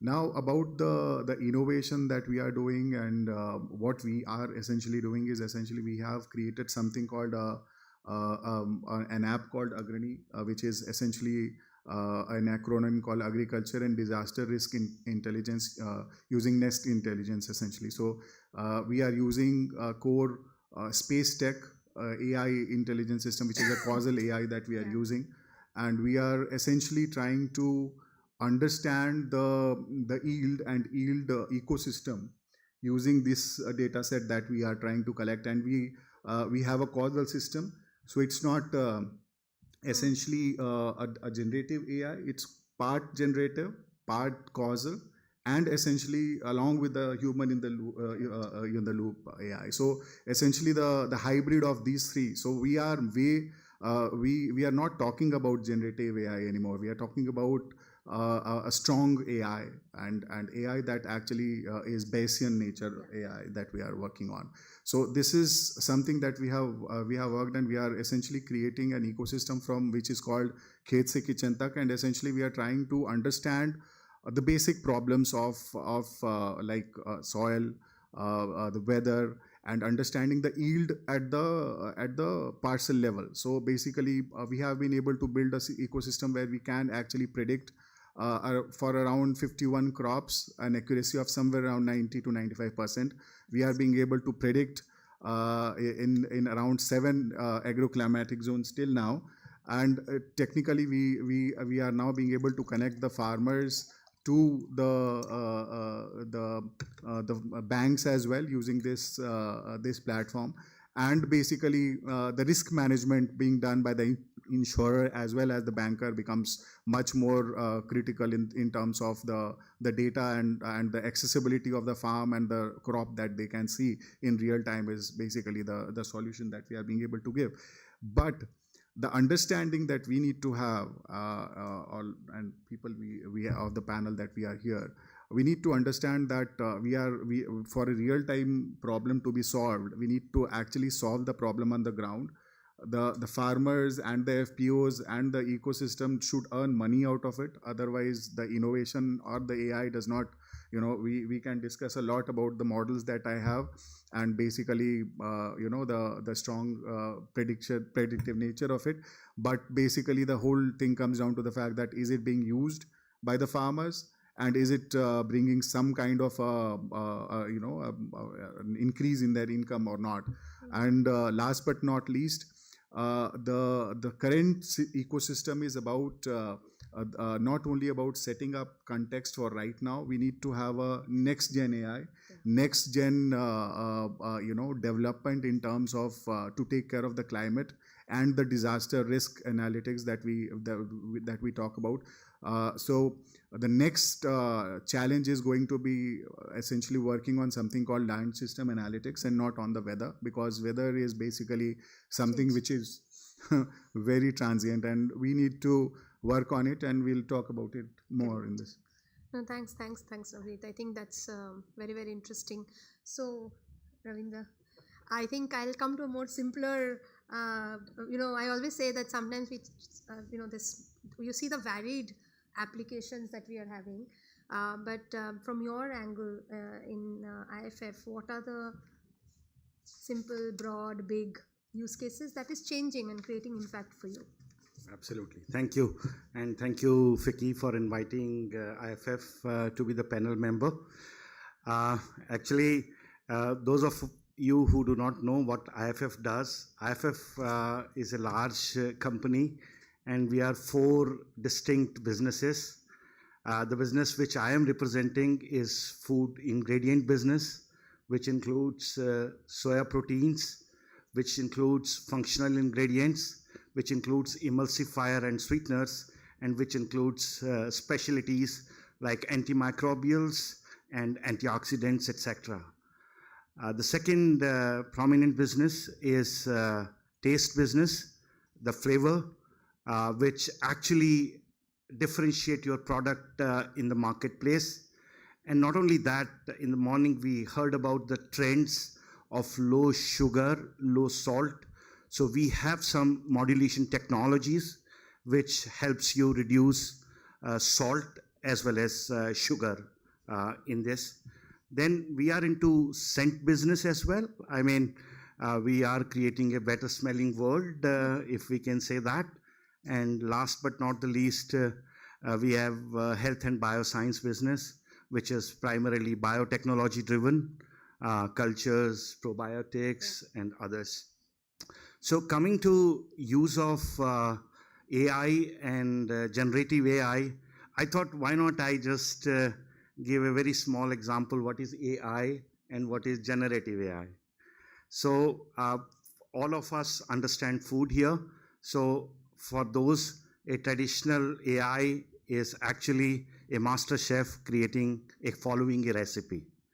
And for generative AI, a innovative chef creating a recipe. So we use both these technologies in our organization, and I can go on, but I will focus on particularly two areas. One is regulatory compliance area.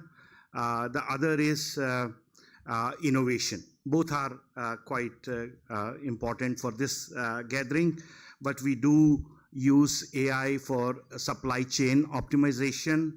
We use AI for personalized nutrition, and even use generative AI for the industry insight and future potentials.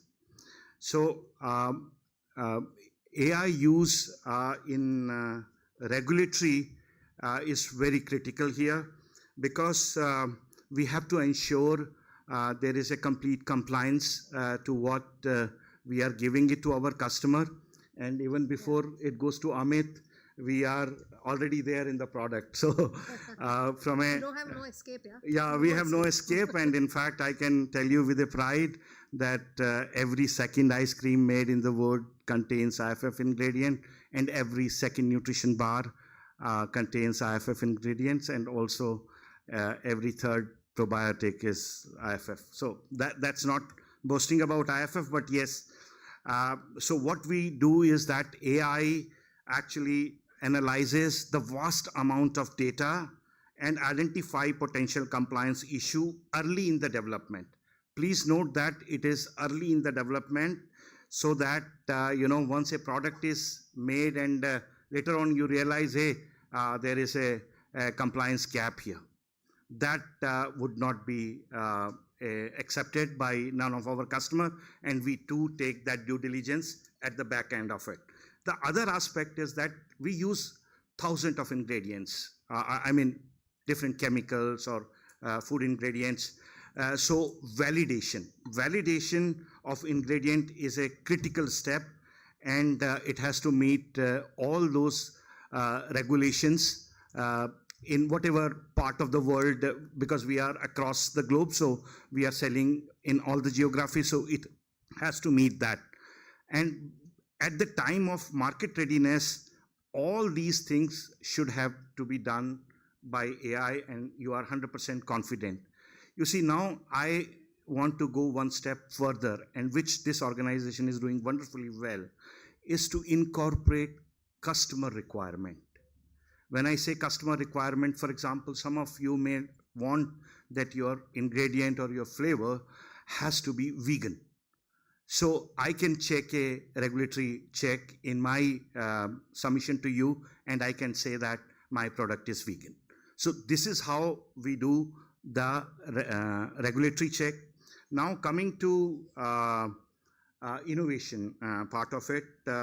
So both Gen AI and AI generate new formulation and molecular structure. This is a quick creation, like what Amit was mentioning, 14 days. We can, we have done, like our account manager goes, and next day the flavor goes out for for them to try. So we have this kind, experimentation is very sure. So we see that what are the desired profiles are required, which is meeting the taste, texture, and nutritional profile. There are sometimes nutritional, and then simulation scenarios. We have through generative AI and AI tools, we do prediction in that area, and we know that we don't have to try all the experiment here. We can only pinpoint and deliver the innovation fast to our customer. So this is what I wanted to share. Anything you want to add, please feel free. I think it's very interesting because two themes that we picked from here is that and I'll come to Sujata after this on same. I know it's a topic of discussion after this is that the experimentation. See, it will never happen, and I think human in the loop at the last leg, which is going to make the final decision on these Gen AI generated multiple options, right? But as we speak, and like Ravindra was saying, that the amount of time that you take to experiment, have mix and matches, having formulations, trying out different things in a lab, simulative experiences, visual simulative experiences, all of these are now quite fast, and therefore the time to failure and time to rejecting something and therefore coming to the conclusion faster is something which is an enabler. So therefore it brings us to the point of 2 points, maybe one to first Sujata and then maybe Ashu you, is that Sujata, and he spoke about consumer demands, right? And shifting consumer demands, and you are at the innovative R&D department, and we always feel this, we've seen that, the demands can be, I can look at a trend, I can spot a trend way ahead of time, and that's what generative AI does, and it then comes to it, but there is a department which has to produce, right, and has to innovate, and that is where I think our entire connected ecosystem plays a major role, that all have to actually bring up their gears and all have to adopt in some shape and form. So consumer demands shifting, demand from the sales and marketing and the side and the R&D team. How are you seeing these two? What are the innovations that will have to be done in your scheme of things to be able to address this? Yeah, so thanks, Mamita. I think this is the real challenge, right? If we spoke from the morning how the consumer trends are fast evolving, and something that is a trend today exploding in the market might die, or something will become mainstream. I think this is a challenge that we live every day, and today the demands to us is we have to innovate faster because of the competitive pressures or the regulatory changes. Our ability or capability to be able to innovate faster is a must. And also from experimentative consumers, so it's not about introducing one SKU. When we do an innovation, it need to go as a portfolio. So minimum 3 to 4 products need to be there. Otherwise, we leave room as a gap, and we won't be able to be successful in the innovation. So there are the challenges, if I need to summarize for R&D, will be our ability to fast adapt to the changes, whether it is with respect to regulatory demands about packaging compliance changes because of the changed regulation, or it is about formulation changes of existing product, or new innovations where the speed to market once you spot a trend. If it is not in the past or few years back, if it had taken 1 year to innovate and go to the market, now it is coming to a few weeks and months. And if you don't do it, then you are already late in the market. So then how do we rise up to this challenge? I think there are, for a person who's in R&D and leading R&D, the translation of these challenges will be one, upskilling our teams to be able to in silico first. I think that is a cultural change to adapt. And of course, need to have the tools. And if Mr. Ravindran said, you need to do in silico to be able to do formulation predictions. The prediction is only as good as the quality of data that you had. And if we don't keep on upgrading the models, then I can't rely on the prediction. So how do we invest to be able to have reliable data? That is where we are in a journey of data lake, which not only uses all the experiences of the past and also leverages external data to keep on upgrading our models so that they are robust and they are validated, and we will be able to use them to be, we will be accurate in the in silico prediction, and we have not missed an opportunity. I think this is the kind of we are in a journey. I think we can never say we are there, but we have been investing at least as Unilever, where we also leverage the global scale, and locally in Hindustan Unilever, we have been investing on this in the last 2 decades. And that has led to several tools that is available to us. Probably I'll pick a few examples. So one, I would like to call out, for example, to bring it alive to you, if you are, all of you may have tasted a mayonnaise, and today flavored mayonnaise, whether it is a tandoori flavor or whether it is a cheese flavor or it is a chili flavor, this is what consumers want. And the ask for us is, can we generate 3 to 4 flavor variants at the same time, but then in 3 to 4 months to the market. So now what do? Because we have, if I were to explain what is a mayonnaise, it's almost like milk, where you have a fat, you have a water, and it is an emulsion that primarily holds the structure together. And this structure gives the size of the oil droplets, gives the creaminess, and any ingredient change you do, the structure gets affected, you lose the texture, we lose the taste, it becomes very oily, won't be able to spread properly, consumers won't like it. And this is where we go with the AI-based models, and if I get the ingredient from IFF, I have to put that in another, like a tandoori flavor or a cheese flavor, then we use our matrix, and then we primarily look at addition of that particular ingredient. What is the impact on the consumer sensorials? Like it is the taste first, then of course texture, then the stability that we need to provide to the product, and of course its shelf life, which is super critical. So this is primarily what we use now, AI, to predict them, and now we can significantly reduce the physical experimentation that we do. And today these kind of data we are able to get in a week's time, which otherwise used to take nearly 3 to 4 months. So this is the power of AI models. And the second example I would like to take is also, of course, there is a lot that we do for sugar, salt reduction. This is a continuous everyday journey, because we want to make the current products in the market to be even more healthier, and that's a reformulation every day the scientists do, and this is how they are able to do faster. And innovation is not just about product formulation, right? It's only one piece.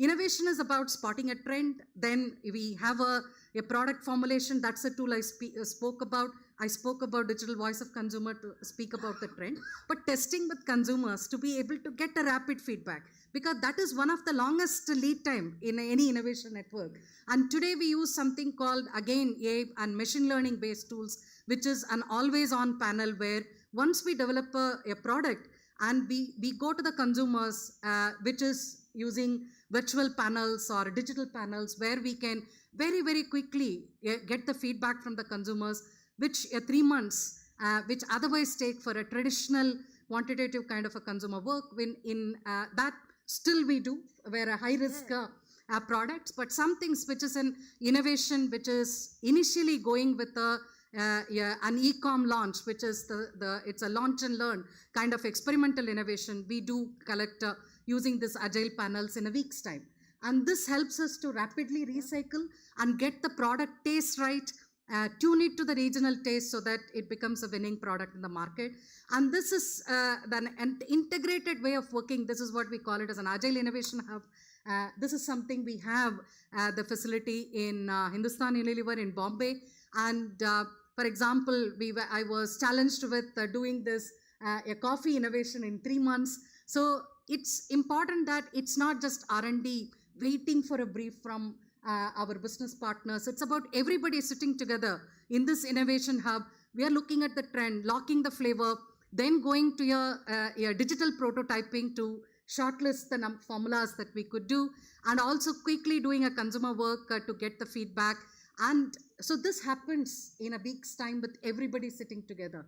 And the last piece, as you mentioned before, it's not about getting everything right until the consumer testing. I got a great product, but we need to implement. We should be able to produce in the factory with the same speed, and it should be a scalable innovation. To enable that, we use digital twins, which enable us to reduce the number of trials and also anticipate what could go wrong when we go to scale up and put together mitigation plan in parallel so that we could be first time right. And again, all these, when I say it might look like everything is available now, we can do faster. Everything is at different stages of developments, especially the challenges become when the trends keep on changing, formats keep on changing, then we don't have the model. Then we need to build the model. Until then, the innovation cycle will be longer cycle. But wherever it is a format that we know where there is a long history of data available, then in that we can really do faster. So it is in the middle ground. Some things we can do very fast, models available, something which is a totally disruptive, totally completely new format, or very new protein where there is no toxicology data available, then that really takes a long lead time. But we know now how to build models, and that's the future. I hope that gave... No, you can see the doctor is absolutely passionate about her. Thank you so much. And I think that brings, she mentions a point, and Ashu, to you. The whole quick commerce and the entire Zepto, Blinkit, changing the tolerance of consumers. It's like, I've been... my son is spoiled about all the Mexican chili. Why do you create Mexican chili? I don't know. Some of these are really, very different. Now, when it comes to the pressures that are there, let's talk about some challenges where technology is solving it, but it is not yet connected. I can almost say that it's a journey, but there are broken points, right? I mean, to say, if you're looking at after it comes out, when it is moving and, you have a, like I said, complex one in terms of you have to maintain that minus 18. How does that supply chain innovations, and you talked about optimization that you have been seeing in the market, and in your case, how does that particularly in frozen foods with quick commerce knocking your door, and from a supply chain side of it? Yeah, so I'll talk you through some things we did before the advent of quick com. The frozen category, just to take a minute on that, is that there are three challenges that exist. One is from a consumer standpoint, the freezer is a limited space and has everything in it, right? Correct. And pre-quick commerce, buying was once a month, and therefore you could buy limited quantities. Replenishment was not so easy. The freezer was a limited space. It's not like a normal pantry. You can dump stuff there. And that was one. The second was discoverability of the product. You go to a GT outlet, a general trade outlet, 1 in 10 would keep a freezer. That freezer will have ice cream, will have ice cubes, will have green peas, will have frozen snacks, and you can't discover what to buy. And therefore, everybody bought fries or just bought potato garlic shorts because that's all you could see. Third was the whole journey from the outlet to the home, which would lead to temperature abuse, and therefore it will come back and it will not be in such a great point. So some of the things we did at that time, there were two innovations we tried. I mean, I don't know if it's in the space of Gen I, but it was around the freezer. When a consumer would get to a freezer, our point was that how do we tell her or him what is inside and what she could try?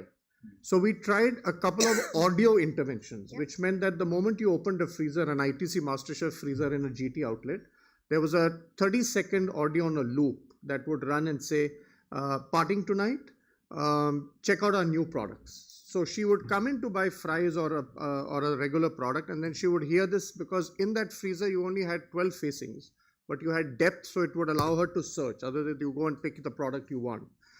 We are all brought up at home by saying jab wo freezer khulta hai, the mom would say that band karo freezer, product kharab ho raha hai. So you look at a consumer, and we did this with the camera visuals. The habit of a consumer in a store, and I'm sure we are all consumers, is that you'll take and you want to quickly take the product and shut the freezer.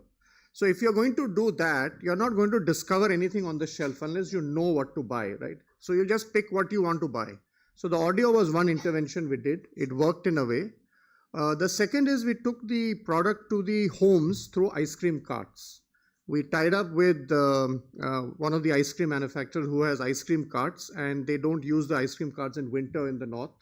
And we said, okay, you give us the carts, the 100 carts that you have, we're going to transform all of them into ITC MasterChef frozen products. The cart is parked outside neighborhoods. Consumers can access and see us.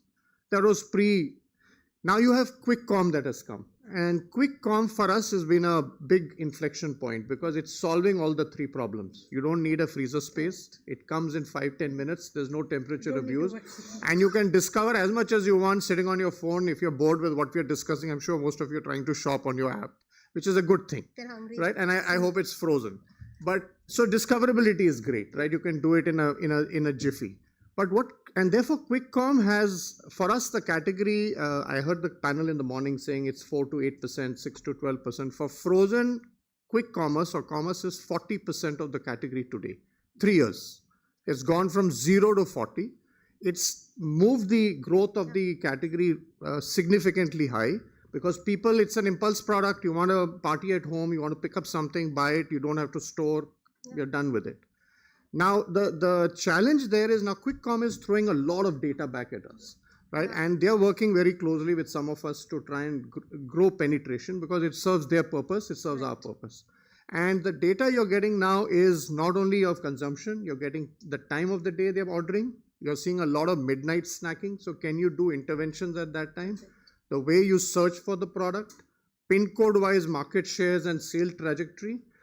Interesting point to share with the audience is that it took probably 10 years from Lucknow to grow to a certain size of the category, and it's taken 2 years for Quick Com to come in and double the category in just a city like Lucknow. So that's the transformation. Imagine if it happens in all the 200 cities. I mean, great for the category that we are in and great for the industry as a whole. But what it's doing is that how do you do that? I mean, how do you grow penetration with the channel? Because there's so much of data. And I don't know if some of you you heard of the Zepto Atom launch that they did, right? Which is basically telling you, it's an AI generative. You can ask questions to that app and it'll throw you answers and saying, yeah, if you want share problem, you have a market share problem in a certain pin code, how do you solve it? So ITC MasterChef could be 30% in pin code A, but 10% in pin code B. Why? Is it a stocking? Is it an audience issue? So that kind of data as you're talking is what do you do with that data? It's easy to say it's available. I'm grappling at my end. I'm getting my teams to look at this data and say every day it's like we spend time looking at the data and saying what is the intervention I can do to grow the category and grow the business. So from the point you were saying that while we have gone through this, it's great for the category and we are very happy with what's happening. I hope it lasts out. I hope it doesn't go the modern trade way. Yeah. So far, so it's good. a good disruption for us. But the point is then, of course, as even Sujata mentioned, it's all great to have all this, but how do you make sure your dashboards are in place? What are the dashboards you're looking at? Because there's so much information that at times you're just looking at all the wrong information and taking the wrong decisions. And we have done that multiple times. So you have to be really, and I think it's a learning process that you have to go through. I've been on the other side, no? So when you're saying, Mamita, you're coming, so much to see, that what will you see? So the good part is, however, because data has got democratized, you no longer need structured data. So the good part is you can talk to data now. So the more it is going the other way around. Let the data be, let us not touch it. Let's just talk to data and figure it out. But bringing that back, so Navneet, I'll touch upon you and then maybe Amit and then Ravindra again. We talked about some of the innovations in the agri-value chain, especially the backward integration that is required from, like Ashu mentioned, it's from quick commerce to between these two pillars. Yeah. But in the agri-value chain, you need stacks, you need data, which is, data has to be organized in a particular fashion for the entire value chain to, the traceability of it, because traceability has been there for long. Yeah. Dashboards have been there, but what are some of the innovations which you feel will really make a change? I mean, to say, if you had a wish list of things that you needed in this agri-value chain. So, just because it's a precedence that I just digress from the question, so I'll do that again. Yeah. So my AI lab is working on something called agentic AI, which is a cognitive AI. We have actually tested it in terms of, it's basically on a POC stage wherein we are so we are working on crime analytics. So I think most of you must have seen the movie in your time, maybe Minority Report actually, wherein the crime is actually predicted before it happens and you are actually jailed. Yeah. So I think the consumer preference and what you are going to buy will actually be predicted much more faster and easier in times to come, and people like HUL, ITC, and us will have that thing to work with, and obviously we'll have some more better data points. And yeah, as Anshuji said, dashboards are a very important aspects of anything that you want to work with, because what you want to see, sir, is something that I may not want to, So what is what is good for you is basically good for you, not for everybody else. So this is something which the people who work with data and people who work with the AI models should understand that, and the solution should actually take care of that problem. So the question. The innovation that we see in the agri value chain is essentially we need to start with the solving the smaller problems. The problem that we are facing right now is the suitability, the soil suitability, the crop suitability, and how and when to grow what.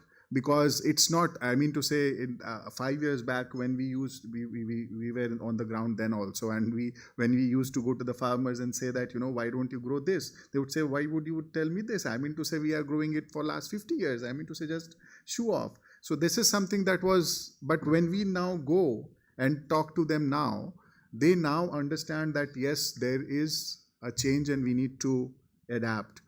So there are areas where we were doing monocropping. We were not very positive about crop mixing, multiple crop cycles and things like that.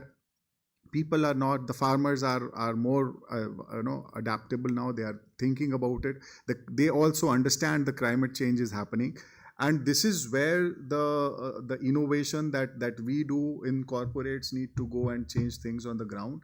So when we are talking about, because we are actually in BL Agro, we are one of the biggest manufacturers of mustard oil in India, basically and we produce around 2,000 bottles of mustard oil every minute. So essentially, if we calculate the amount of mustard that we need, is actually we will take around 80% of what UP grows in one particular season.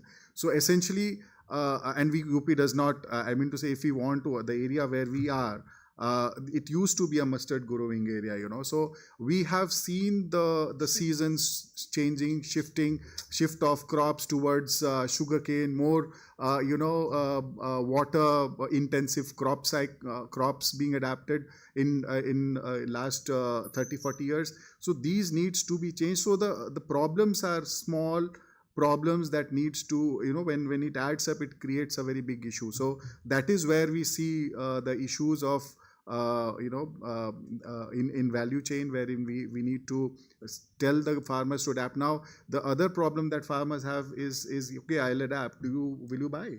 So that is one of the other issues that we face, is basically we need to give them a market linkage, and that's where people who are working on the whole.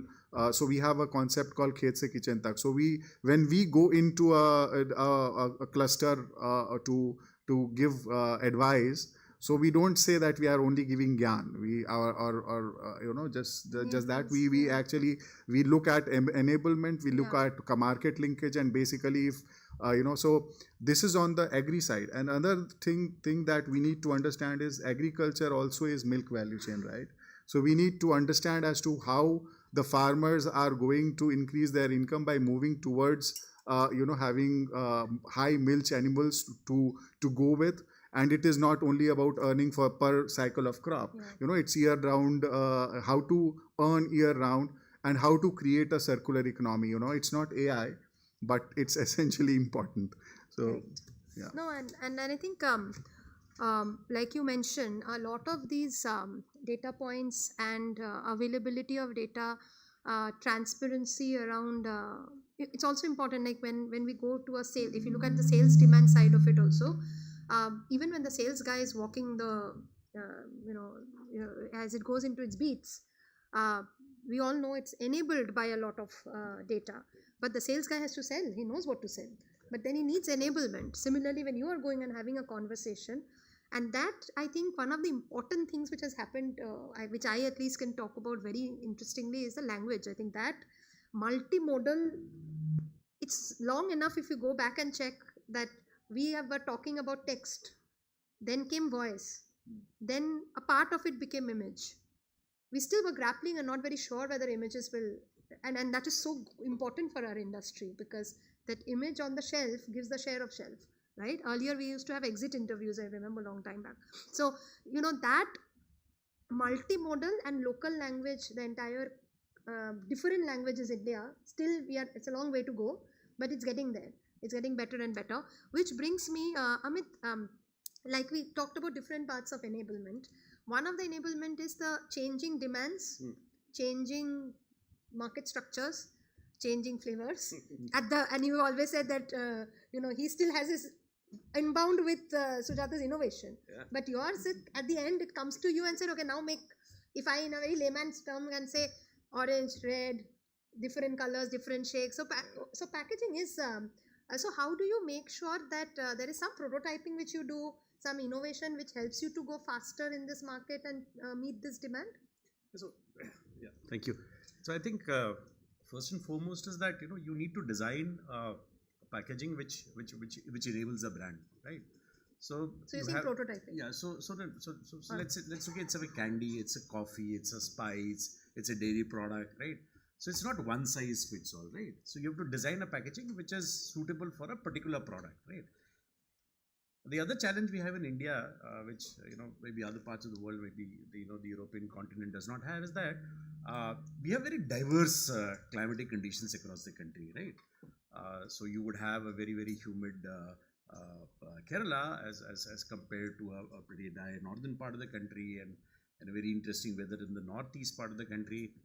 Now, if you were to try and have a specification or have a configuration of a packaging which is designed for a particular part of the country, you would absolutely create a mess out of the supply chain, right?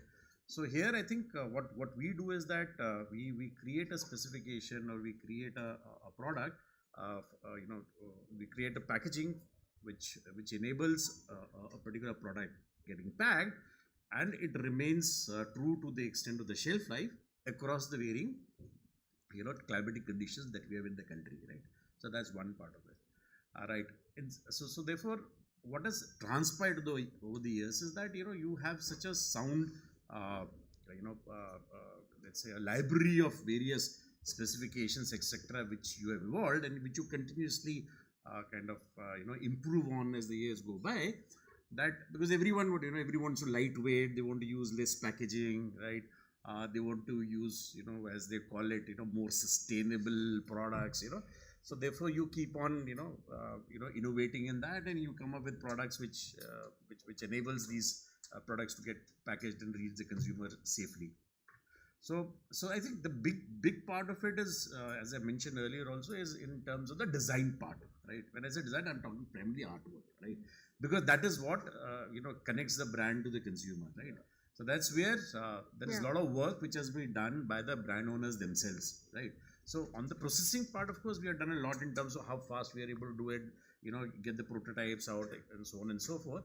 But I think good amount of work has been done by most of the brands in kind of streamlining and kind of standardization at their end, right?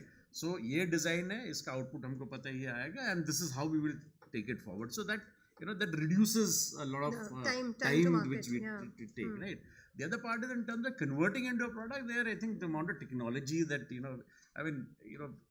I always tell people that you will not be able to understand flexible packaging or packaging per se till the time you see a unit which manufactures it, right? It's very easy to see a Nescafe ka sachet, a Maggi ka wrapper, yeah, a Lay's ka packet, but what goes behind it is probably the most interesting part. And that's where so much of technology is is deployed. And I think today, I think more interestingly is that that you have, there's so much work that you do to get the consumers engaged with the brand. So there's a lot of work that we do. So we keep on coming with more and more, like for example, variable data printing, right, or digital engagement with the product. Because most of the work is done by the brand owners, but it helps them engage with the brand more effectively. Perfect. So I think we have got I think a few like last, maybe this will keep a quick one for you. We haven't touched upon safety. So I just wanted to talk about quality safety monitoring in terms of regulations. I know. So because a lot of work which is happening around how can AI, that process is quite standardized in terms of the rules. How do we, because it's very important that a part of our value chain is actually giving the confidence to the consumer that it's a safe product, quality reviews have happened. So any thoughts on that being an important component? How can technology, and some of them are GenAI led, I know, but anything from your end, Ravindra? Yeah, Momita, thank you. Actually, this sphere is really nascent right now, but we do take advantage of this particular thing. We have something, we call it Control Tower. In Control Tower, we monitor the real-time data, and it can detect the defects online, and that ensures consistency of quality. So my job is actually database management and this thing. So I look into that and take control of that particular aspect. This ensures that you are giving consistent quality. You cannot give a consistent quality without having that data. The other piece of relevant information here is the temperature control. The temperature control is very critical because certain of our ingredients, they are natural in nature, and some are biotech based. So you cannot play with the temperature. So you need to have that temperature logger and give you a real-time message that will come to you that the temperature of this particular chamber is not meeting the requirement. So the corrective action. So we have a kind of a, the person on the console can really adjust, control tower mechanism can be done. The other thing, which is critical to our business is that I give you an example of, soya protein. So we have the only company which does the life cycle assessment, which is again database driven. So if somebody uses our protein in there, so we can help those AI data to them also. And one last passing comment I would like to say, I know you have received the receipt, I received a note. I know, is that, these days, especially in India, two things are important. One is that whatever claims you want to make, it has to be backed by data.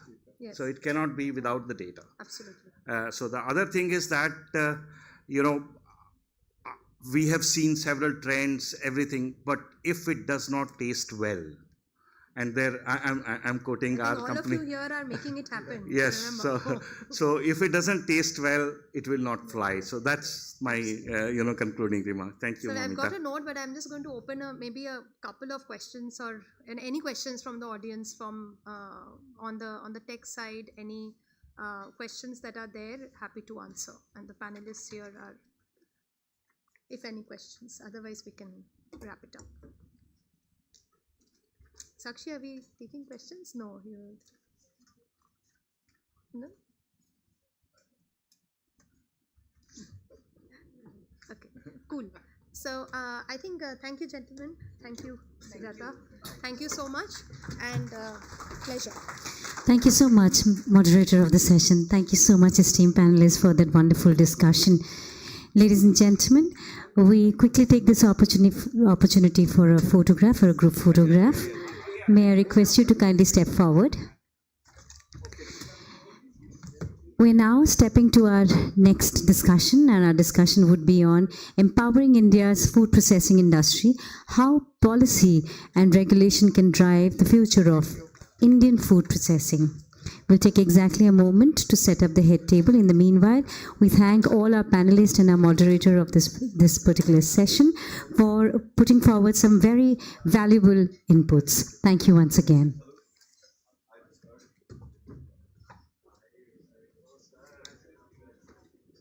May I request everyone inside the hall to kindly remain seated.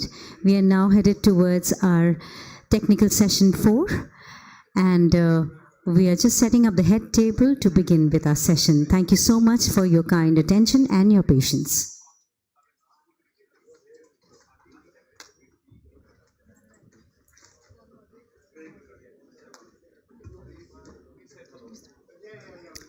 Welcome back, ladies and gentlemen. We now proceed to our session 4, and the session would be on empowering India's food processing industry, how policy and regulation can drive the future of Indian food processing. May we now request the Honorable Moderator of the session to kindly join us onto the stage. May I invite on stage Partner Deloitte India, Mr. Goldi Dhama, to kindly join us onto the stage. Warm welcome to you, sir. And now may I request the esteemed speakers of the session to kindly join us on the dais, and inviting Executive Director, Regulatory Compliance, TICD, Regional Office, FSSAI, Dr. Satyen Kumar Panda. Warm welcome to you, sir.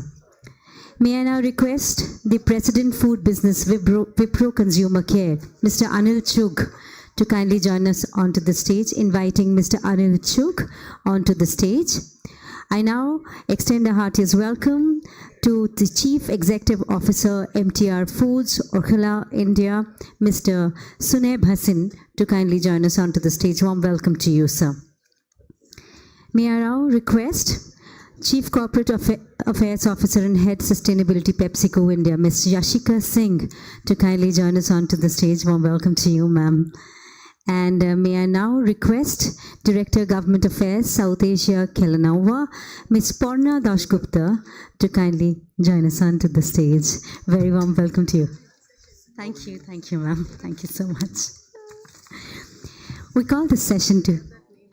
Thank you so much, ma'am. We call this session to order, ladies and gentlemen. Once again, reading out the theme in and around this particular discussion, empowering India's food processing industry, how policy and regulation can drive the future of Indian food processing.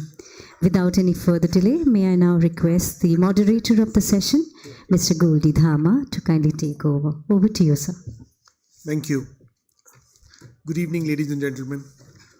I know this is the last session and I see the crowd's thinning already, and I'm between you guys and the high tea.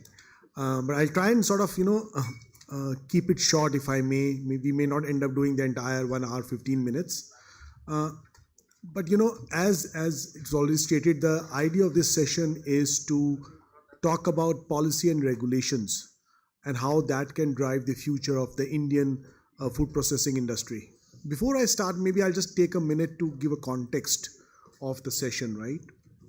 So, the Indian food processing industry has emerged as a key pillar of the nation's economy, contributing significantly to employment, farmer incomes, and value additions, across the entire supply chain. And the regulatory landscape has changed drastically, if I may, in the last maybe 10 odd years. With undergoing a steady transformation, aiming to strike a balance between consumer safety, industry competitiveness, and innovation. I think one of the significant points in time was setting up of FSSAI, because they have been a pillar in unifying and streamlining the multiple regulations under a single umbrella, and I think that was quite critical for the food industry as such. On the policy front, I think the government has been quite active, obviously with the production-linked incentive schemes coming in for food processing, obviously to bolster the domestic manufacturing, attracting investments, creating jobs, all of that stuff. Now, as we speak today, technology, and we were in the last session was all about technology. Technology is gaining quite a bit of traction. and it is also playing out elements into the regulatory space, right? We have labeling norms, we have aspects with respect to health, nutrition, transparency. There's an increasing debate around front of pack labeling, classification and regulations of ultra processed foods, and finally a push towards sustainability. Now, with all of this, what we are trying to do in the next 45 minutes is to try and make sense of what is the current regulatory landscape, what are the opportunities it presents, what are the places where the government and industry can work simultaneously to try and ensure that India's food processing industry becomes future-proof. What I'll also do is maybe I'll spend a couple of minutes while a round of introductions was done, but I thought it will be important to maybe introduce the esteemed panelist. So on my right we have Dr. Satyan Kumar Panda, who's the Executive Director, Regulatory Compliance, Trade and International Cooperation Division at FSSAI. I have Mr. Anil Chugh, who's the President of the Food Business at Wipro Consumer Care. Mr. Sunay Bhasin, the CEO of MTR Foods. Ms. Yashika Singh, Chief Corporate Affairs Officer and Head Sustainability, PepsiCo India. And Ms. Parna Dasgupta, Director Government Affairs at South Asia, Kellanova.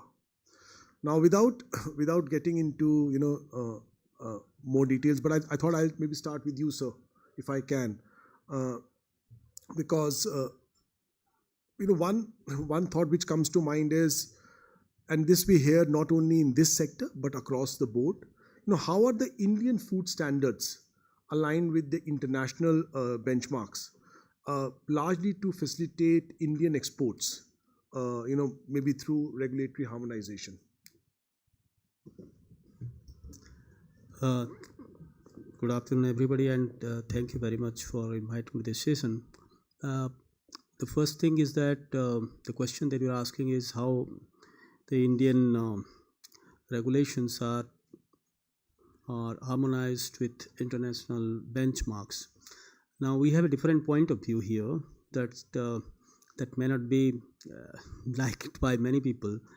Now, as India is emerging, so as a you can say global market, now you can see that do you need to harmonize with everybody?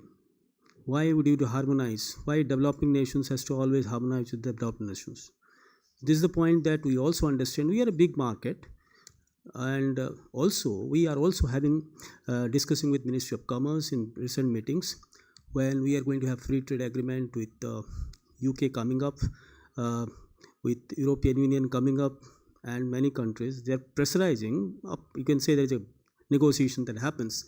So on that context, I am going to tell you that harmonization is not a one-way track. It is also that some of our standards, I can tell you from a FSSAI point of view, some of our standards are actually made or formulated based upon the Indian consumer requirements. For example, before setting any standards, we conduct something called risk assessment. And risk assessment has 4 parts. For example, hazard identification, hazard characterization, and risk characterization, and exposure assessment. The most important part of this is exposure assessment, which takes into the consumers of the country, our own country.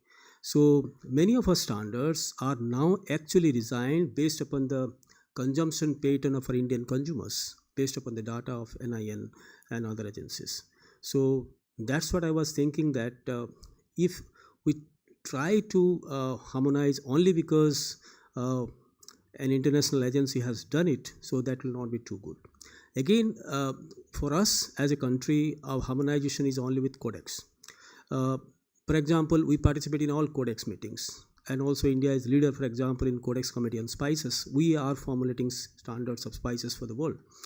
And we are also actively participate in CCPDR, veterinary drug residues, CCPR, CCCF, Codex Committee on Contaminants in Food, Codex Committee on Labeling. India is a strong vote area of labeling regulations that is coming up across the world. So we are participating our role, but also we are simultaneously telling when our country standards are there, So this is based upon, when I last time attended one Codex meeting, we strongly put forward our point that when we have set country standard based on risk assessment, rather than we harmonizing with you, you also harmonize with us.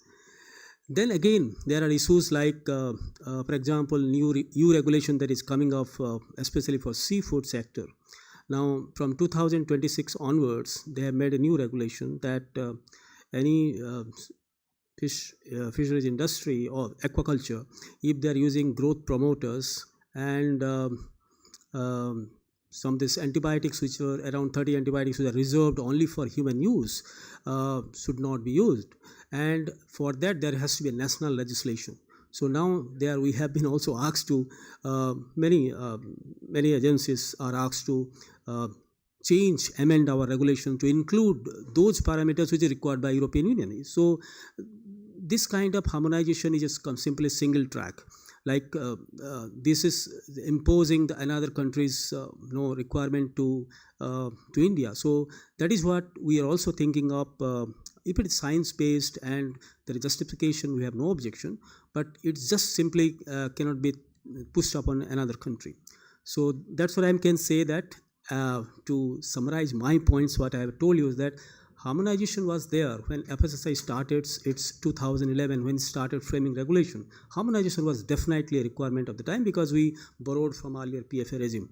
But in the process also we have realized that we need not harmonize with everything in the world. We have our own specific requirements, and as because we are strongly participating in all the Codex committee, now when we are the executive member of Codex, we are putting our points across the world and trying to have more science-based, evidence-based findings that translates to standards and regulations.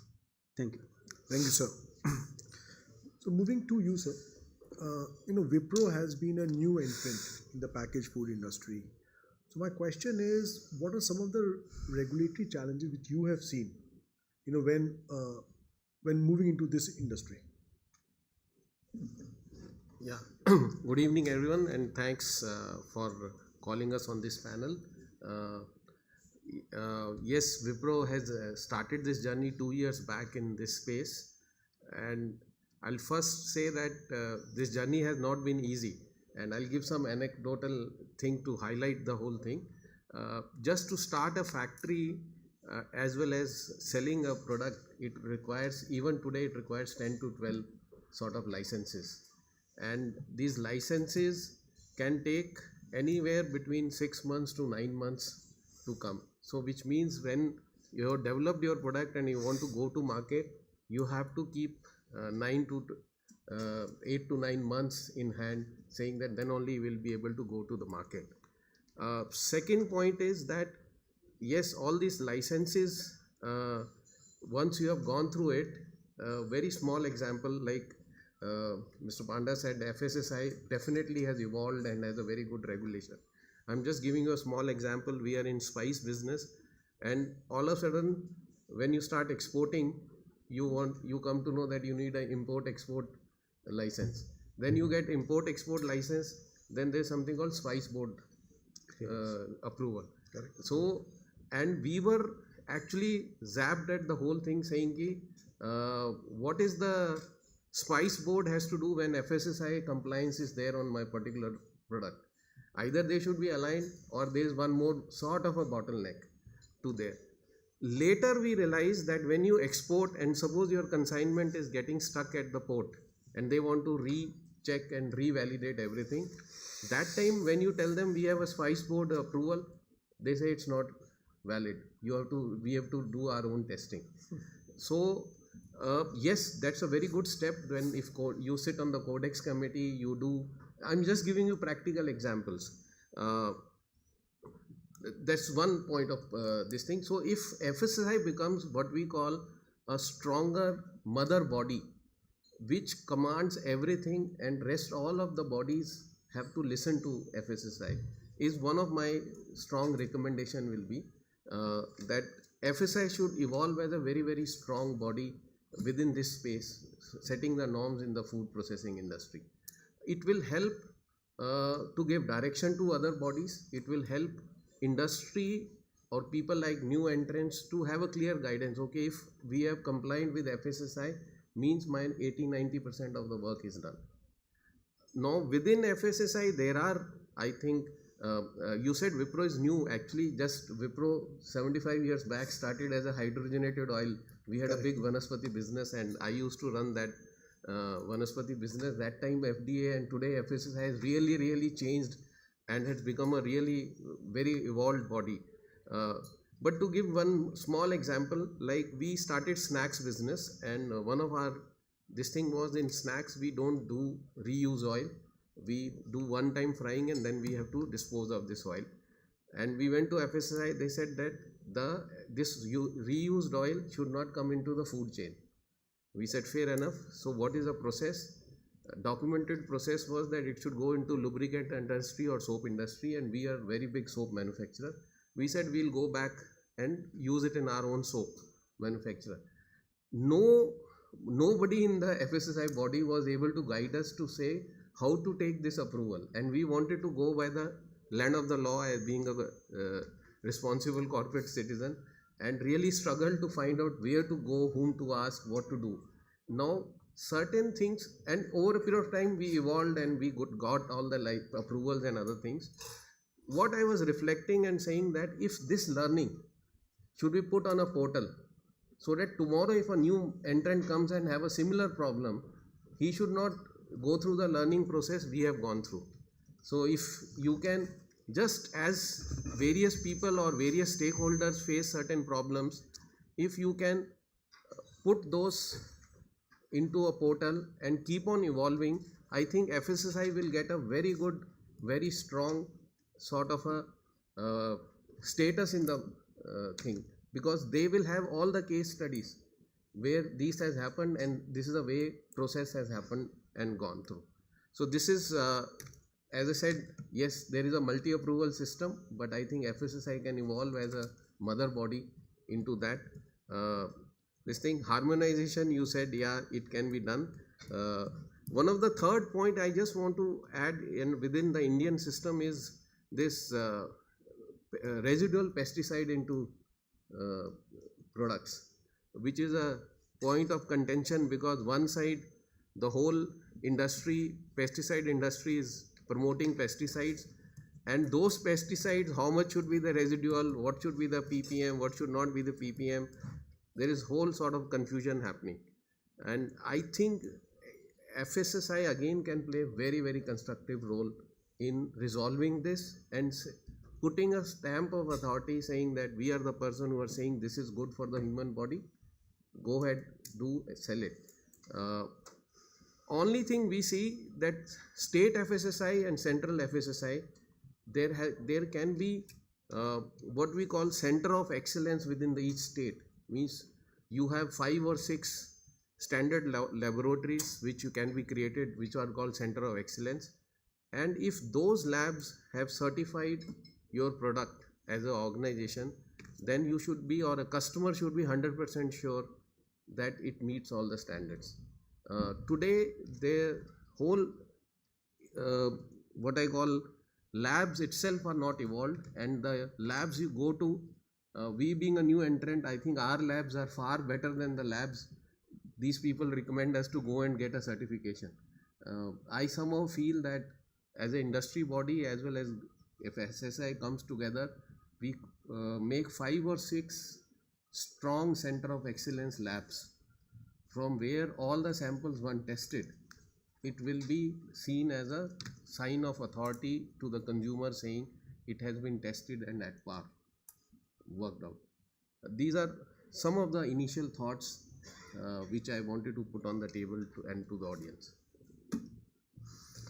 Thank you so much. That was quite a detailed explanation, and I sort of agree to all the points you made, because I have in my experience seen setting up a factory is a long process. You said 9 months, can go longer than that. You said 12 approvals. In my view, that number can be higher. Coming to Mr. Basin, today hear a lot about. Do you think I should reply to Please, sir. Okay, Please Sumit. feel free. Yeah. Something I think I can just briefly tell you about your thing. So this very good point that you have raised is about the case studies and experiences learned during this process should be made to public so that they can learn. Actually, we have designing FAQs for all our guidance documents and all regulations. So actually, we are really bringing all this case into FAQs. So if such a scenario happens, what to do and what not to do. So definitely, sir, if you are having experience in certain more things, so please inform us so that we can include in our FAQs. And all suggestions from all industry bodies are always welcome. We do series of industry interactions, and even in our food authority also industry participation is there. So definitely we'll take all that into consideration.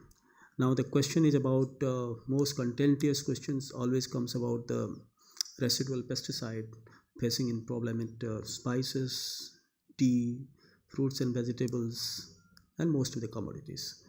The reason behind that is if you see the use of off-level pesticides. I mean, say off-level means which is not allowed for that particular crop creeps into the product. Now, this is very difficult scenario for the country because if you can get pesticides from any of the market, like from any of the pesticide store, and the farmer cannot differentiate between a particular crop and another one. For example, in our regulation, one pesticide is allowed at a different level for a take amount of chili, and another for okra. So the farmer doesn't know, so he uses the same pesticides interchangeably here and there. So there is a lot of off-level pesticides which you call are coming into this, and that is not meeting the regulatory requirement. Just like, for example, some figures if I provide you, this off-level pesticide used in spices is quite high, 79 to 80% almost. In case of tea, it is almost 60%, and in case of fruits and vegetables, around 30 or 40%. It's there with cereal products everywhere. So the reason behind that is there is a body called Central Insecticide Board and Registration Committee, which actually gives authorization. Only FSSI makes the MRL of that for a particular crop. Now, actually, the level claim extension has to be done by the manufacturer. Means the pesticide manufacturer has to get level claim extensions. Initially, when I applied, it was only allowed for oat. It is now can be applied to rice. These they don't do because they have already a settled market and they don't do that. So that is the reason why we are facing this problem in India. But for that, we are going to have a solution very soon. There is something called crop grouping that is coming into picture now. Government of India is almost going to approve the crop grouping pattern and is an advanced stage of implementation. So once that happens, there will no need for to get approval for each commodity. So in that case, it will be applied for all the groups under that crop. So many of these problems will be resolved. Second thing also I would like to answer you is that our pesticide regulation, so it's amended regulation, which is under the ministry anytime the final regulation will be in force.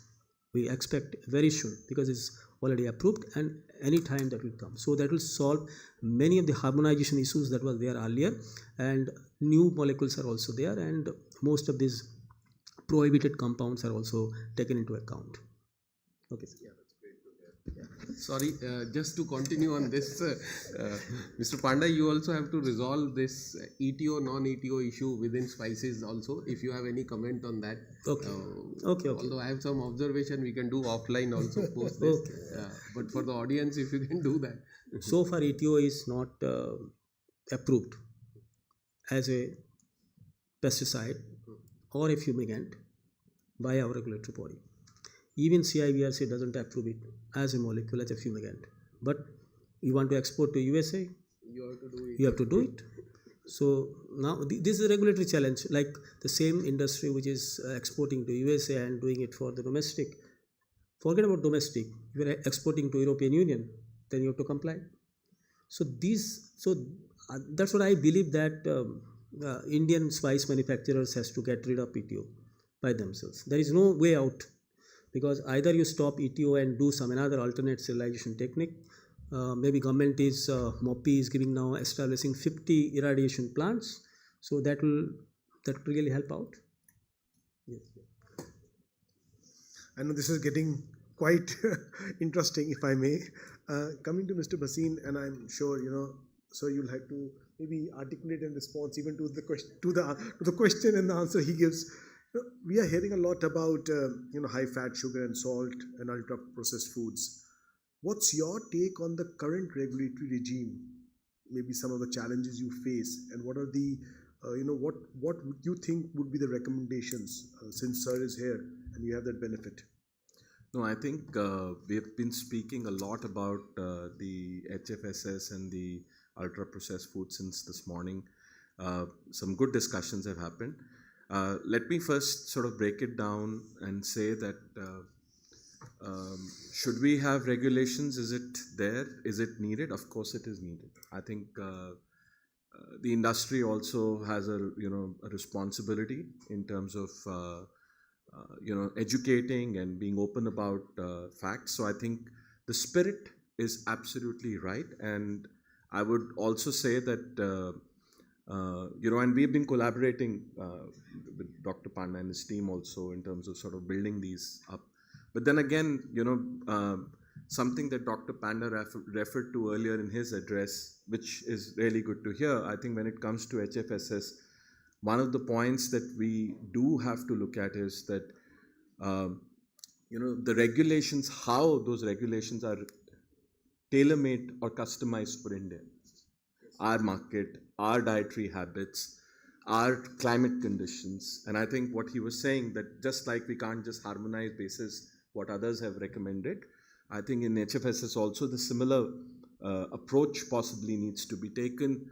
We need a lot more work, and we are happy to partner as industry, in terms of doing that and really coming up with relevant measures or relevant, definitions that will be there for us. So you would know about this that, we keep talking about coconut water as an example, right? Otherwise it falls into the HFSS red category, if I may say, but technically it is not. So there are these nuances also that need to be sort of sorted. UPF, again, we had this discussion earlier in the morning. The danger that I see on UPF is that the definition of ultra processed foods is not clear. And I think we were, again, one of the panelists earlier was talking about it. The danger is that any processed food is then seen as a negative.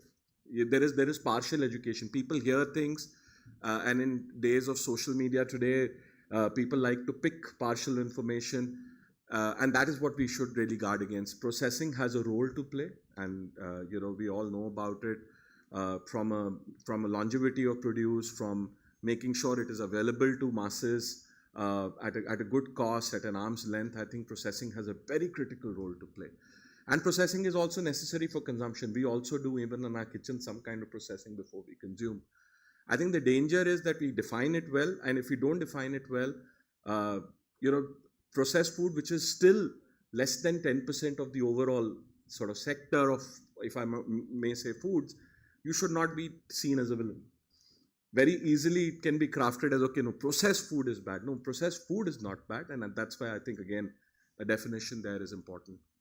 So that's the second point, really having specifications, clear definitions, clear measures which are relevant for India. I think that is very, very important.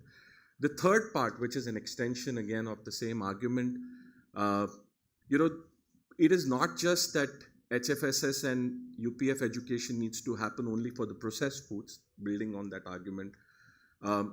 Processed food, like I said, is less than 10% of the overall market. The other 90%, I think, again, we need to educate consumers what are good eating habits, what sort of dietary habits we need to build. That education is important because what we eat at home is a reflection of also what we consume even through packaged foods. A lot of times, we all test our products before we actually take them to the market, right? So there is a certain expectation on how you educate what is good and what is bad.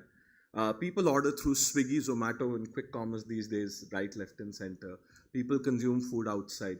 How do you regulate those? And again, we are happy to partner and play a role in sort of taking that knowledge out, educating the consumers, and making sure that even if education needs to happen with other partners also in terms of other channels, we could play a role as partners along with FSSAI. And of course, I think the last one, which again is something that the onus lies on us also, which is we should also make sure that the kind of claims that we make, we should not try and pass off something that is not true, and we should be sort of as responsible. That was the same point that I had made earlier. As responsible, industry players, the onus is on us also to make sure that we are open, transparent, and play it the right way, if I may say. Yeah. Thank you. Thank you. So, would you like to?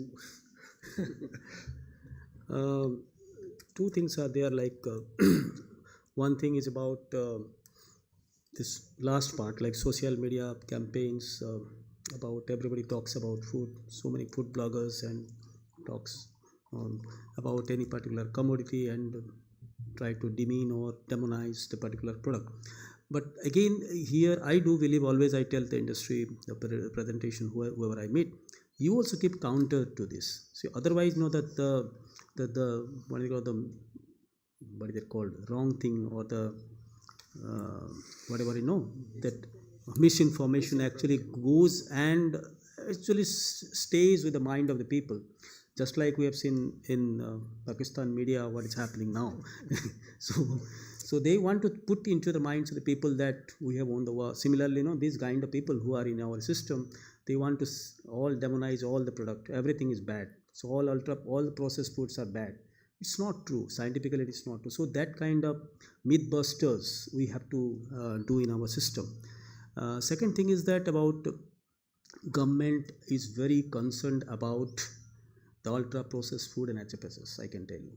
We are facing a lot of parliamentary committee standing meetings in recent last 1 month where we are grilled by the number of MPs about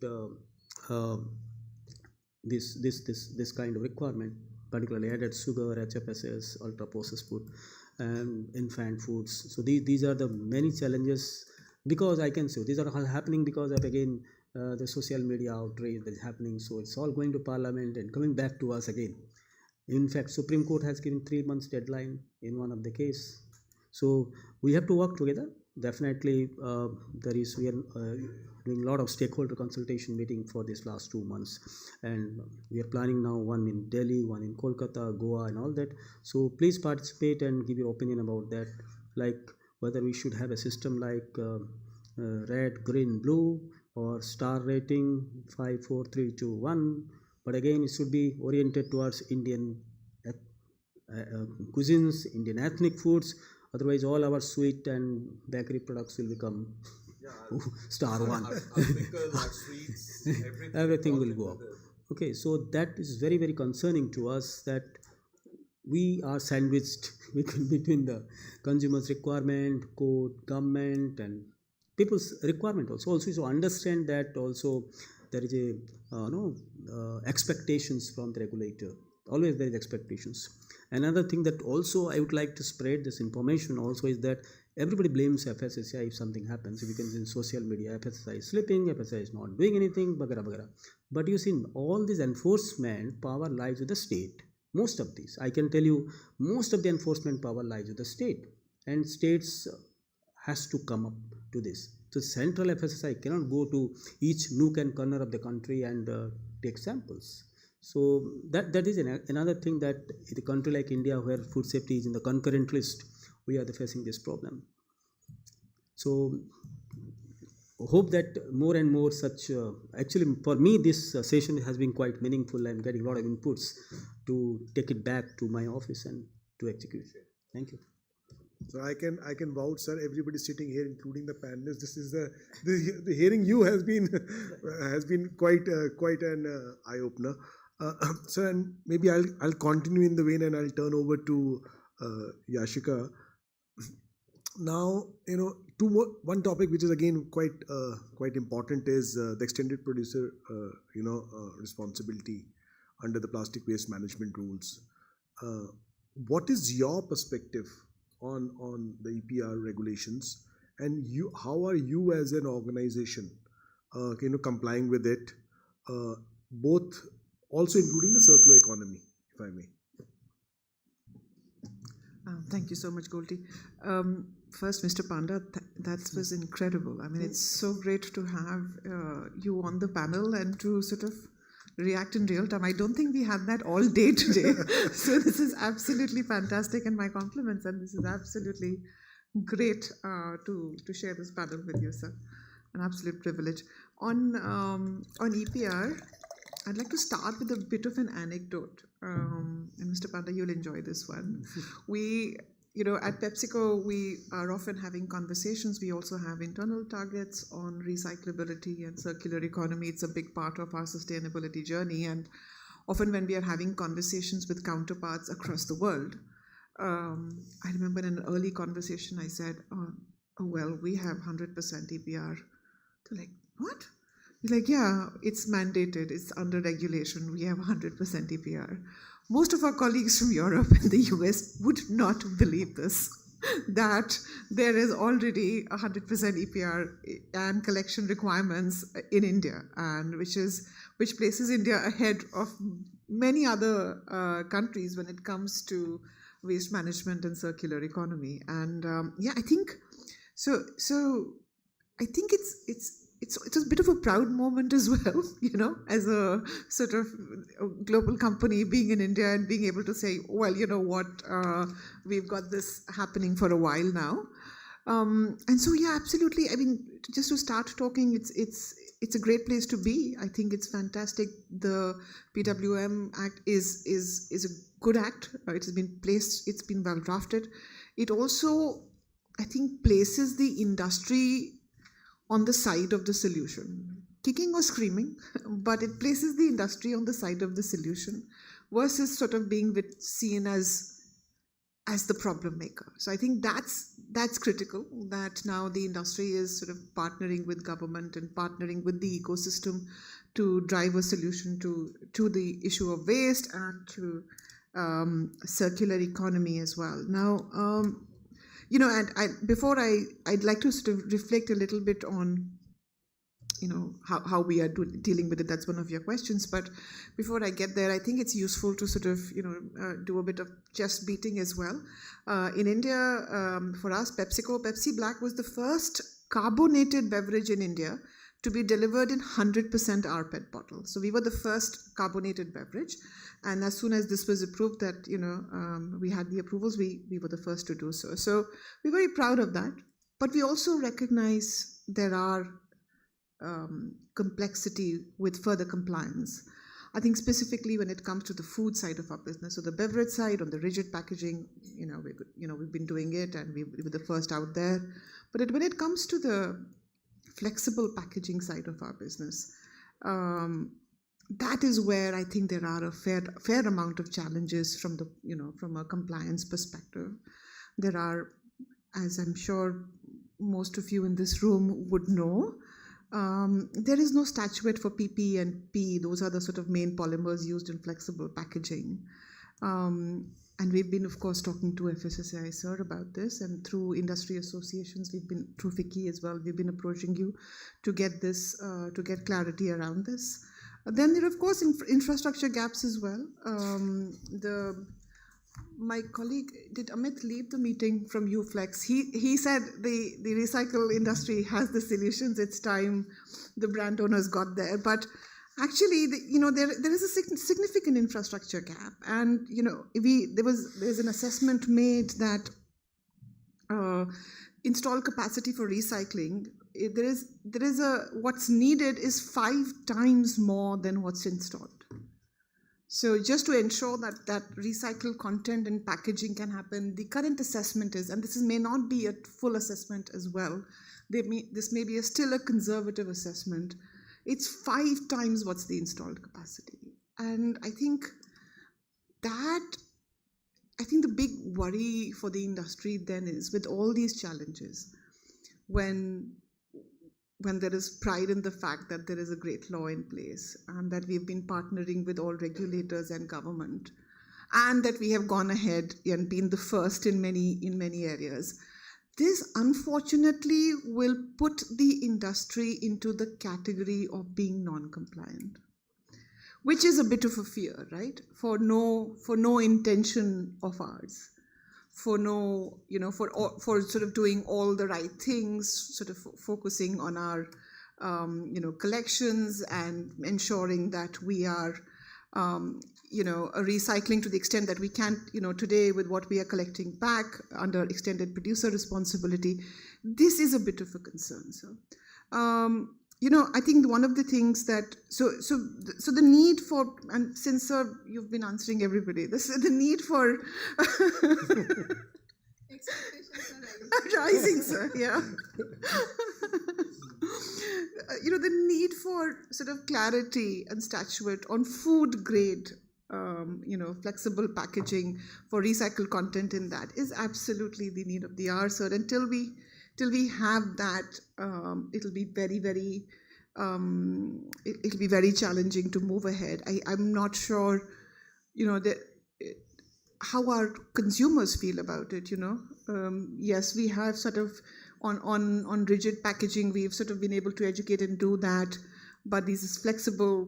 It's in food contact. So we'll have to sort of do all of that, get the guidelines in place, inform the consumers that this is safe for them, and then of course have the infrastructure in place where we have a reverse collection mechanism where we can actually segregate in that manner, right?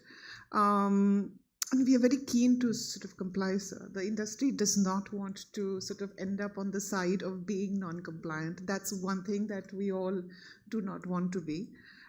If it means that we take a little bit more time, such that many of these issues are worked out, such that the industry continues to support the requirement of a circular economy and of waste management, I think we should consider that, sir. And finally, now I'm addressing only sir. I should look this way. Now I'm addressing only him. This is not good. The one other sort of thing that I'd like to share from a PepsiCo point of view is that we've also been working on making our films recyclable. So, the packaging itself should be recyclable, should become recyclable for it to then get into the next phase of circular economy where recycled content can be introduced into it. And 52% of our films portfolio is already transitioned to more recycle-friendly materials, and we hope that by the end of this year, 100% of our portfolio will be transitioned to recyclable material. We'd like to share these learnings. I think we've been talking to a few, industry association setups where we'd like to sort of go out, because I think this is an important step as all of us work through this circular economy requirement. I don't know if you're coming back to me, Goldie, so I'll use up all my time now. So I'm just going to keep going. And, I think, when sometimes, for example, when we are looking at meeting a regulatory requirement that we should have recycled content in packaging, one of the recent amendments or decisions that's been taken is that PET or recycled PET is now allowed under food packaging. Now, one of the concerns with having mixed materials is that separation of mixed materials becomes harder, right? So we may meet the requirement of the 10% content, recycled content in flexible packaging because now PET is allowed.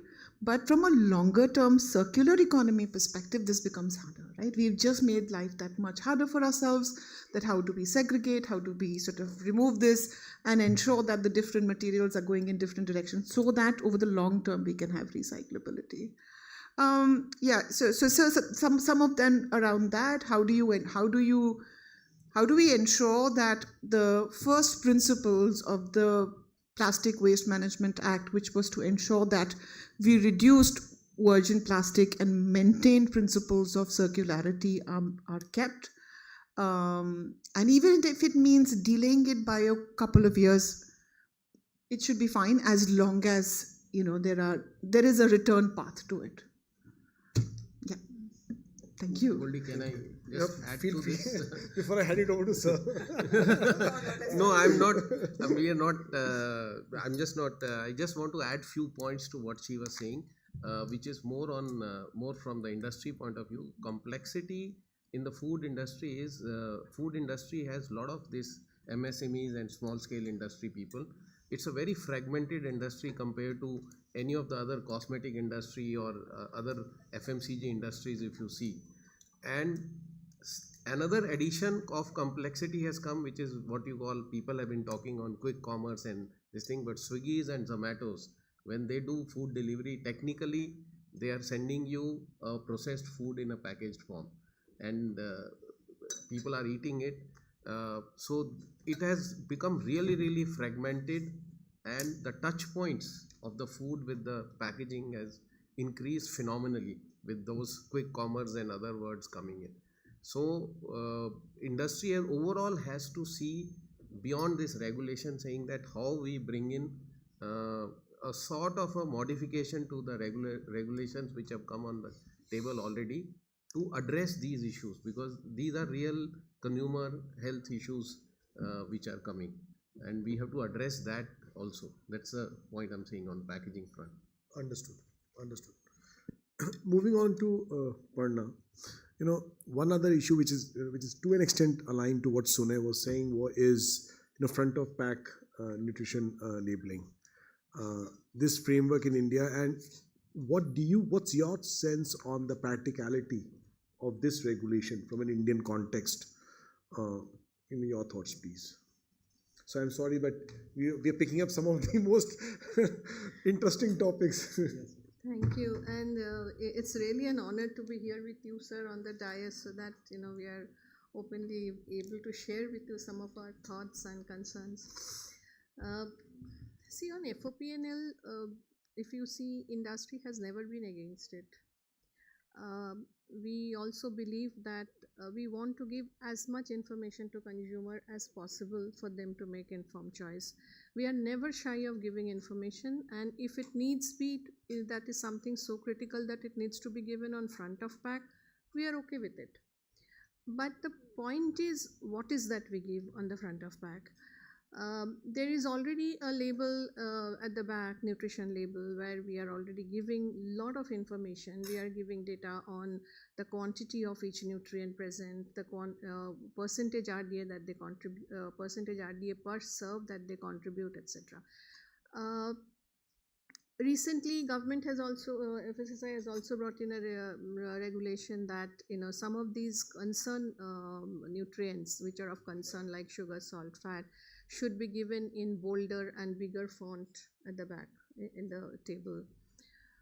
And we feel that that same information, if it has to be given on front of pack, because we believe that it is easier to understand, easier to fathom, easier to consider, that can be brought on the front of label. But the moment we try to bring in a model which will identify a product as healthy, unhealthy, good, bad, there is the question, there is the problem that arises. Because sincerely, if we feel, we all are consumers at the end of the day, sincerely, if we feel that no one product can be really, food product can be bad, it is not like the other playbooks that we are used to in some other, in other categories of food or others which are like intoxicants.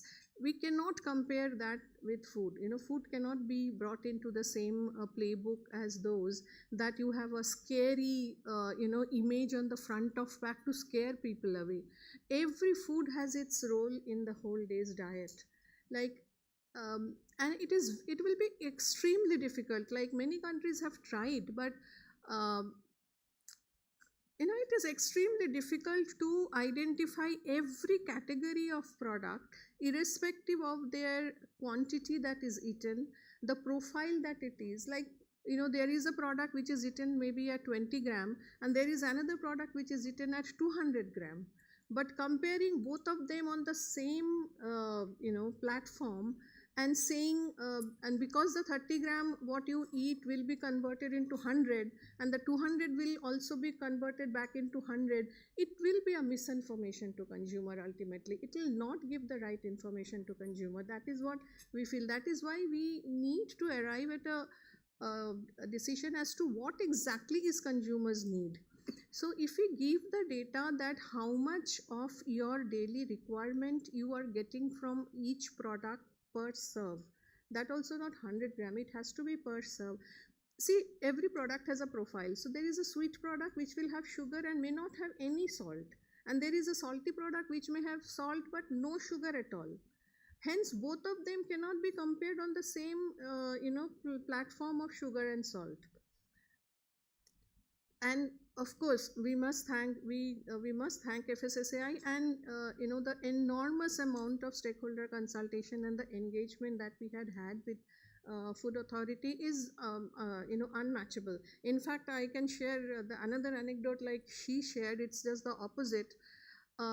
Sometimes since I look after the whole Asia Pacific region, sometimes when I talk about how we are proceeding in India, it's like a case study for them. This amount of stakeholder consultation and authority is willing to listen to both sides, us, NGOs, everybody for that matter, and then come to a decision. I think that's something that we are very, very thankful about. So, crux of the thing is that FOPNL should only tell consumer how much he is consuming from that particular product, how much percentage of RDA he has consumed from that particular product from one serve, so that over the day the diet can be monitored. Healthy, unhealthy can only be said in context of a diet, not each product can never be healthy. Every product cannot be unhealthy, every product can never be healthy. A single product, I mean. Thank you. Thank you so much. We are at 5 p.m. right now, right? So I have a host of questions and I can go around the table again. But, I thought it will be important for me to open it up for a couple of questions from the audience since we have the benefit of Sir being here. So the floor is yours.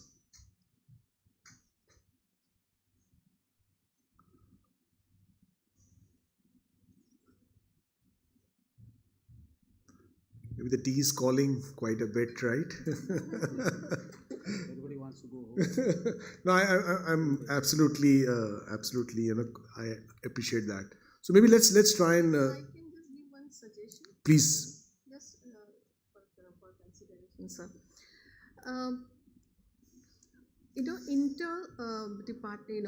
The regulations that food industry has to follow are multiple. Like Yashika talked about the plastic one, and there is consumer affairs ministry, there is legal metrology, there is environment, there is so many others that we really have to comply with. And many a times different regulations in different ministries do not really talk to each other. Many a times it so happens. And then as industry, we just keep running from one to the other to explain what is our difficulty there and what is our difficulty here. And that becomes a little odd, because every time we don't get the equal hearing from every department or every ministry. So I felt that, when we are talking about regulatory areas, I think it will be really a great help if we could have a interministerial type of body where we could, bring some of our concerns, which concerns multi-ministries, multi-departments. There was one like this at one time was operating, Ministry of Food Processing had initiated. So either MOFPI as parent ministry or FSSAI as parent regulatory body. I think it's very important. If I can just give one example, same on the plastic part. There is a new regulation now that every manufacturer of every brand owner using rigid plastic has to mandatorily use a percentage of reused plastic. The rigid plastic to be part of it has to be reused plastic. It is becoming so very difficult to comply with it, because what happens is rigid plastics, in most cases, rigid plastic containers are used by consumer till their life. They do not even come back to us. Even if we try, they will not come back to us. And hence, to replace that with even 10%, 5%, whatever it is required, it will be very difficult. When they come back, they are not at a stage of being used at all. So, this is just one example. There are other multiple examples on recycle plastic also. Consumer Affairs, they had brought in a consumer marketing guideline, which had a lot of interlinkage. At the same time, a little confusing in context of advertisement and claims regulation of FSSAI. So, if we could really have a interministerial group like that, which could listen to our concerns, which concerns different departments. Yeah, just building on the same, I think, and it's not just to FSSAI, the entire ecosystem, like we were talking about in the morning. The food processing industry is a sort of on the continuum of agriculture to the consumer value chain. It's a you can't separate agriculture out. Mr. Chugh was talking about, much like ours, the residual sort of, that's just an example of pesticides, right? I think we need a cross governmental ministerial sort of body which helps us take some of these challenges, because we also understand there is, when you look at the entire MOFPI sort of playing field, there are many bodies and many ministries that actually have an interplay. I think we need a central body which helps us sit down, talk, and much like I think how we've been having these open discussions, I think in the spirit of partnership, really thrashing out some of these issues that come up and helping enable the Indian food processing industry to succeed both inside India as well as outside India. Sorry, may I just add one? I'll forget all the answers. Just two points I clear, then I'll take up your question. Just to reply to your point that you are facing problem of compliance. See our problem, monitoring compliance. That is also a big challenge for us. Now, how do I know what technology used in using the recycled PET manufacturing? Now, to do the verification on the plant side and all that, I need people. So that kind of challenges also we are facing for approvals and all that. Similarly, for in case of any new challenge that we face in terms of new polymers, you also raised out the points of new polymers, not only PET but other polymers also. So we are also concerned about that. So the whole thing is that only PET is not the only thing, but everything has to be taken into consideration. And again, I can tell you the second Parliament is very concerned about that. There is maybe complete revamp of packaging and labeling regulations also in this context. And replying to some of the points you are talking about interministerial and collaboration. The food is handled by many ministries like Food Processing Ministry, Consumer Affairs and Food. Then you have Food Safety Authority comes under Ministry of Health. Commerce is interlinked because APEDA, Spices Board, Export Inspection Council, everything comes under commerce. Agriculture is a major food basket. Agriculture Ministry is concerned. So there are a number of interministerial issues. Apart from that, user ministries like Women and Child Development, they are also interlinked with us. So we have a series of interministerial coordination committees in place. I can tell you that for some of these issues related to businesses, Department of DPIIT of Ministry of Commerce is concerned about that, and we are shortly going to launch something called National Single Window Portal, which is coming into picture, where all our FOSCOs will be linked to that. So you don't have to go for multiple regulatory approvals. So all your regulatory approvals, whether it's export approval or FSSAI thing, everything will be linked to that NSWP. So it's at advanced stage of implementation. So some of these problems will get resolved, like that taking multiple approvals. So everything come to one platform, like whether it's Ministry of Environment or Pollution Control Board or FSSAI, everything come to one platform. So you might not have to go to every ministry and go for compliances. So that's coming up. Then again, with some ministries, like for example, with Ministry of Consumer Affairs, when India launched this fortification program, we have developed a portal which is used by both the ministries, like Fortress portal, which is starting from the traceability from the vitamin mineral premix to the fortified rice kernel, to the fortified rice, a portal. Of course, onboarding has been a little bit slow, but we are still trying to bring everybody. So the person at the last, like rice miller, also will be able to know where from this vitamin mineral premix have been procured, who manufactured it, what was the batch number, what is the certificate, testing report. So it will carry it over to the FRK, FR, same thing. So this kind of thing we have done with DFPD, Department of Food and Public Distribution. Similar thing we are also planning with WCD, Women and Child Development Ministry, linking them with all the Anganwadi, mid-day meal, take-home rations. Everything will be linked now, so you can know the background check of